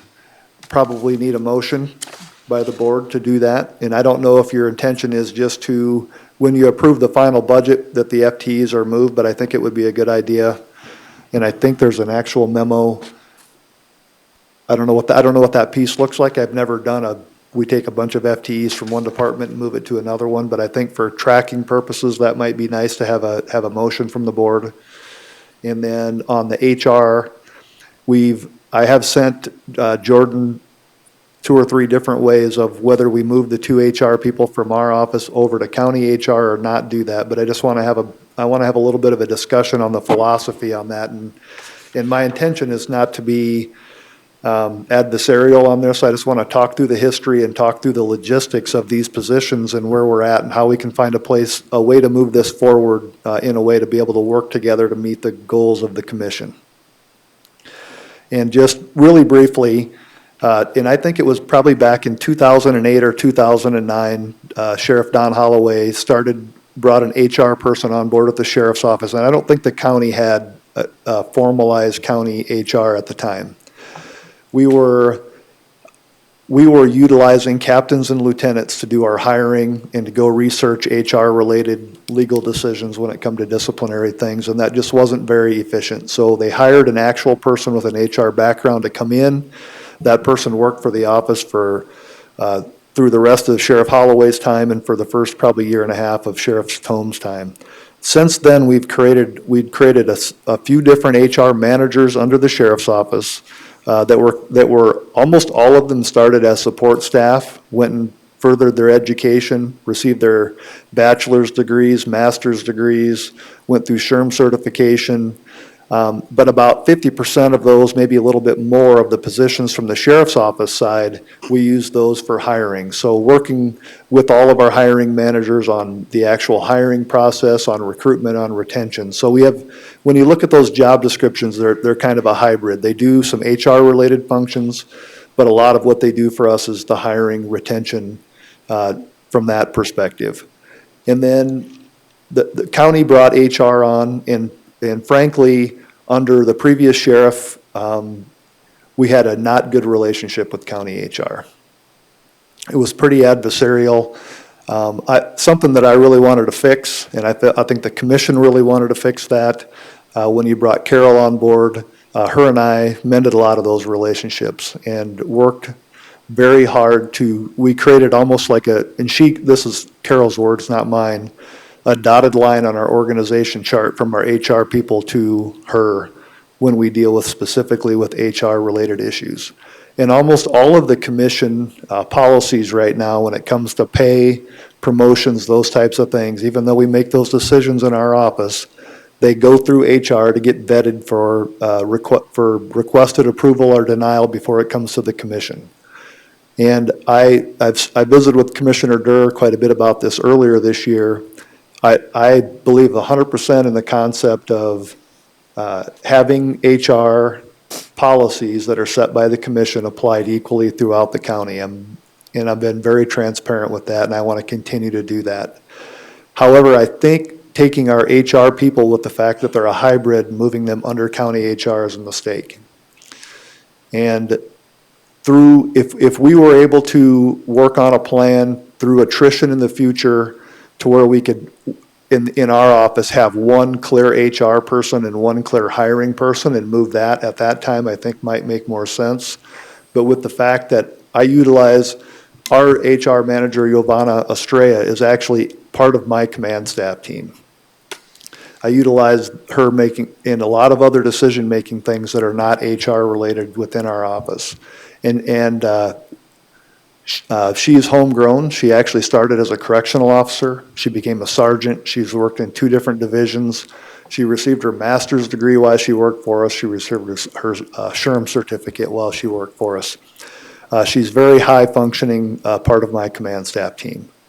It's a little bit wonky for me as I get as we get down closer to trying to figure out how this move worked, to turn over part of the decision-making that clearly is under the sheriff when it comes to hiring, disciplinary terminations, and have somebody else supervise the people that I use for that function in my office that's not me. It's a little wonky, and I feel like it's going to be adversarial over time, and I don't want it to be. So I'm committed to 100% transparency with that process. If Carol or whoever the HR manager is for the county or the commission feels like what I'm doing is not consistent with the rest of the county, I'm way okay. We can have a discussion in the commission meeting. We can have it one-on-one to create consistency. But I would like to keep that staff, who is a hybrid, working under the sheriff's office and not do a transfer. That'd be my recommendation. Brian, I have a question on the, because I remember going through this with the city, and at first I thought that moving them would make the most sense. But going back to my notes and referring to what the city done when they had trouble with recruiting, I mean, is this a big percentage of what your person does is recruit? Or They are, and actually, who Katie recruits for the sheriff's? Katie McPherson actually is somebody that we recruited from. She worked for Rapid City, and her main job was recruitment. And we utilized both of those positions for recruitment. They actually run our full hiring process. They run our promotional processes for all the divisions. In the city, for example, the police department has a hiring manager that works for the police department, and they have one, and they don't work under city HR, but the HR provides the HR function specifically for the police department, but they have less than 200 employees. I have 455. And a lot of, when it comes down to making HR legal decisions on high-risk situations, FMLA, are we staying consistent in the county? Either I'm going to Carol already, or I'm asking Giovanna or Katie to go have a conversation to sort that piece out. So I feel like we have a really good relationship with that. To me, it's just muddy with the fact that we have high talented, hybrid HR, hiring managers, recruitment folks in those positions. To try to separate that out is just, it's wonky to me, and I don't want it to be adversarial. Okay. Did you have something else that you were going to bring up, or was that Nope, it? I wanted to have that conversation. Brian, on that?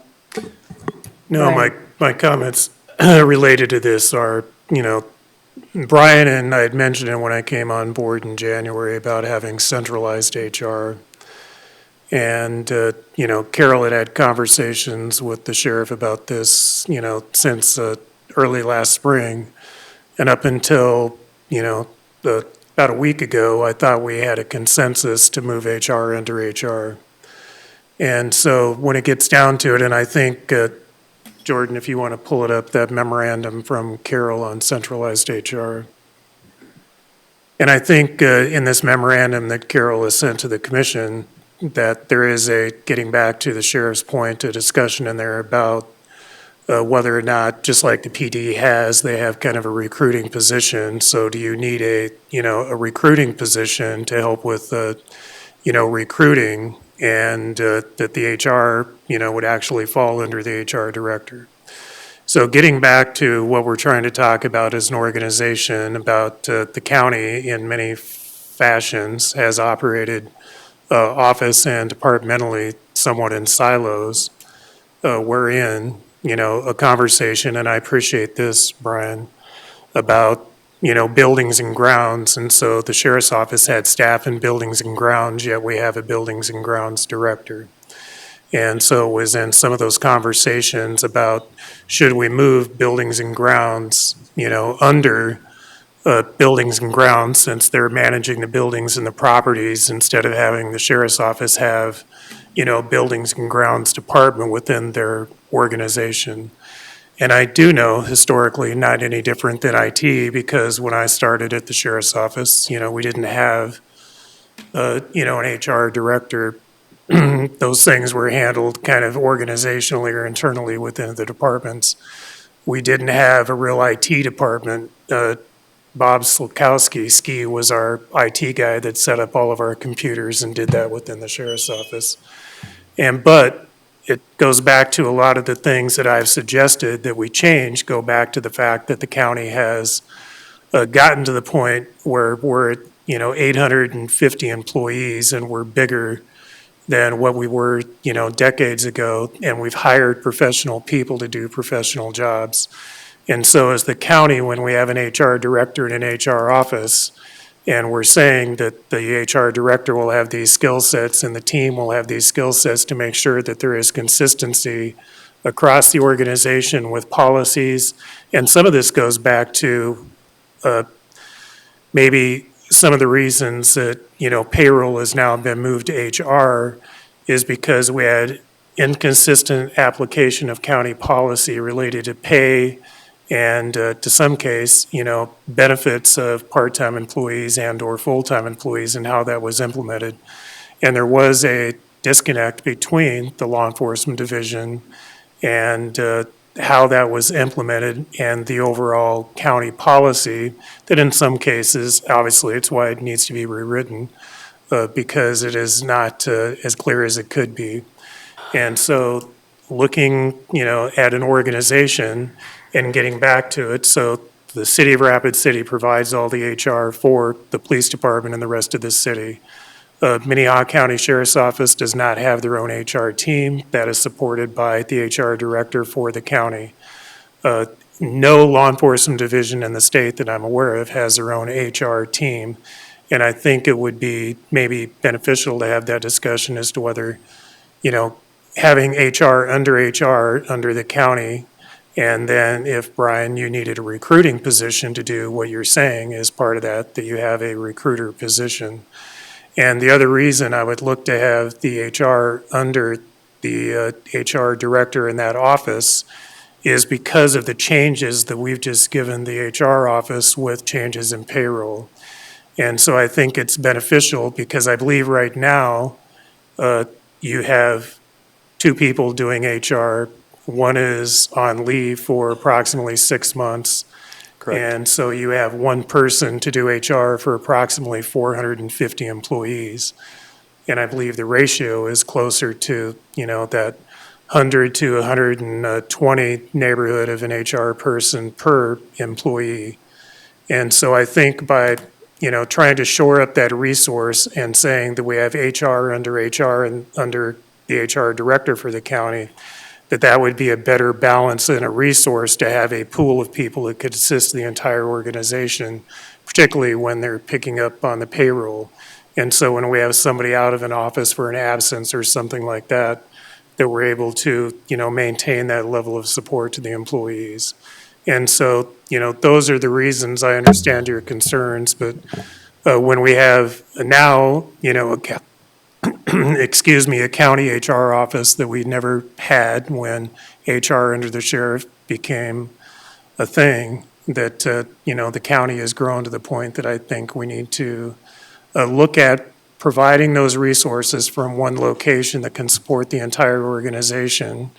And we're not going to get there at this budget year, but it's not just selected to the HR office and to HR throughout the county.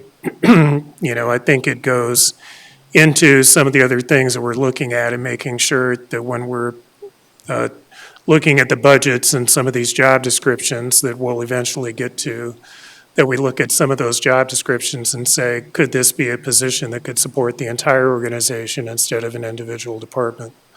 And so those are the reasons, and I think in Carol's memorandum that she has sent to the board, that she highlights, some of the reasons why it's important to have a consolidated HR team, that is representing the organization. So those are my points.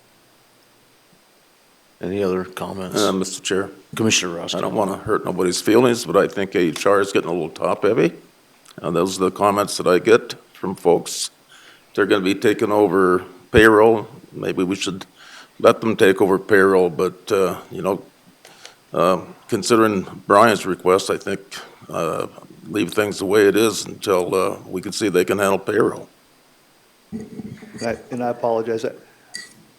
I think we should work towards this. I do. I support the concept. I just think with the hybrid of people that we have in there right now, I think it's going to cause conflict because how does I think just moving them out of there and losing that possibility, or losing that work is gonna put a huge gap. I don't think that that's Commissioner Durr's request. I just got a thought too. It's just gonna get fuzzy for me. Not to interrupt you, Brian, but. Sorry. I know we're, got about a half hour left, but, we can actually take this outside of the budget, because it's not really, it's budget neutral, right? It's not.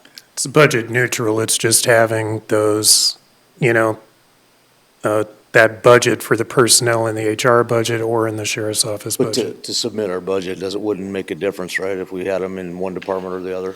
It would for their budgets individually, because each budget still has to be held to its total amount. Right, and that's the so- total amount that the state's worried about. I would just ask if you leave the FTEs under my budget, and I'm willing to work towards what Commissioner Durr wants to do. I just think we could do it more through attrition and over a longer period of time than just trying to move it and then have employees that work partially for me, partially for Carol, who's in charge of what is gonna be confusing to me. I want to move the discussion along, because I think it's a really important discussion to have, but I don't know if we're under a time constraint to get it done. The main thing is maybe you need to look at restructuring HR and how that works, with another 400 and some employees coming into it. Also, the consistency in yours, Brian, you've had 3 years, 3 HR managers, so that's why I'm saying for the transition or restructuring, maybe that person or the people that are in there need to be able to be restructured to a certain extent so it works with your department, theirs, because that adds 450 more to her Well, yeah, I mean, department. I for get that, and I employees. think what Commissioner Durr's saying makes sense, but what Commissioner Roskinek thinks too, after we're putting a lot on HR changing right now, and within the next. That's why I'm saying the restructuring okay. of HR Well, might be part of what If we we need could to do put together a plan. before we move anything. Well, my request would be to make a motion to move the FTEs, the 10 FTEs, as Jordan currently has in the budget, from my 3 different budgets to Davis's budget, and then to leave the HR FTEs in the sheriff's budget at this time. Jordan, I asked you yesterday if you took the 10 FTEs out of sheriff's budget yesterday and then put it in. Correct. Okay, but. And It's 11 FTEs. it is, and I also moved both HR to HR already in these budget calculations. So if we have a motion, I'll just have to move them back. It's an easy toggle. So HR you moved already out of Brian's? Yes, yes. How many FTEs did you move out of Brian's for HR? 2. Okay, and you moved 11 FTEs into Buildings and grounds. Davis's. Correct. And Davis, out of those 11 FTEs, how many have you filled already? Oh, I don't, there's only 3 you open, just transferred? there's only 3 open positions.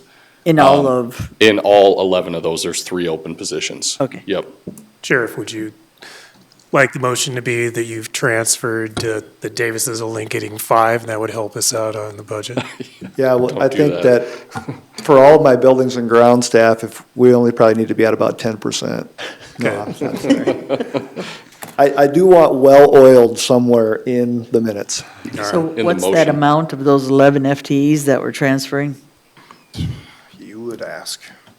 I It didn't would stop be and nice to calculate know the what that amount. amount is to But transfer. it's a zero budget, any of these are Yeah, zero we're just budget. moving the line items. Yeah, but it'd be nice to know what that amount is. I have that amount, Oh, thank you. Thank but you. it's pre-COLA and step. Lay it on Give there us a anyway, base. 'cause I'm not So close. I don't, do you want me to list where they're coming from? No, Because just the there's 6 amount. from the jail, 2 from JDC, and 3 from Care Campus. That might be important in And your what's the motion. amount? Okay. It is $662,679. I would announce that. How many, Davis, how many cents? What's that? How many cents? 47. Okay, Throw a number in there. The HR director was not here today because she had to attend a funeral, so I don't know who all knows that, so I want to let you guys know. She did. When you transferring, it's. We'll just do it, right? I mean, you don't. so give us those FTEs by department. So it's 6 positions from the jail, 2 positions from Juvenile Detention Center, 2 positions from Care Campus, and 1 from Pivot Point. But that one from, can you explain the one from Pivot Point? The pivot point one won't need to be transferred because we just moved the pivot point budget from under me to under Davis, so it's in the right spot, I think. So it's 10 from me, and that pivot point one is just that budget move, so. All right, that's my motion. A motion for Gur and a second by Hadcock. Kara I'll help you, will Kara. help you define that Yep. motion. Yeah, do you want to, you have the motion? He's got the numbers of FTEs. You do? Okay. I'll share it with That's you. Yep. perfect. Okay.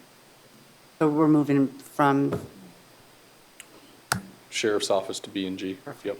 11 FTs, All right, thank you. one revenue neutral. Appreciate it. Thanks, Need a vote. top dog. Probably should vote.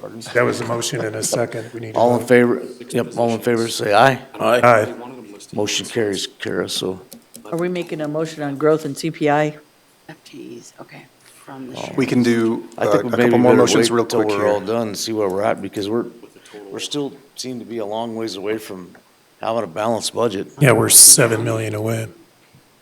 No, I have. So, Let's make a motion. How to much, cut- State Attorney, how much is your budget? So Jordan, tell us where we need to go from here instead of us decide later what we need to get done. I was going to say, I would request that next you guys handle, the last, I think, that we've got of personnel, unless you guys were going to make motions on wages and salaries and Can you FTE counts. blow It's up going the to be spreadsheet? employee insurance. Which spreadsheet? Yours. 175 that we were talking about? No.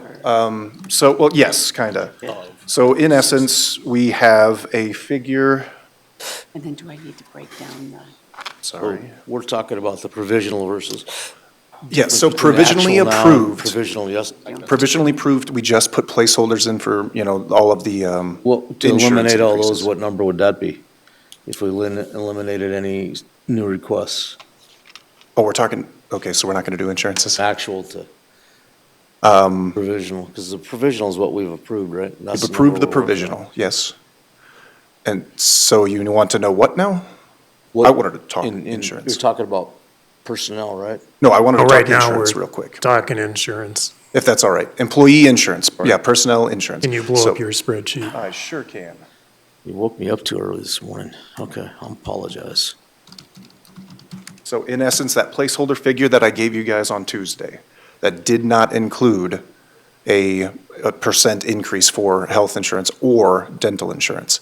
I have plugged into the figures I presented today, a 2% increase on health insurance and a 5.4% increase on dental. That should cover the anticipated increases in costs. You would need a motion to approve that, even though I've kind of plugged it into the numbers. I'd prefer that we have that set in stone, that you are going to give a 2% increase, and that, right now, we don't have to say that that's going to be an increase to employees and the employer. You can figure that split out when you actually do the attachment points next month to set the plan level. But for right now, to make sure that we have sufficient funds in the budget, it was recommended that we increase our plan by 1.5%. We're going to go with 2 just to cover it, and then it was recommended that we increase the dental by 5.4, and I do recommend just taking the 5.4 because that's a fully insured dental plan, so we just have to take what they But give it us. can drop later, once we Well, figure out the numbers. we'll get a presentation, from HR and Wellmark on our renewal options, and the renewal option, just as it was about 1.5. But I believe they're also adding another tier for the employees to select from, and so it's going to be based on, that, but we'll have to have, approve the renewal option as it comes, but we need to fund this, and the 5.4% from Delta Dental is not an option. That is what our actual increase from Delta Dental is. So I'll make that motion Delta Dental's that not an option. we fund the self-insurance fund by a 2% increase and Delta Dental by 5.4. Second. I have a motion and a second to, now, any discussion on that motion? Are the employees participating in that increase, or is this the county taking this direct? We're not saying that yet, so. But we just need to make sure it gets funded. Right. And then we'll be able to look into We'll all be the able to other look options. at what level they will, and we'll have, Other options on better fitting the employees into different insurance programs that are Correct, available. because we could make it, Options. we could make a decision when we get the options that, we're going to fund on the county side to a different level, but the revenue is still going to be there. Right. Yeah, okay. So is that understood by everybody? Okay, so all in favor say aye. Aye. Motion carries. We'll move on to the next item, Jordan. Okay, you've got two other things here that we haven't talked about on my list, and then anything that the commissioners would like to deal with. One is going to be the contingency, and the other one will be growth and CPI. Whether you want to take it or bank it or lose growth or where you want to go with that, and then what you want to set the contingency level. And that may have to happen until, after you guys make a motion on cutting and reducing Because we personnel. 'Cause you- contingency is managed by the commission, is that Correct. correct? Yes. Okay. And right now, it's set at 175,000, which I don't believe is enough. And we've changed some of our And procedure I a little bit. believe you can go up to around 4.5 million. I wouldn't, but you can in What have we contingency. spent in the last 5 years, do you know? We haven't really touched it You haven't touched it this year, and you haven't touched it last year, I believe. is what because I was they've told. been doing the supplements out of the general fund. So they've been Oh. doing the supplements out of the general Okay. fund, not using contingency Okay. because Yeah, yeah. the contingency has been so low, it's not really been able to supplement much, so. We do have several items earmarked to come out of contingency, but we were waiting to see how the budgets ended the year before we actually moved that money and The transferred it. 175 was usually for commission wish lists, so Yeah. that's why. And CPI would be how much? About 1.7, roughly, 1.7 million. And Growth is I'm 7. going to ask Commissioner Drews a question. So what are your thoughts on taking, we did talk about banking CPI, but we've made some cuts in other areas, basically the library levy, which you said was a reduction of 27 a month to those impacted parties, based on 300,000. We're at 7 million cash applied. And that's including, because you've already included growth in that number because you added growth. I did. Okay, so what's your thoughts on taking growth and CPI? Based on what, and I'm going to follow up my question based on what you think might come out of the property tax stuff coming from the state. Well, Mr. Chair. Go, Commissioner. So, I think it's anybody's guess as to what's going to happen as far as the properties are going to concern at this point in time. I think something will happen, but I don't have any kind of comfort level as to what that may be. I think the legislature is going to make some changes, but I think at this point in time, it's just it's just not anything that you can count on, what the legislature is going to do. Yeah, I think something will happen, but it may not really have anything that has a huge impact as far as county government is concerned. So, I think as far as the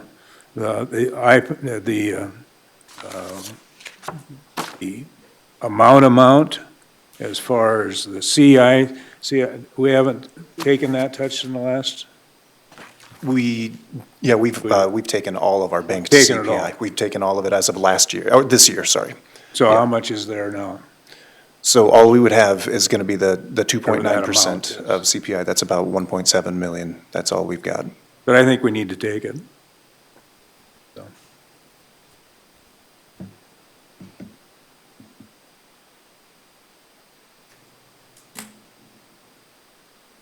And the growth you said was like 800,000? Yeah, it was about 750,000. It would have been closer to 1 million, but And growth- because of the reduction growth is in. only for, is it for new? No, it's for increases in valuation, so it's not just new construction. Growth is any increase in the valuation, so that's a reassessment, that's new properties, that's all of that is incorporated into the growth figure.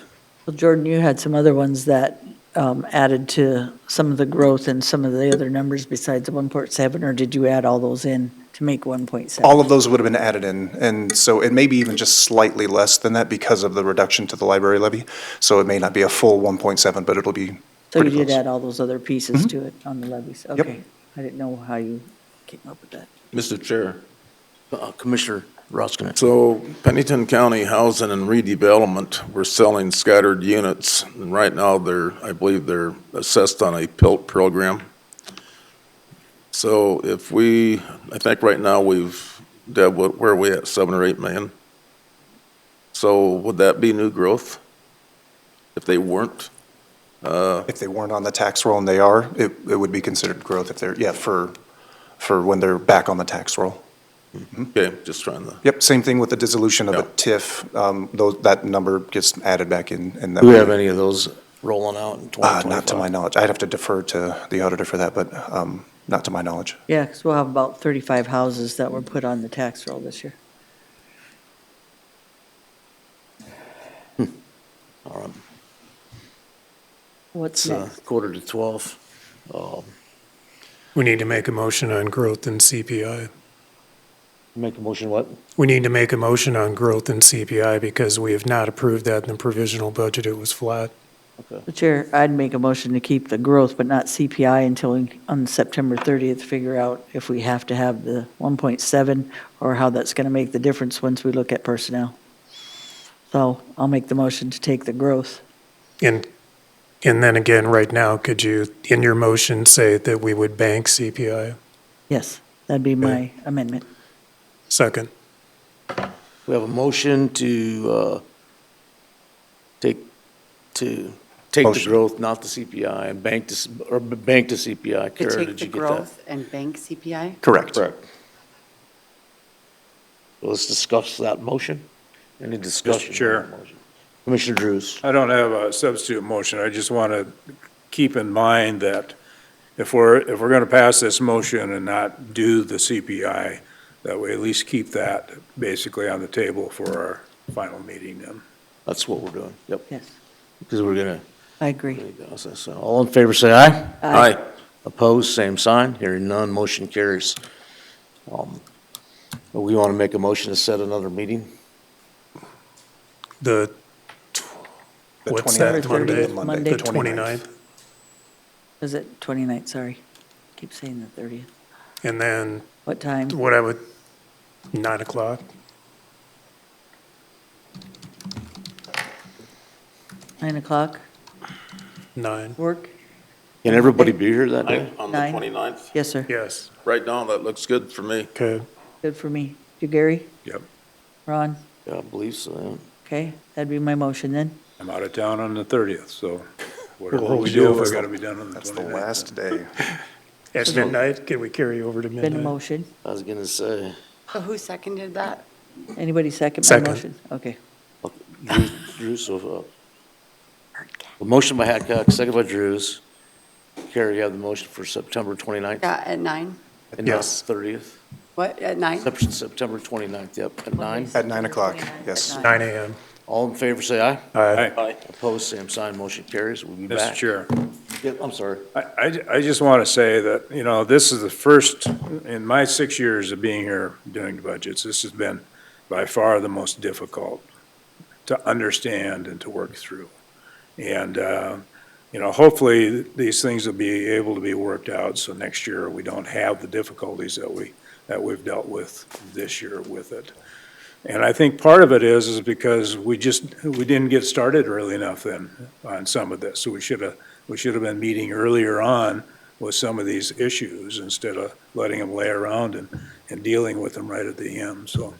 No, I would agree that I think that I had recognized that early on that it was going to be difficult, and it's going to be difficult for all our department heads and elected officials. We've been put in a difficult situation to begin with to be spending in the reserves, so we really needed good numbers. And as I mentioned earlier about looking at that Excel spreadsheet, if anybody wants to spend the time and go take a look at that thing, and you'll see a monstrosity about, but that information is important. It's important to all you guys. And once Tyler's up and running, and so we had the midst of that happening in the middle, we had the midst of lots of chaos in that, moving, all these things coming together, but that's what kind of took us back on the overall budget. But the biggest thing was just getting the information into a place where we knew that in the future, this information will be available at a touch of a button or two, and it'll make whoever is in this position in the future, in a better position. They can come in, don't have to go through all this stress and heartache, looking at policy change, looking at budget change, looking at personnel change, trying to go from what may have been for a long period of time to what's a best practice. So I think in the end, we're narrowing down to best practice, and then it'll get us beyond this, and then we can start working more on policy and actually spending more time with our department heads. There's some of them I haven't even met, so. Chair.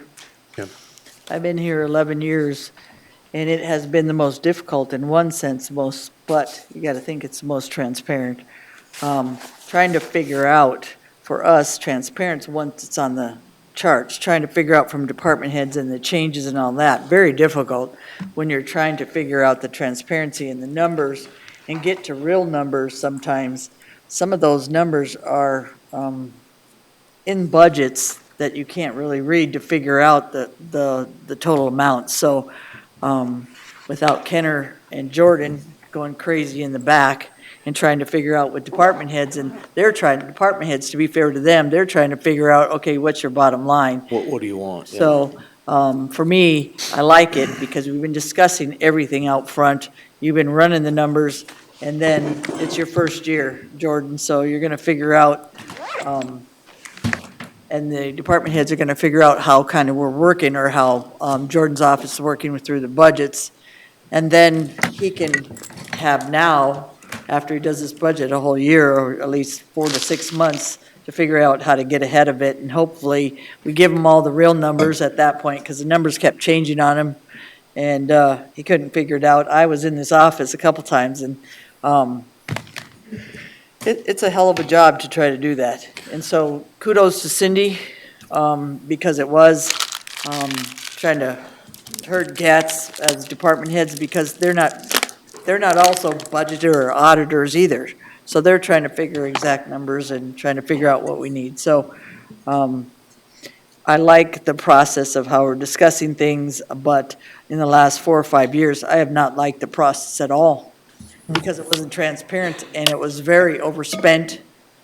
So that tells me that the numbers weren't being plugged in the right areas, and that when we kept increasing every year, including last year, 8 million, that tells me that the process might have not been difficult, but it was causing some major issues, and it's causing some deficit that's coming forward now. So that being said, I like all the real numbers. I think the departments need all the real numbers. And I think those numbers, once they're plugged in, if they were plugged in, including the personnel and the buildings and everything in the past 5 years, it would have been a different budget today. So I thank you, Jordan. I thank you, Kenner, for all the work you've done. Jerry Durr, as much as people think you're difficult in one sense because of the changes, I don't think we're going to get where we are without your help. Knowing some of this and helping these guys, and I know people, all I hear is, oh, he's changing all this stuff, no offense, Durr, I'm going to talk about you for a minute. But I also seen what happens when you don't do some of these changes and you make it consistent for everybody, because I'll keep saying employees and department heads don't feel like it's consistent. And it has been like that for a long time in here. And do I think we have a great county? Do I think we have great department heads? I do. I think we have an employee team that's willing to work with us to get where we need to go. I think they think right now, depending on what's being put out there by people in this organization, that we're making it difficult, we're making it hard. Yeah. Let's see in the long run, when these numbers run and when this comes through, and when you have to deal with the budgets from now on, if you have a bigger understanding, and same with the public, of what we just spent, because in the past they haven't. And the numbers showed they haven't been consistent and they haven't been right. They've been overspent. So hopefully, with your help, Jordan, we can make that consistent. Jerry, with your help and what you've done with Carol and some of the organization here, that through policy, we can make it consistent. And then the employees also feel like they're part of the whole organization, instead of just putting in pieces and parts and coming up with something that freaks them out. Commissioner Durr. Yeah, I have two motions left. Before you make a motion, I'm sorry. We need clarification on what you'd like to see for options of that percentage personnel reduction. That's what my motions are. Oh, okay, perfect, sorry. Okay. So what I'm going to make a motion that we move contingency from 175,000 to 500,000. I'll second that for discussion. Motion is second to move contingency from 175 to 500. I think part of that is because of what we did with having. people Shrinking down the personnel cost by department. And then having people come to us on Correct. certain direct, okay? Does everybody have any conversation on that? None? All in favor, say aye. Aye. Motion carries. The next one is what we've talked about for 2 days now, and that's the percentage on the employee deal and what we've reduced that by. The sheriff said in his division he could do 3%, Davis said he could do 5%. I would say that that percentage would be applied to the highway sheriff, state's attorney's office, 911, those are the major departments, correct? So all the other departments could come forward with What's the exact percentage? 4. 4. I'll second. a motion and a second to have all the other departments come forth with a 4% reduction in personnel funding number. What was Yeah, that? just a percentage of the overall personnel. All departments or? Nope. It would be highway, sheriff, state's attorney's office, and 911. Buildings and grounds? Highway, And sheriff's office to include jail and JSC, In the care campus? care campus, I just yes. wanted clarification, Yep. all 4 divisions. Yes, Okay, all thank 4 you. divisions under the sheriff's office.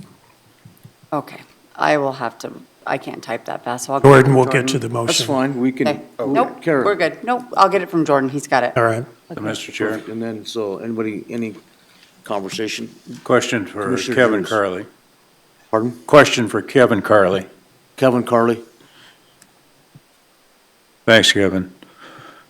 So does that work for your operation with the 4%? Kevin Carley, Director of Pennington County 911. I currently have 3 openings. One of those is a critical position as Operations Manager, and I would ask that I be able to fill that. If I'm able to do that, I can meet the 4% with other positions.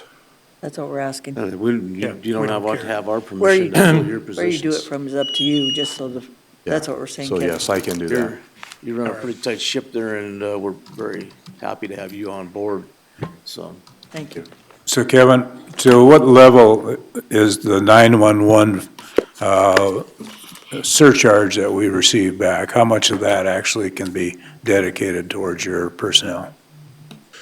Well, we use all of the surcharge money towards the budget.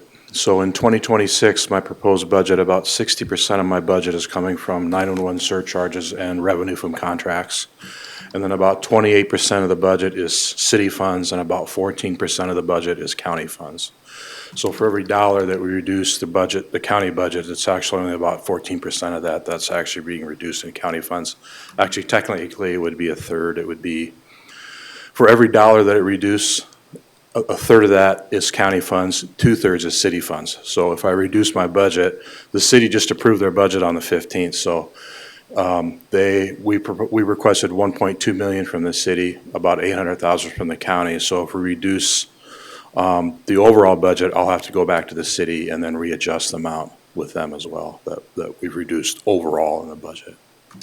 Okay, thank you, Kevin. When you made that budget request, did you include the additional step increases and COLA? No, we usually, typically what happens is about April or May, the city gets a hold of me and says, can you give us a figure? And so we just give them the best figure we have, so that 1.2 million did not include that. So we'll have to work that all out in the wash once we go with a final budget figure. Okay. 2 more quick clarifying questions. And Yep. One, at JSC, if we go to the 4%, in my budget, and we've historically done this, and I think we discussed this earlier this year, what's your philosophy on large payouts? Because I have 3 long-term employees leaving JSC this year. We had budgeted some of that money in the budget, but I was told today that we have to remove all of that. Right, we didn't count that in Jordan's personnel numbers, and that's countywide. So if we have those, we'll deal with them and see how, if the overall JSC budget at the end of the year is fine, and if it's short because of those payouts, we'll fix We'll just it. keep track of it and we can have that Correct. discussion. And then Carol told me that she had been working with Jordan on getting some information in reference to a potential law enforcement raise that we had discussed. Is there going to be any discussion on that? Yeah, and we could likely have that discussion. If we can have some information, we can have that discussion on the 29th. Okay, and I have some numbers prepared if we were to do a 2% or a 3% cost of living adjustment to the law enforcement scale. If that's helpful, I can get that information to you. Sure. Okay, all right, thank you. Mr. Chair. We did budget, Commissioner. So I think that on the 29th, we still have to have further conversation on those new hires that we eliminated out of those 3 departments. I think those departments should have an opportunity to come back and visit with us relative to those. Yeah, I think at any time. We didn't eliminate them, did we? We just eliminated No, we the said no percentage. new hires and no new FTEs in 2026. But it's So- not including with the 4% that we're not taking out the 3.9 that we were gonna out of the 50. Yeah, That's so what I anyway, said. but, I think yeah. Gary thinks we're doing that. so but we have a motion on the floor. Okay, so do you have a clearer understanding of the motion? I'll Carol? get it. We'll get it. Okay, so all in favor, say aye. Aye. Opposed, same sign. Motion carries. And thank you, and at least, one thing that I know that I'm dedicated to doing is making sure our goal is a little bit more clear. That was one conversation that someone had brought forward, is like, well, okay, what's your goal? So the department heads and everybody else can help in that goal. So moving forward, as commissioners, we'll try to make that more apparent to everybody, because, we did have a little bit of a moving target, which makes things really tough. So having a clear goal and decisive goal would really help you guys make decisions, so I appreciate your patience with us, so. And then we did have a clear goal of making sure that the employees were held harmless by looking at, now they have more stability, because when you don't have stability, when you have a new commission coming in, and there's a little bit of anxiety about what's happening, and I would hope that you guys would have the forthrightness to come and visit with us and say, hey, we've heard this, and at least nip some of this stuff in the bud, because uncertainty is what will drive your employees out of their mind. So I'm hoping that now that we've laid out the fact that we've budgeted in the COLA and we budgeted in steps, and everybody understands what that process is, that we hope that in the long run that they understand that's taking care of a lot of your employees also. So, thank you, and you guys have a great day. Motion to adjourn. Second. We have a motion and a second, motion from Hadcock, second by Durr to adjourn. All in favor, say aye. Aye. Thank you, commissioners. Pretty good.